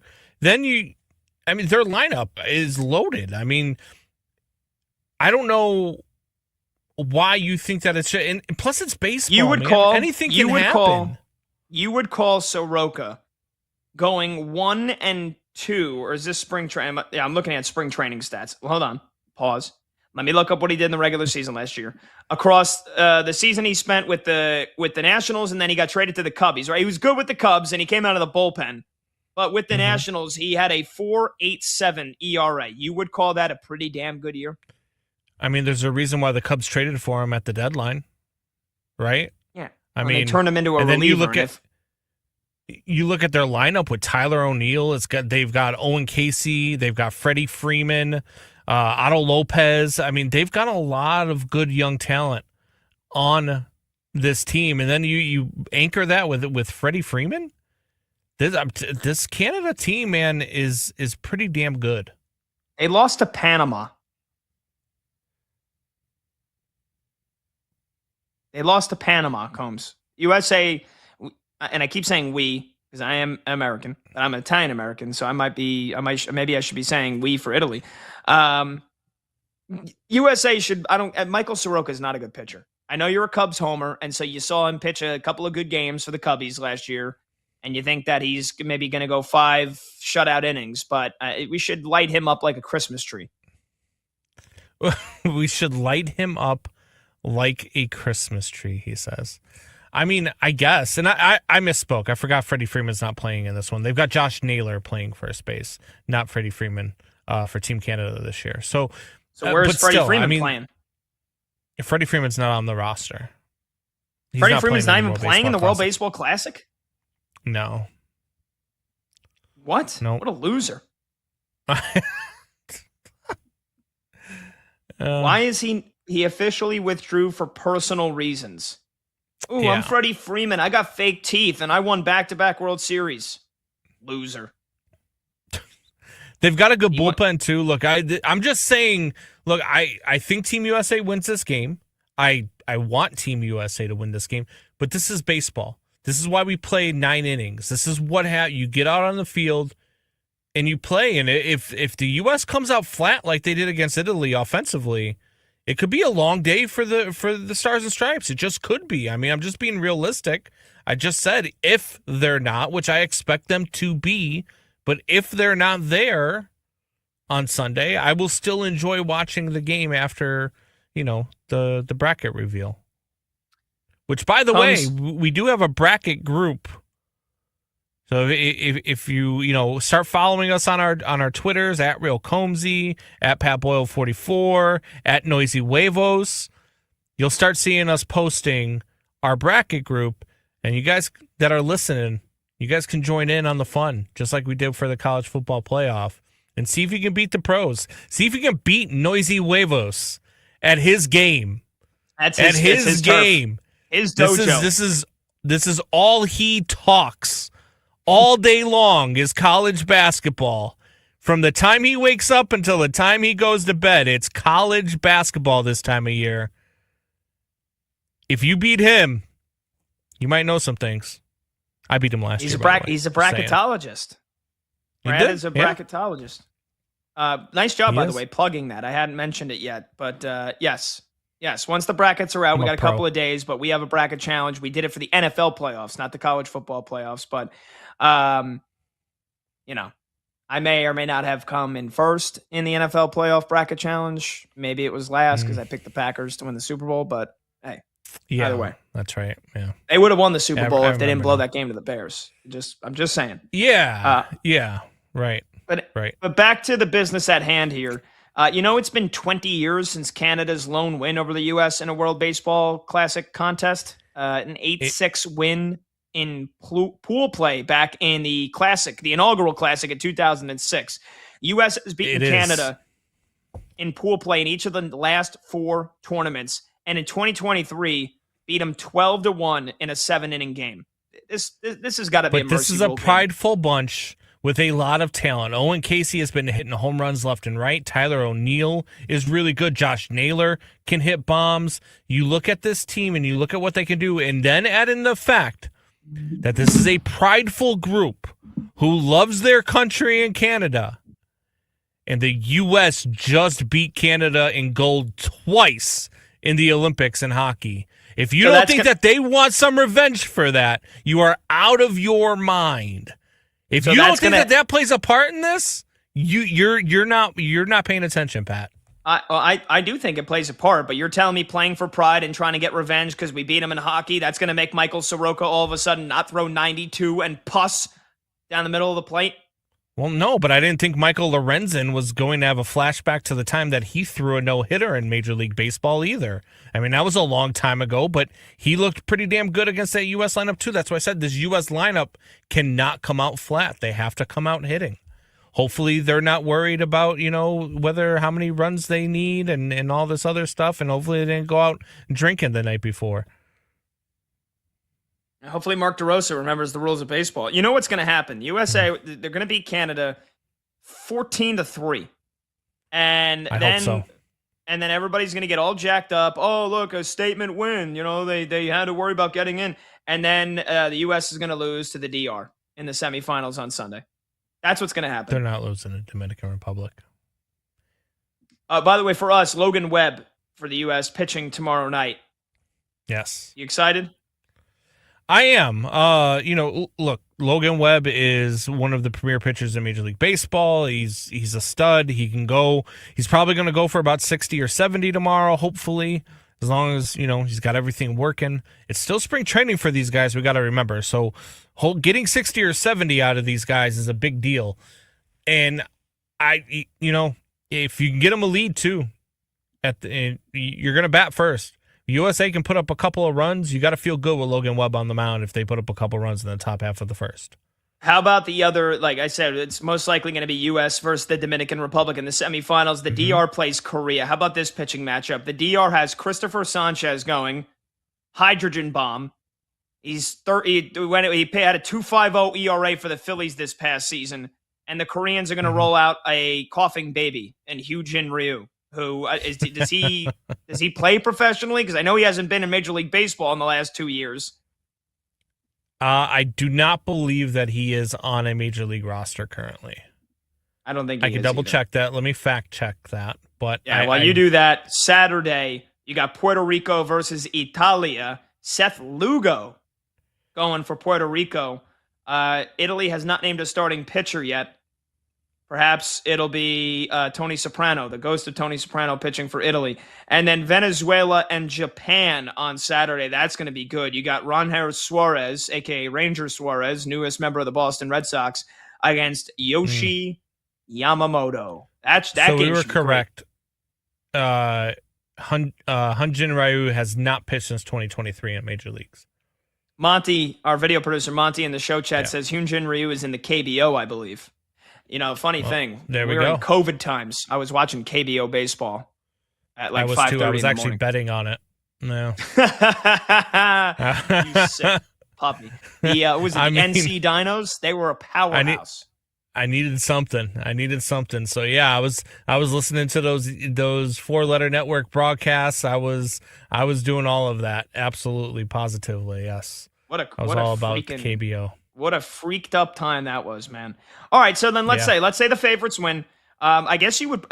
I don't know. Can you say Puerto Rico's the favorite against Italy? The Italians are they're a machine. But it's definitely looking like it'll be USA versus the DR, and then Japan versus either Puerto Rico or Italy. And I hope that we all get the showdown we're looking for, and that's USA versus Japan on Tuesday night. You didn't give me a chance to drop my pipe bomb, but I think Korea beats Dominican Republic tomorrow. No way. I do. I think Korea pulls off the upset. I do. I'm cold. I'm telling you. I'm cold on that. Speaking of which, hot or cold coming up next. We'll keep Brandon Combs in the mix. I'm Pat Boyle. This is BetMGM tonight on Westwood One Sports.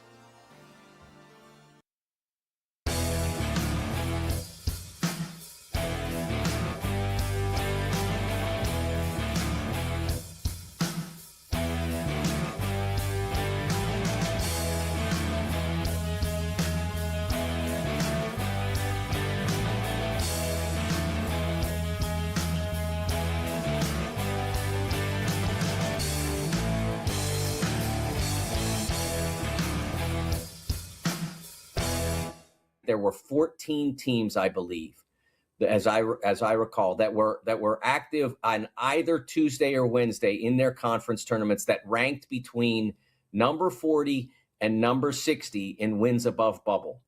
And of those 14 teams, only 3 won out of those 14. I think that's just staggering and an example of why this bubble is as weak as we've seen. And it's almost as if they are sending this message to the NCAA and to the powers inside the NCAA and adjacent to it, that expansion would be a travesty, because it's not like there's a number of teams out there that are being excluded that should be in the field. There won't be anybody left out this year that is deserving. There will not be a single team left out that is deserving unless the committee makes an egregious mistake, like puts Oklahoma State in ahead of Iowa. I mean, that's that's not going to happen. They don't mess up that much.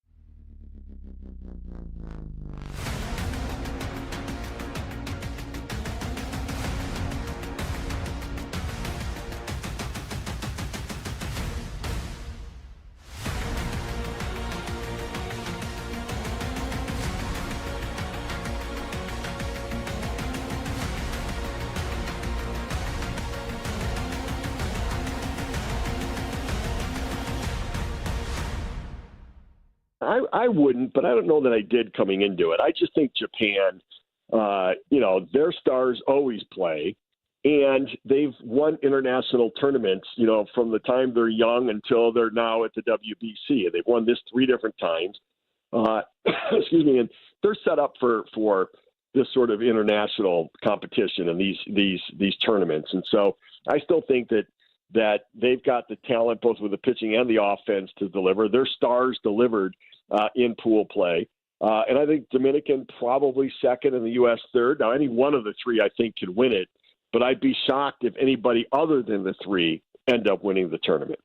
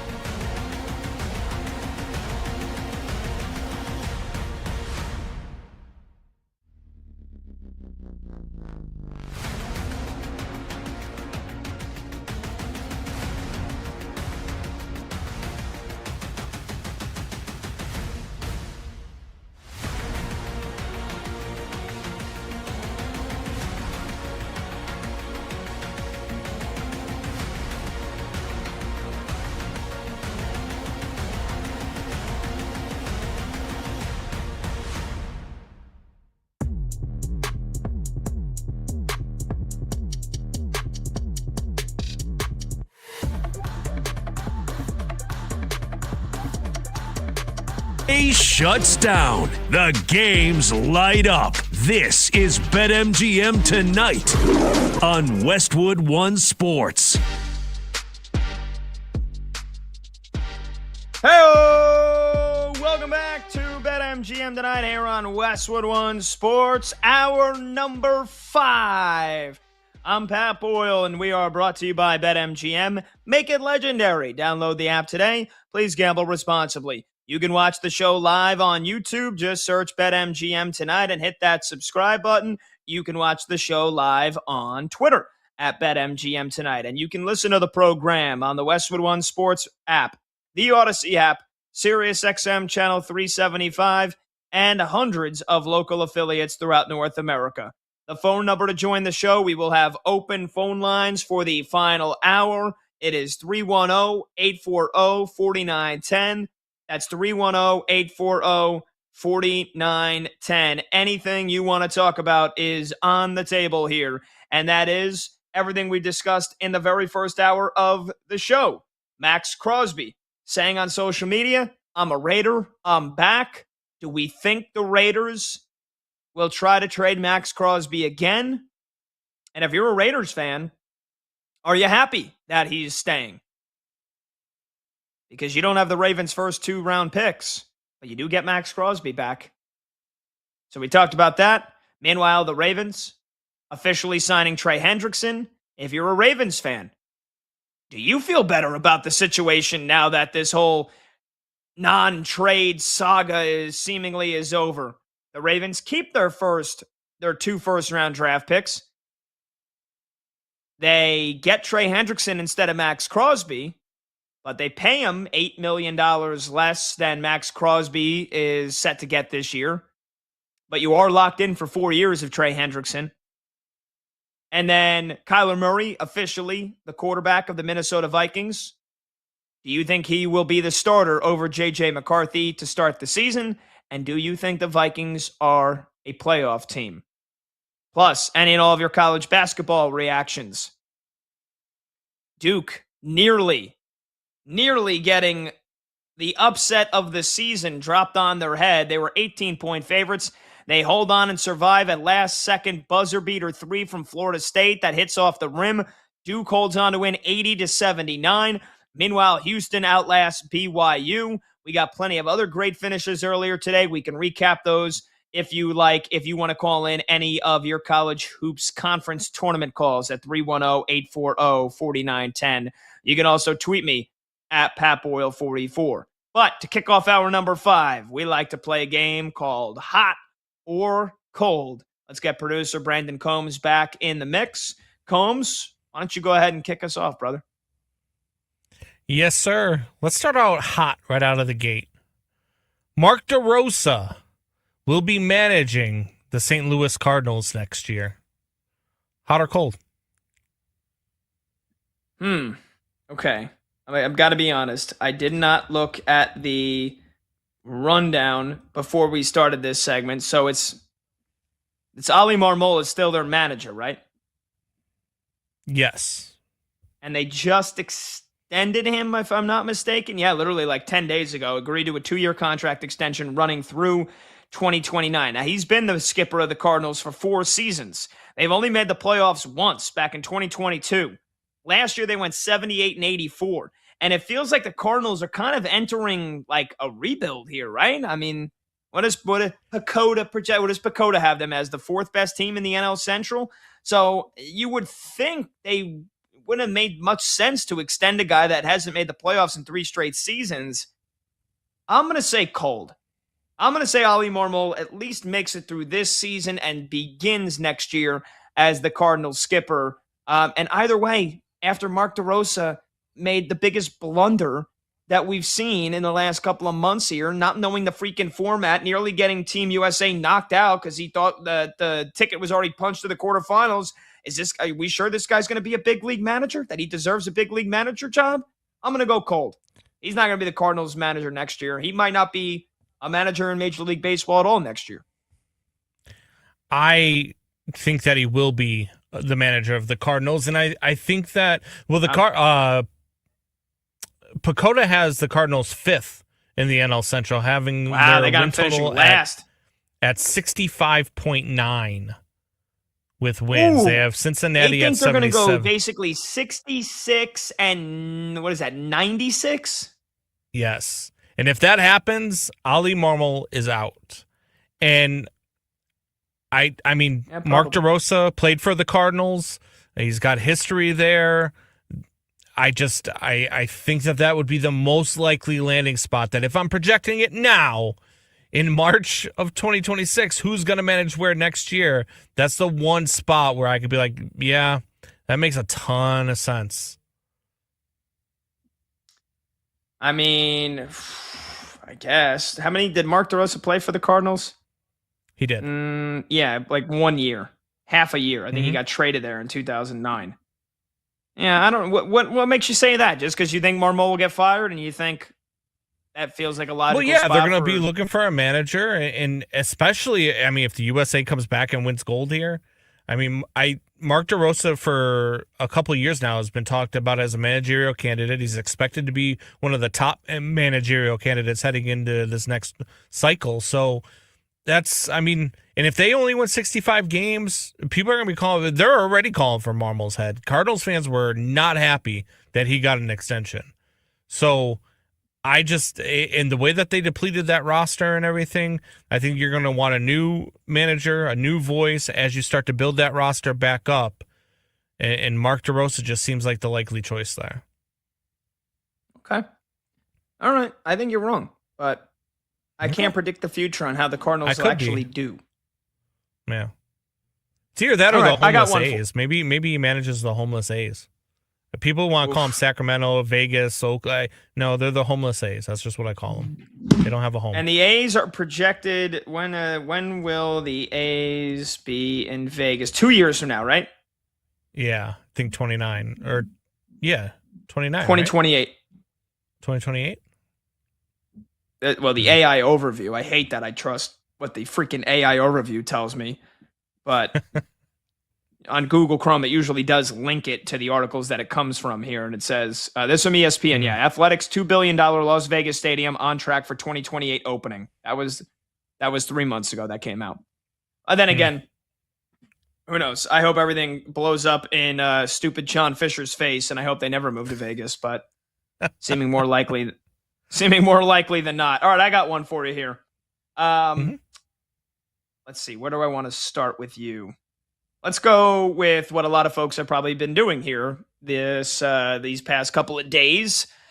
Watching conference tournament afternoon games. Not March Madness, because I don't think anything beats that. Watching conference tournament afternoon games is better than watching afternoon early rounds of a golf major tournament.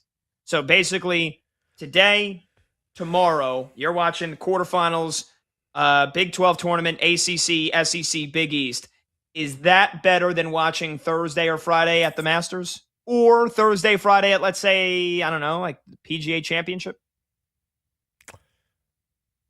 I would say, man, I guess it depends on what tournament. Like, is there a qualifier for this? Are we talking All right, like let me the MEAC let or me the scrap it. WCC? Let me scrap it. How about this? Let me take it one step further and put us out here a couple weeks in advance. Watching March Madness afternoon games is better than watching the first 2 days of the Masters. Not even, I mean, if you're going to tell me March Madness, it's not even a question. I mean, look, I love golf, and I will watch golf. I do watch early round golf, especially the Masters. I watched the Players' Championship early round today while I was at the school. I'm a fan of golf. I enjoy the sport quite a bit. But the first 4 days of the NCAA tournament, come on. I mean, with the buzzer beaters you back and me into all a the corner extra stuff. I mean, but if you're going to tell me like, hey, the Big Ten tournament or something like that, even that might be a little bit more exciting to watch than early round golf. For me, it just depends on where you're at. Like for me, I'm not huge into college basketball. I enjoy it. I watch it. I was watching a little bit of Miami, Ohio today to see, if they would lose or if they would hang on. Watch some of that in between the golf. But, it's just for me personally, if you're going conference tournament or major, then I'm going major. But if you're going NCAA tournament, I mean, there's not very many things I would pick over the first 4 days of the NCAA tournament, unless you're going to make it baseball related. How about this? First day of March Madness or opening day of baseball? What would you rather watch? Opening day. Yeah, but you're a baseball sicko homer. There's 162 games. I don't care. You're not missing opening anything day? Are you kidding me? It's opening day. Okay, and you're telling me you'd rather watch that than day one of March Madness? You're out of your mind. Every time.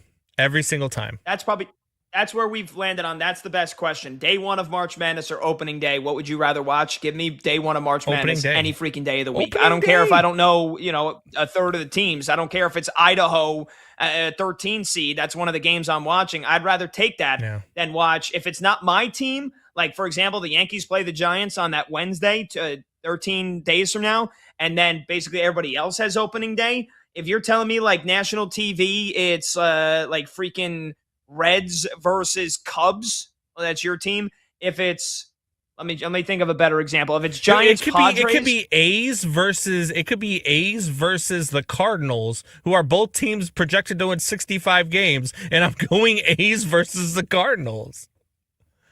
Dumb. That's a dumb answer. That's because you're just. It's not a dumb answer. What are you talking about? Yes, it's not a dumb answer to me. How about this? Day one of the U.S. Open for tennis. I'd rather watch that than opening day. Day one of there you go.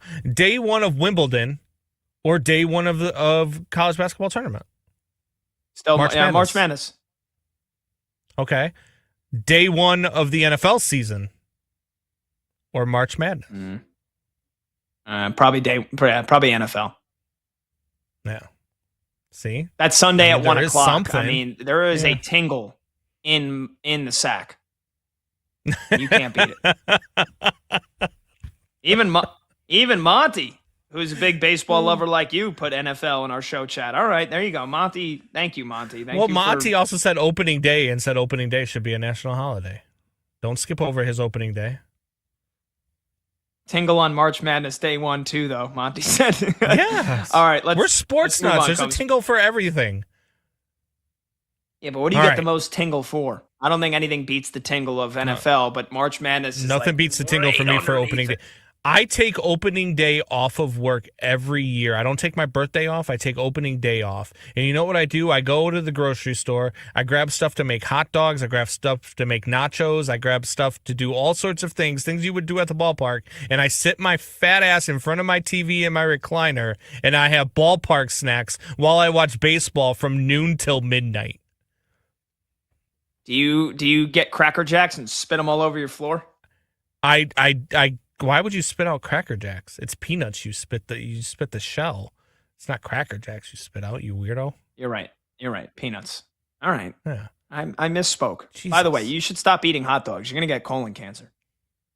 I can never stop eating hot dogs. I eat the all beef ones. I don't, I eat the good ones, like the Nathan's hot dogs. You know what those are, don't you? If you should take a look, just do a Google search of where probably the meat in hot dogs comes from. Oh, I do. I trust me. I know. I don't care. I don't care. I know where chicken nuggets come from McDonald's too. And you know what? I'm getting me a 20-piece on the way home, buddy. That's just how it goes. Yeah, I was talking to my roommate before. Tough time. I love the show. Don't get me wrong. Very, very honored to be doing the show. But like, I eat dinner at, I go to the gym and I race back here, and I basically have to wolf dinner down at 5:30 p.m. Eastern. I've never eaten dinner that early. Some people do. Some people are used to that. I'm like a 7 o'clock, 8 o'clock dinner guy. 5:30 p.m. Eastern. I've already had a Yasso bar. I got a Nutri-Grain bar. I got a bag of Tostitos, hint of lime. I'm probably going to destroy them at 11 o'clock. And I feel like I got pretty good discipline when it comes to food. I leave my house Monday through Friday. I leave my house at 7 a.m. I don't get home until 11 p.m. by the time we're done with the show and by the time I get home. Sometimes it's 11:30, depending on if I take the train or I drive. And I don't eat dinner until I get home. Like, I bring snacks with me. Like, I've got a lunchbox that I bring with me. I'll bring a sandwich. I'll try to eat a lunch at like 1 o'clock. But yeah, Trust me, I feel you on the dinner thing, man. All right, Yeah. let's get another hot or cold in here. Hot or cold, the Raiders will be a playoff team this year. Cold. 7-1, I mean, baby. and I feel like I'm going to get to, and I don't know if you think that, but I know Brad thinks it. do. I'm going to get in a fight with him sooner or later one of these days because I thought I was very excited for the Raiders. I love the moves they've made in free agency. I think Fernando Mendoza is going to be good, and I love Clint Kubiak. That doesn't mean that a team that's been so dysfunctional all of a sudden puts this all together in 1 year and gets to the playoffs. Again, Why doesn't I'm it? not going to say it's never happened. Washington did it with Jaden Daniels, and they went all the way to the NFC title game. We've seen C.J. Stroud with the Texans. They weren't very good before they got him. They went to the playoffs in his rookie season. It's possible. I just look at their division, and Brad even said it. He thinks it's the best division in football. You tell me. So out of the 4 teams, at most, if the division is really good, 3 will make the playoffs. Who are the Raiders making it over? You telling me the Chiefs are really going to bottom out? You telling me the Chargers? You're telling me you believe in the boatload of money Chargers? to spend? I mean, I'm a Justin Herbert, not a hater, but I'm a Justin Herbert opponent, if you will. I could see the Chargers missing the playoffs, but even if it's see the Broncos taking a step back, maybe Bo Nix isn't as good as everybody thought. Not a step back to miss the playoffs. No. Interesting. I say, and I still not a big believer in the Chiefs. You think the Raiders are going to be a playoff team? I do. Oh. I mean, and at 7-1 right now, I mean, it's worth a play. Look, I think I love the Linderbaum pickup.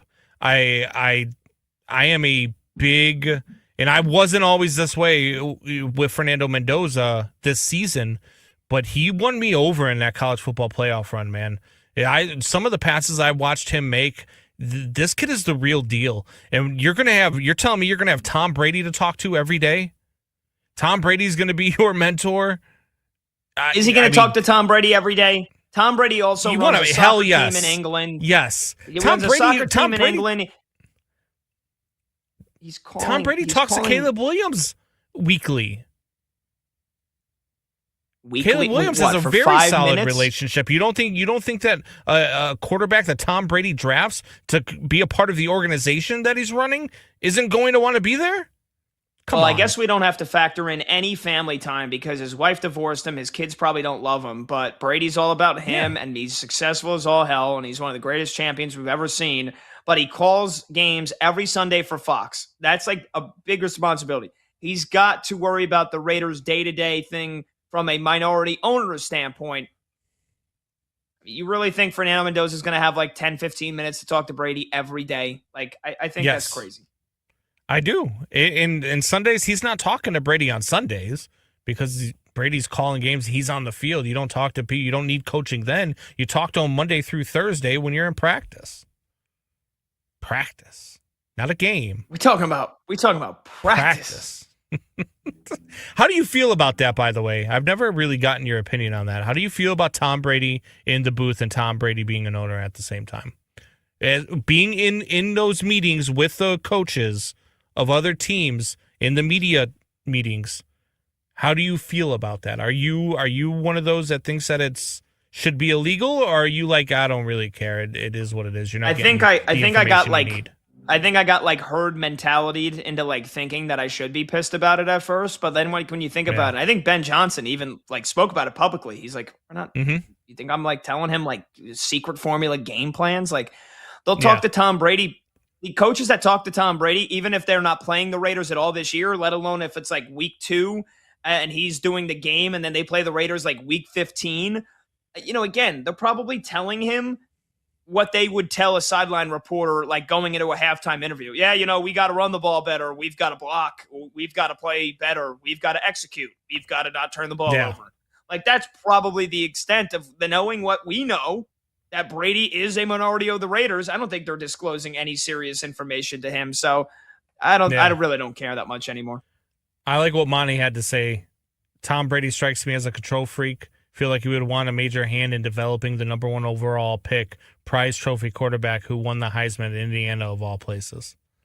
So he makes a good point about Tom Brady. What about Indiana? Talking to Brady went Mendoza to on Michigan. a daily basis. Well, right, but you have a quarterback who won a Heisman at Indiana, so I mean it's not an easy task. And now you're bringing him into your organization. Tom Brady, being a control freak, wants to be like, hey, yeah, I had a hand in developing him.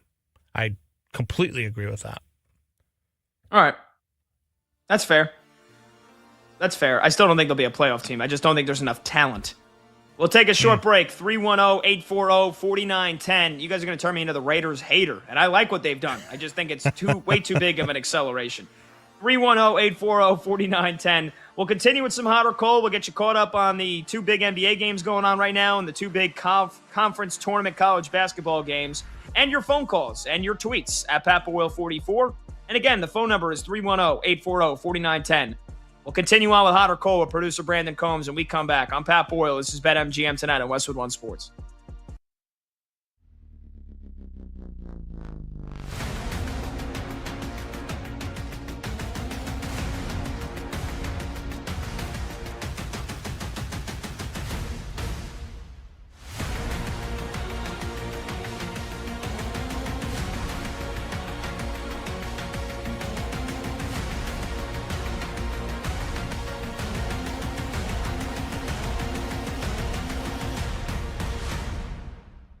From a football standpoint, as a Ravens fan, I think it turned out pretty well for him. Crosby is obviously a better player than Trey Hendrickson is, better overall around player. Hendrickson's a great pass rusher, but Crosby, you get the pass rushing, you get the run stuffing ability and all those sorts of things. Crosby's the better player. The fact that it's essentially the same amount of money. The contract that Hendrickson got, the amount of money that he's going to be making is what the Ravens would have took on if they traded for Crosby. But the fact that you get those picks back, the fact that you get 14 back for this year's draft, you get your draft pick back next year, I think that's huge. So even though they've lost Linderbaum, they've lost Likely, they lost their punter Jordan Stout, they just lost Keaton Mitchell to the Chargers, they've lost some guys that have contributed to their team for the last handful of years. I think their goal was to set out to get a big-time pass rusher because they had one of the worst pass rushes in the league last year. They've tried to address it in the draft. They've tried to gone after some old veteran free agents and just hasn't been working. Clearly, they wanted to go out. They wanted to take a big swing this year. They tried to do that with Crosby and trade the 2 first-round picks. Didn't end up working out. So they pivoted and went with Trey Hendrickson. And I think they got what they were looking for. They wanted an elite pass rusher, somebody to get after the quarterback. That's what Hendrickson is going to do. The fact that you get that, and now you have all this money because you didn't re-sign Linderbaum. Lamar restructured his contract. So, they still have cap to work with. Even though you did overpay Hendrickson, I think they kind of had to because of the players that they lost and because Crosby didn't work and they had to make sure that they got something. So I think from a pure football standpoint, it certainly worked out with the Ravens. As for like the ethics side of it, and a lot of people thinking DeCosta's a shady general manager and what he did, even though it was legal, and the Ravens had every right to back out of the deal if they didn't feel like Crosby was healthy enough. I see both sides of it. Truly, we'll never know. We'll never know. Only the Ravens front office and the Raiders front office will know what went on behind closed doors. I am in the belief, I would like to think that the Ravens did want Max Crosby on their team. We all remember Lamar tweeted out the Denzel Washington gif of boom, right? He was all excited earlier in the day and we're like, what's this about? Did Lamar just sign a bid extension? Did they trade for somebody? We go and find out that it's Max Crosby. He was clearly fired up. The entire locker room was fired up. I'm sure the Ravens were ecstatic about this because what people have to keep in mind is that in the 31-year history of the Baltimore Ravens, they have never traded away a first-round pick ever, let alone 2 of them. So clearly they like Max Crosby. Clearly he thought they filled their area of need. And then after that, again, it's just, there's so many conflicting reports. You don't know what happened behind closed doors. DeCosta's telling you one thing. The Raiders are tweeting out another. All these reporters are saying other things. Crosby was in Baltimore. He was in the building. They tested him. He was never going to pass the physical, but it's all the Ravens are just, they're planning ahead and they had to determine between the doctors and the front office if Crosby was going to be the player that they thought they initially traded for.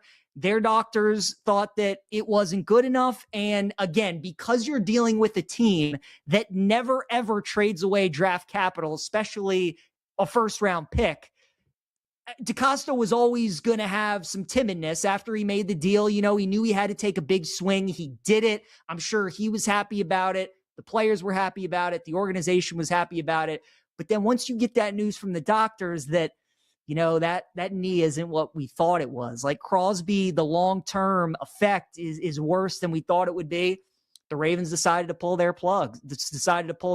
So, it stinks. I would have loved to have Max Crosby as a Ravens fan. Like, it stinks for the Raiders. They are truly the team that got screwed out of all of this, because even though they do get Crosby back, you spend all that money on Linderbaum thinking Crosby's gone.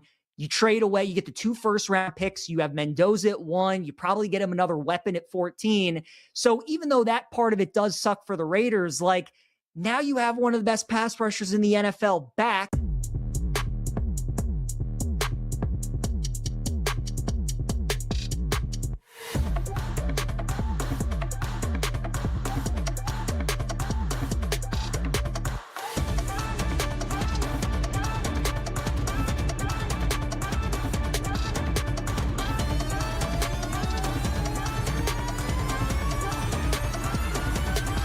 Live scores, sharp options, no waiting till tomorrow. BetMGM Tonight is back.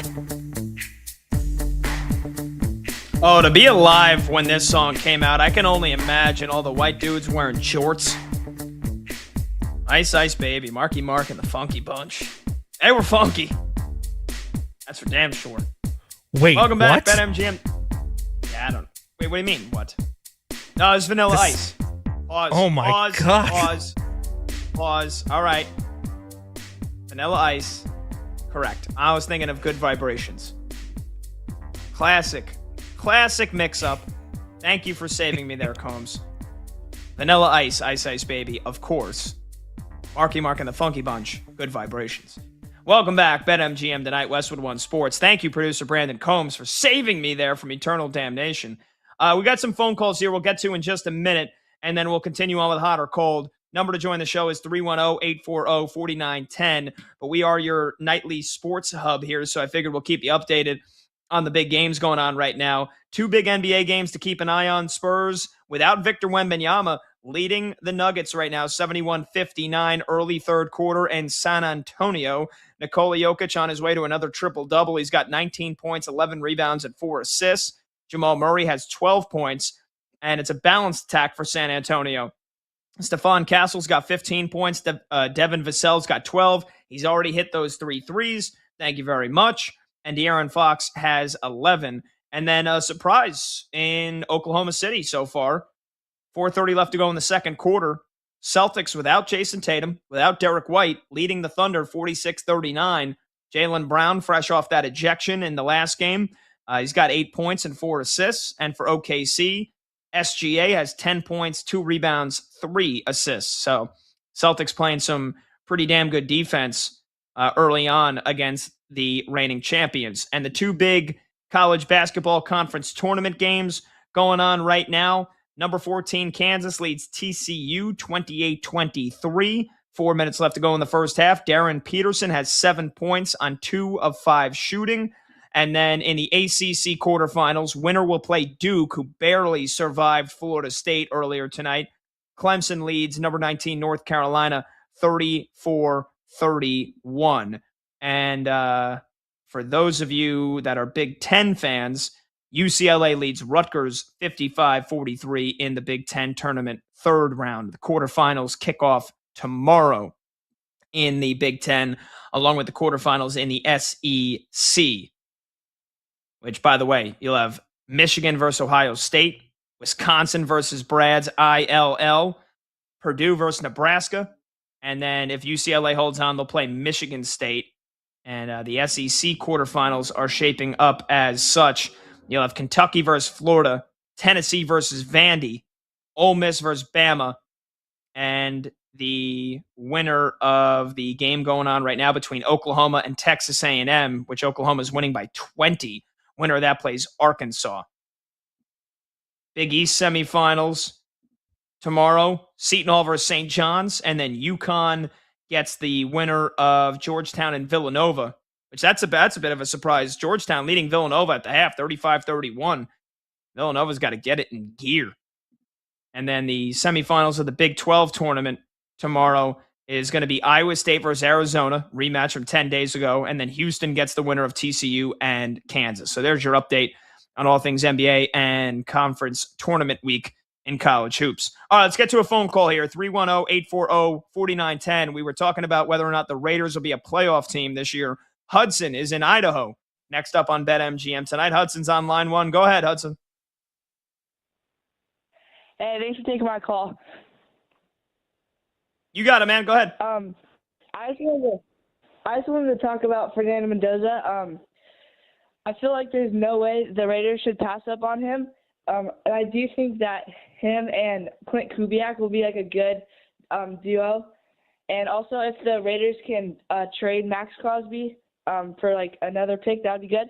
And also, last thing, I just wanted to say thank you. You guys kind of inspired me. I actually made my own podcast called This Kid Knows Sports. Hell yeah.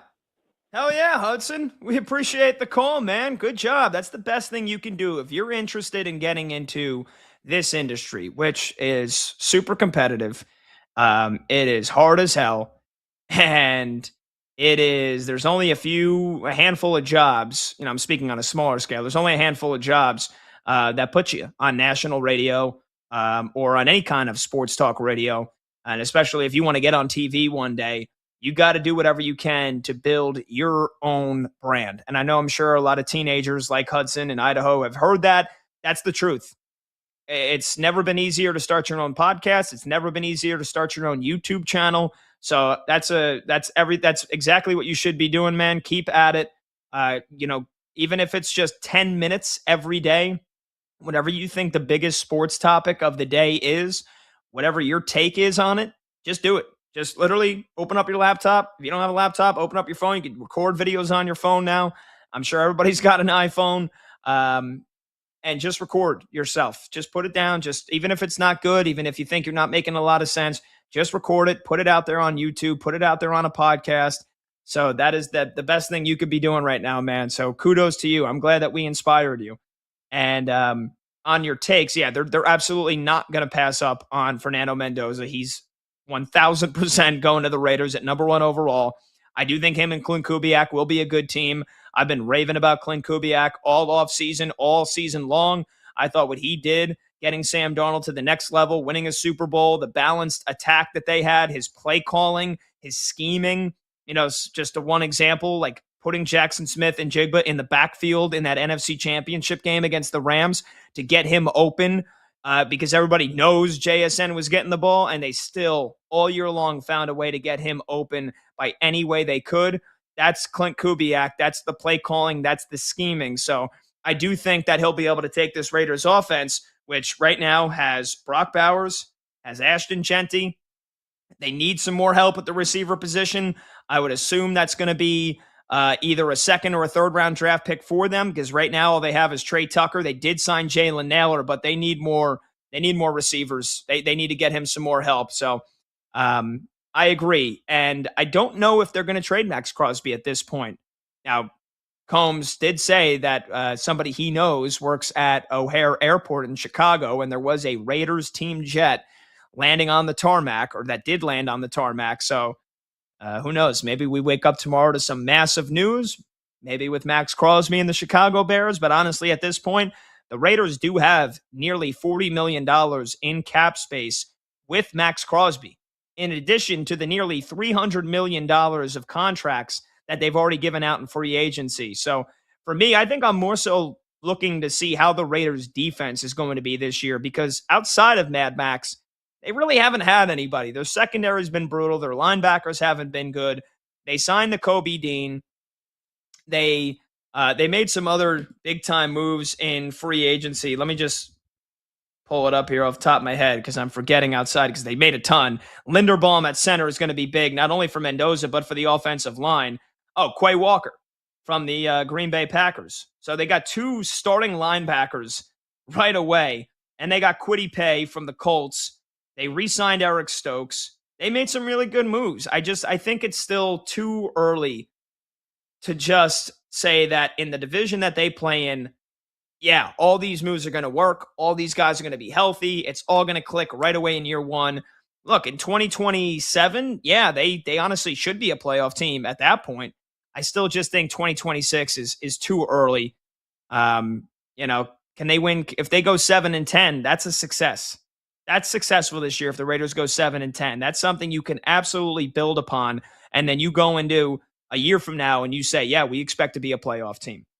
Monty is asking, what did he say the name of his podcast was? I think it was This Kid Knows Sports. It's Hudson in Idaho, inspired by our show. We appreciate you calling in, brother. All right, Combs, let's do some more hot or cold here. And I think you asked me the last one. It was about the Raiders, so I got one for you.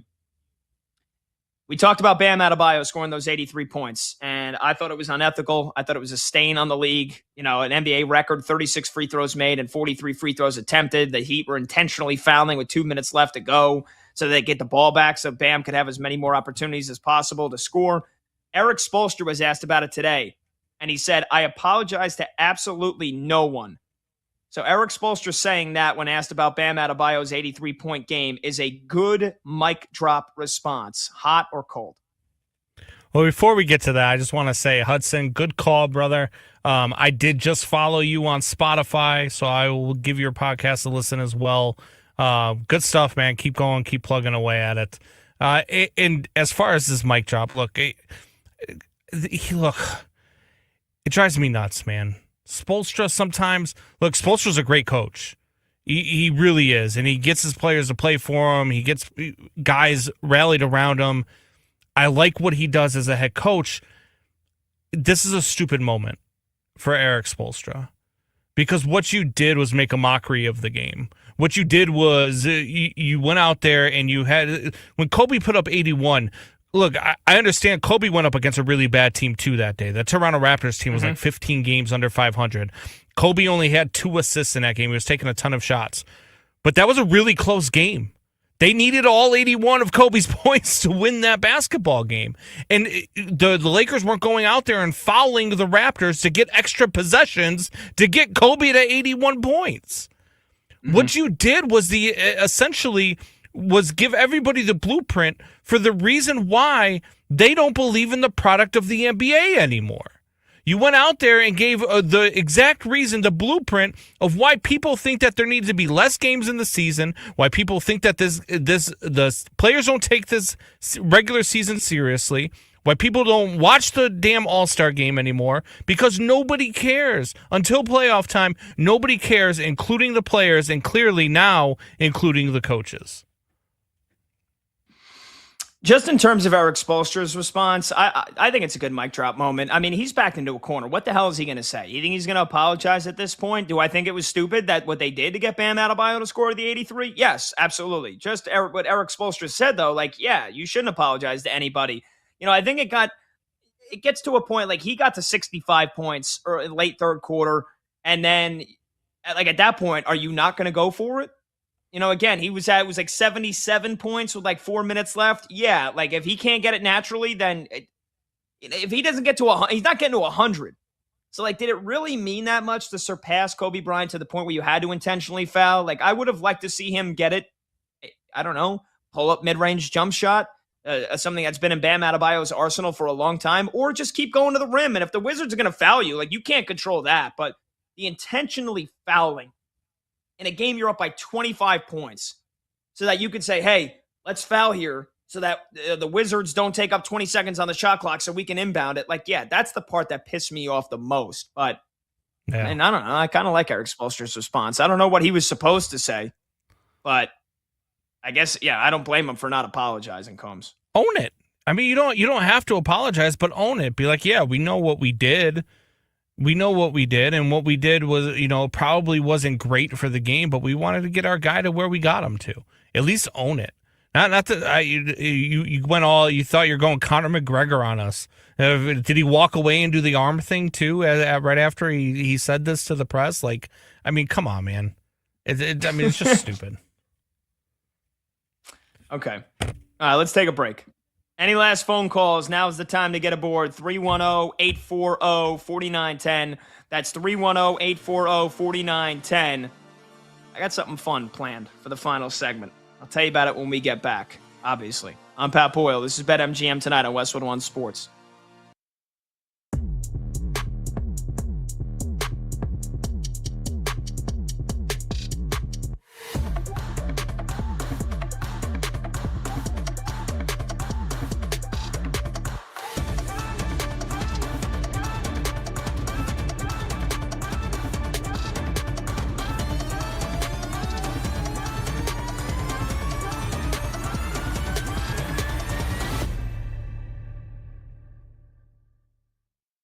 If Tommy Lloyd had had previous success in the tournament, I think all of us, myself included, would be all over Arizona. You know, like if Tom Izzo was coaching this team, if Dan Hurley was coaching this team, if Todd Golden was coaching this team, if it was somebody like that, Rick Pitino was coaching this team, there would be no questions. They would be the favorite going into the tournament. They would probably end up winning it.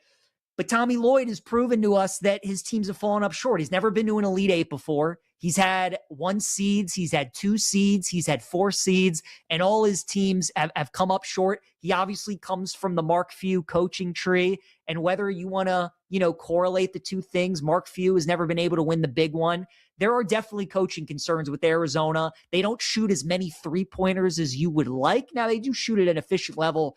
Their defense is so good. And what I love about Arizona is their roster is just the perfect mix of lottery freshmen with veteran players. Jaden Bradley, veteran point guard. Braden Burries, lottery pick shooting guard. Koa Pete, lottery power forward. Then you got Krivas down low, who's unbelievable. Karchenkov might be the best wing defender in college basketball. You bring a Waka off the bench. They play the right amount of guys, 7-8, Del Orso in their rotation. Like, it is a perfectly constructed roster.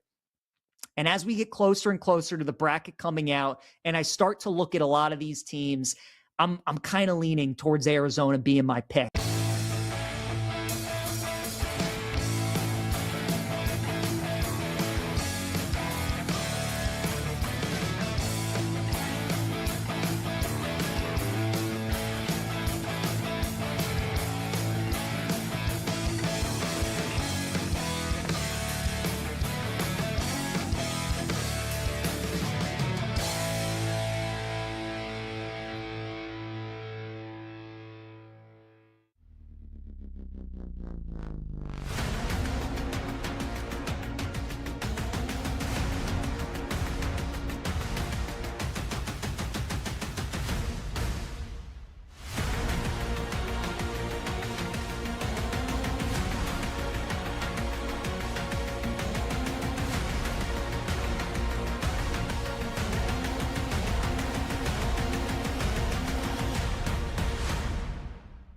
I think it would be hard for Florida to lose it at this point. They would probably have to pull a Belmont/Liberty.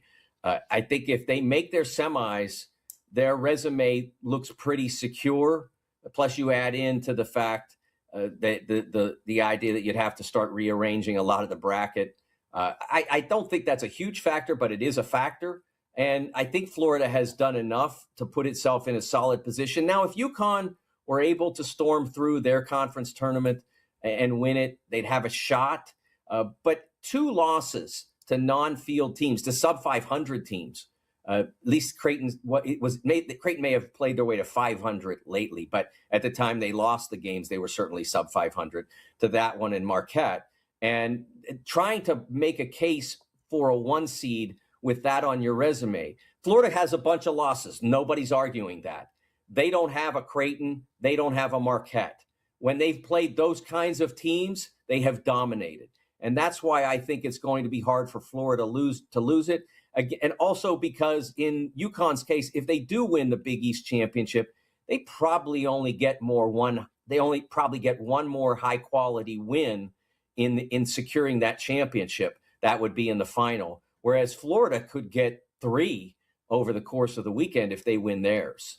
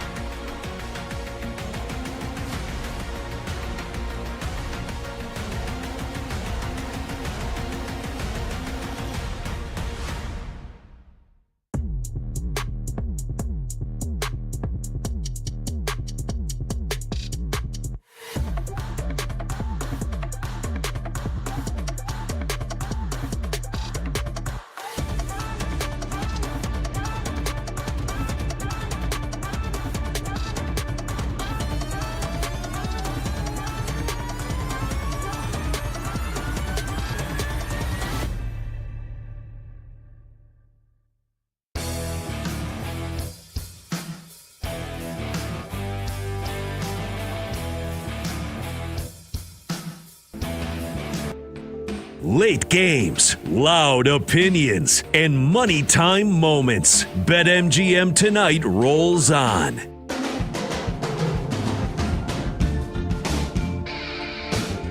All right, welcome on back. BetMGM Tonight, Westwood on Sports. I'm Pat Boyle. Last chance to get aboard the phones at 310-840-4910. That's 310-840-4910. I got a team that we really haven't talked a lot about here in free agency, and I don't think a lot of people are talking about them, and I think that they made some great moves, and yet I still feel like they're the ultimate wild card team this year in the NFL. And not like wild card. I have no idea what to expect from them. We'll get to that in 5 minutes from now. Got some tweets first, and then I want to tell you about what I maybe, has topped the list as the dumbest thing that I've seen so far this week on social media. First, we've got Sports God 1 tweeting in, opening day. We've figured the universe out. There are basketball people and there are baseball people. Pat Boyle, 44, you are a basketball person. Combs is a baseball guy like I am and so many millions of others. So I'm guessing Sports God is saying that opening day is his favorite. He'd rather that than watch day 1 of March Madness, which I just think is wrong. I think is wrong. And I played college baseball, and I love baseball.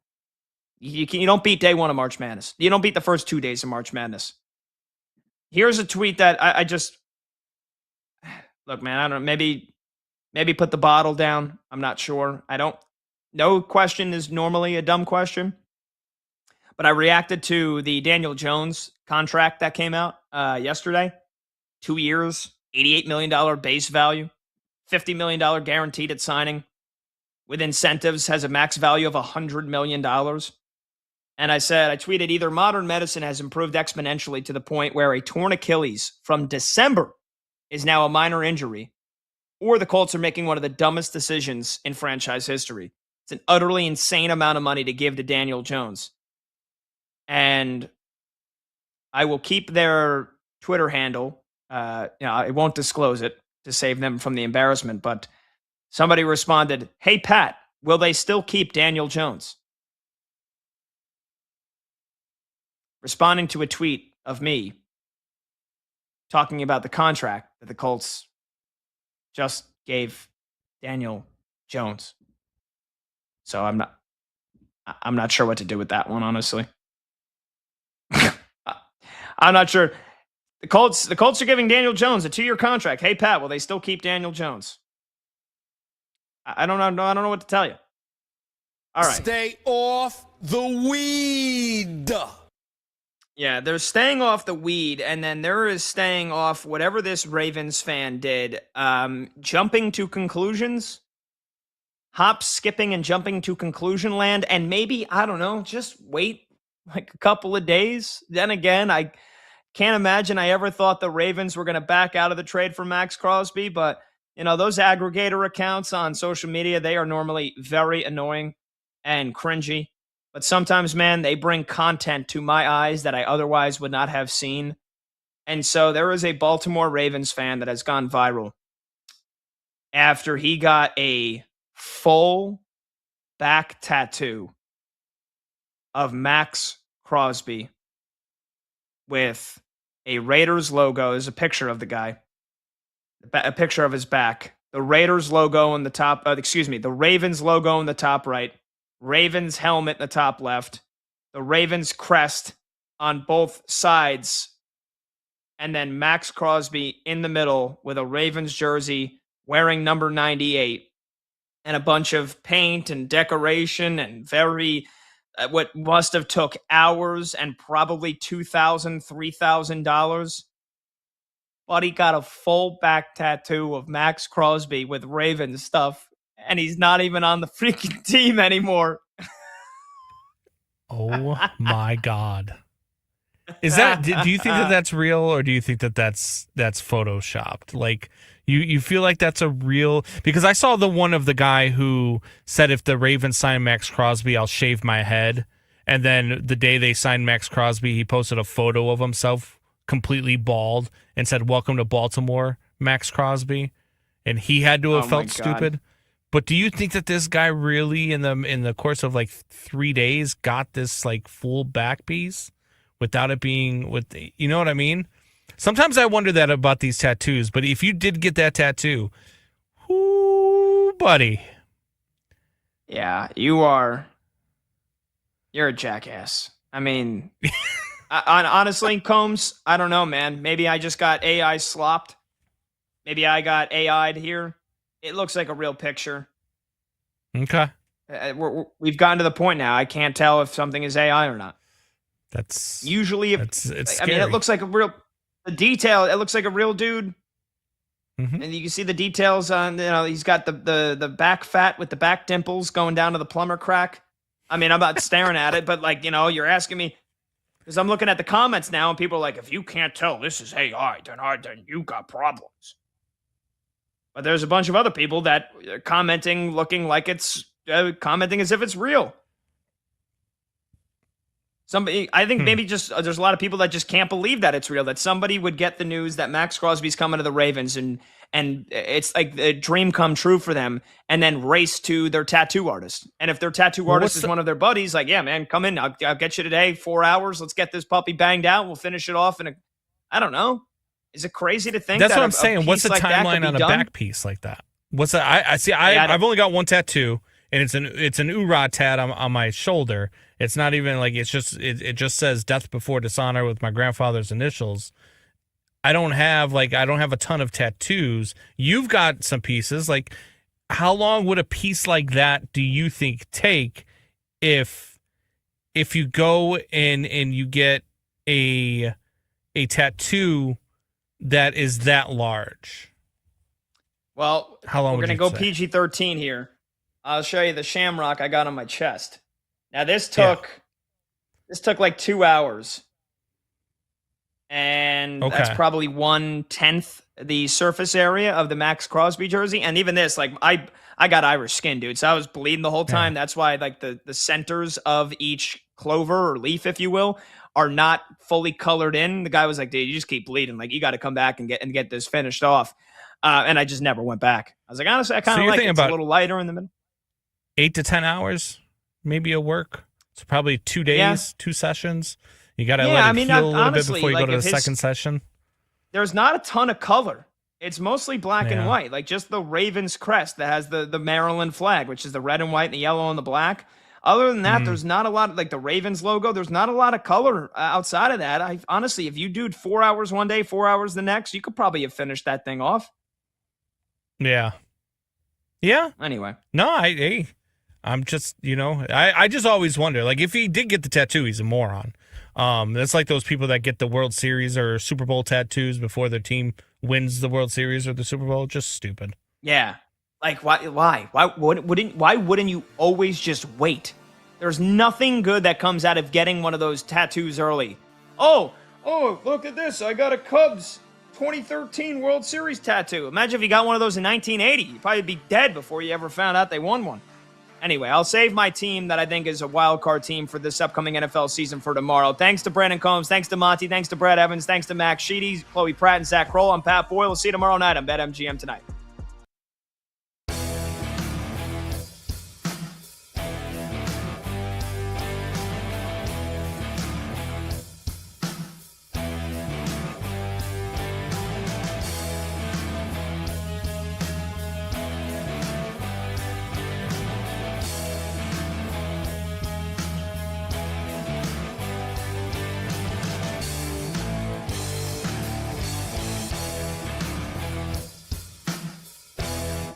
there were 14 teams, I believe, as I recall, that were active on either Tuesday or Wednesday in their conference tournaments that ranked between number 40 and number 60 in wins above bubble. And of those 14 teams, only 3 won out of those 14. I think that's just staggering and an example of why this bubble is as weak as we've seen. And it's almost as if they are sending this message to the NCAA and to the powers inside the NCAA and adjacent to it, that expansion it would be a travesty, because it's not like there's a number of teams out there that are being excluded that should be in the field. There won't be anybody left out this year that is deserving. There will not be a single team left out that is deserving unless the committee makes an egregious mistake, like puts Oklahoma State in ahead of Iowa. I mean, that's that's not going to happen. They don't mess up that much.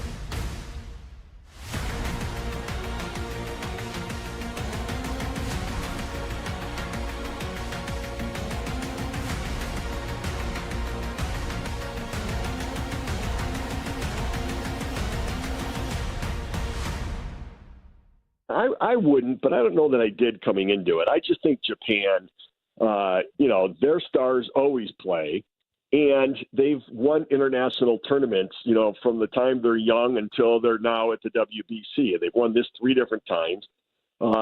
Excuse me, and they're set up for this sort of international competition and these tournaments. And so I still think that they've got the talent, both with the pitching and the offense, to deliver. Their stars delivered in pool play. And I think Dominican probably second and the U.S. third. Now, any one of the 3, I think, could win it, but I'd be shocked if anybody other than the 3 end up winning the tournament.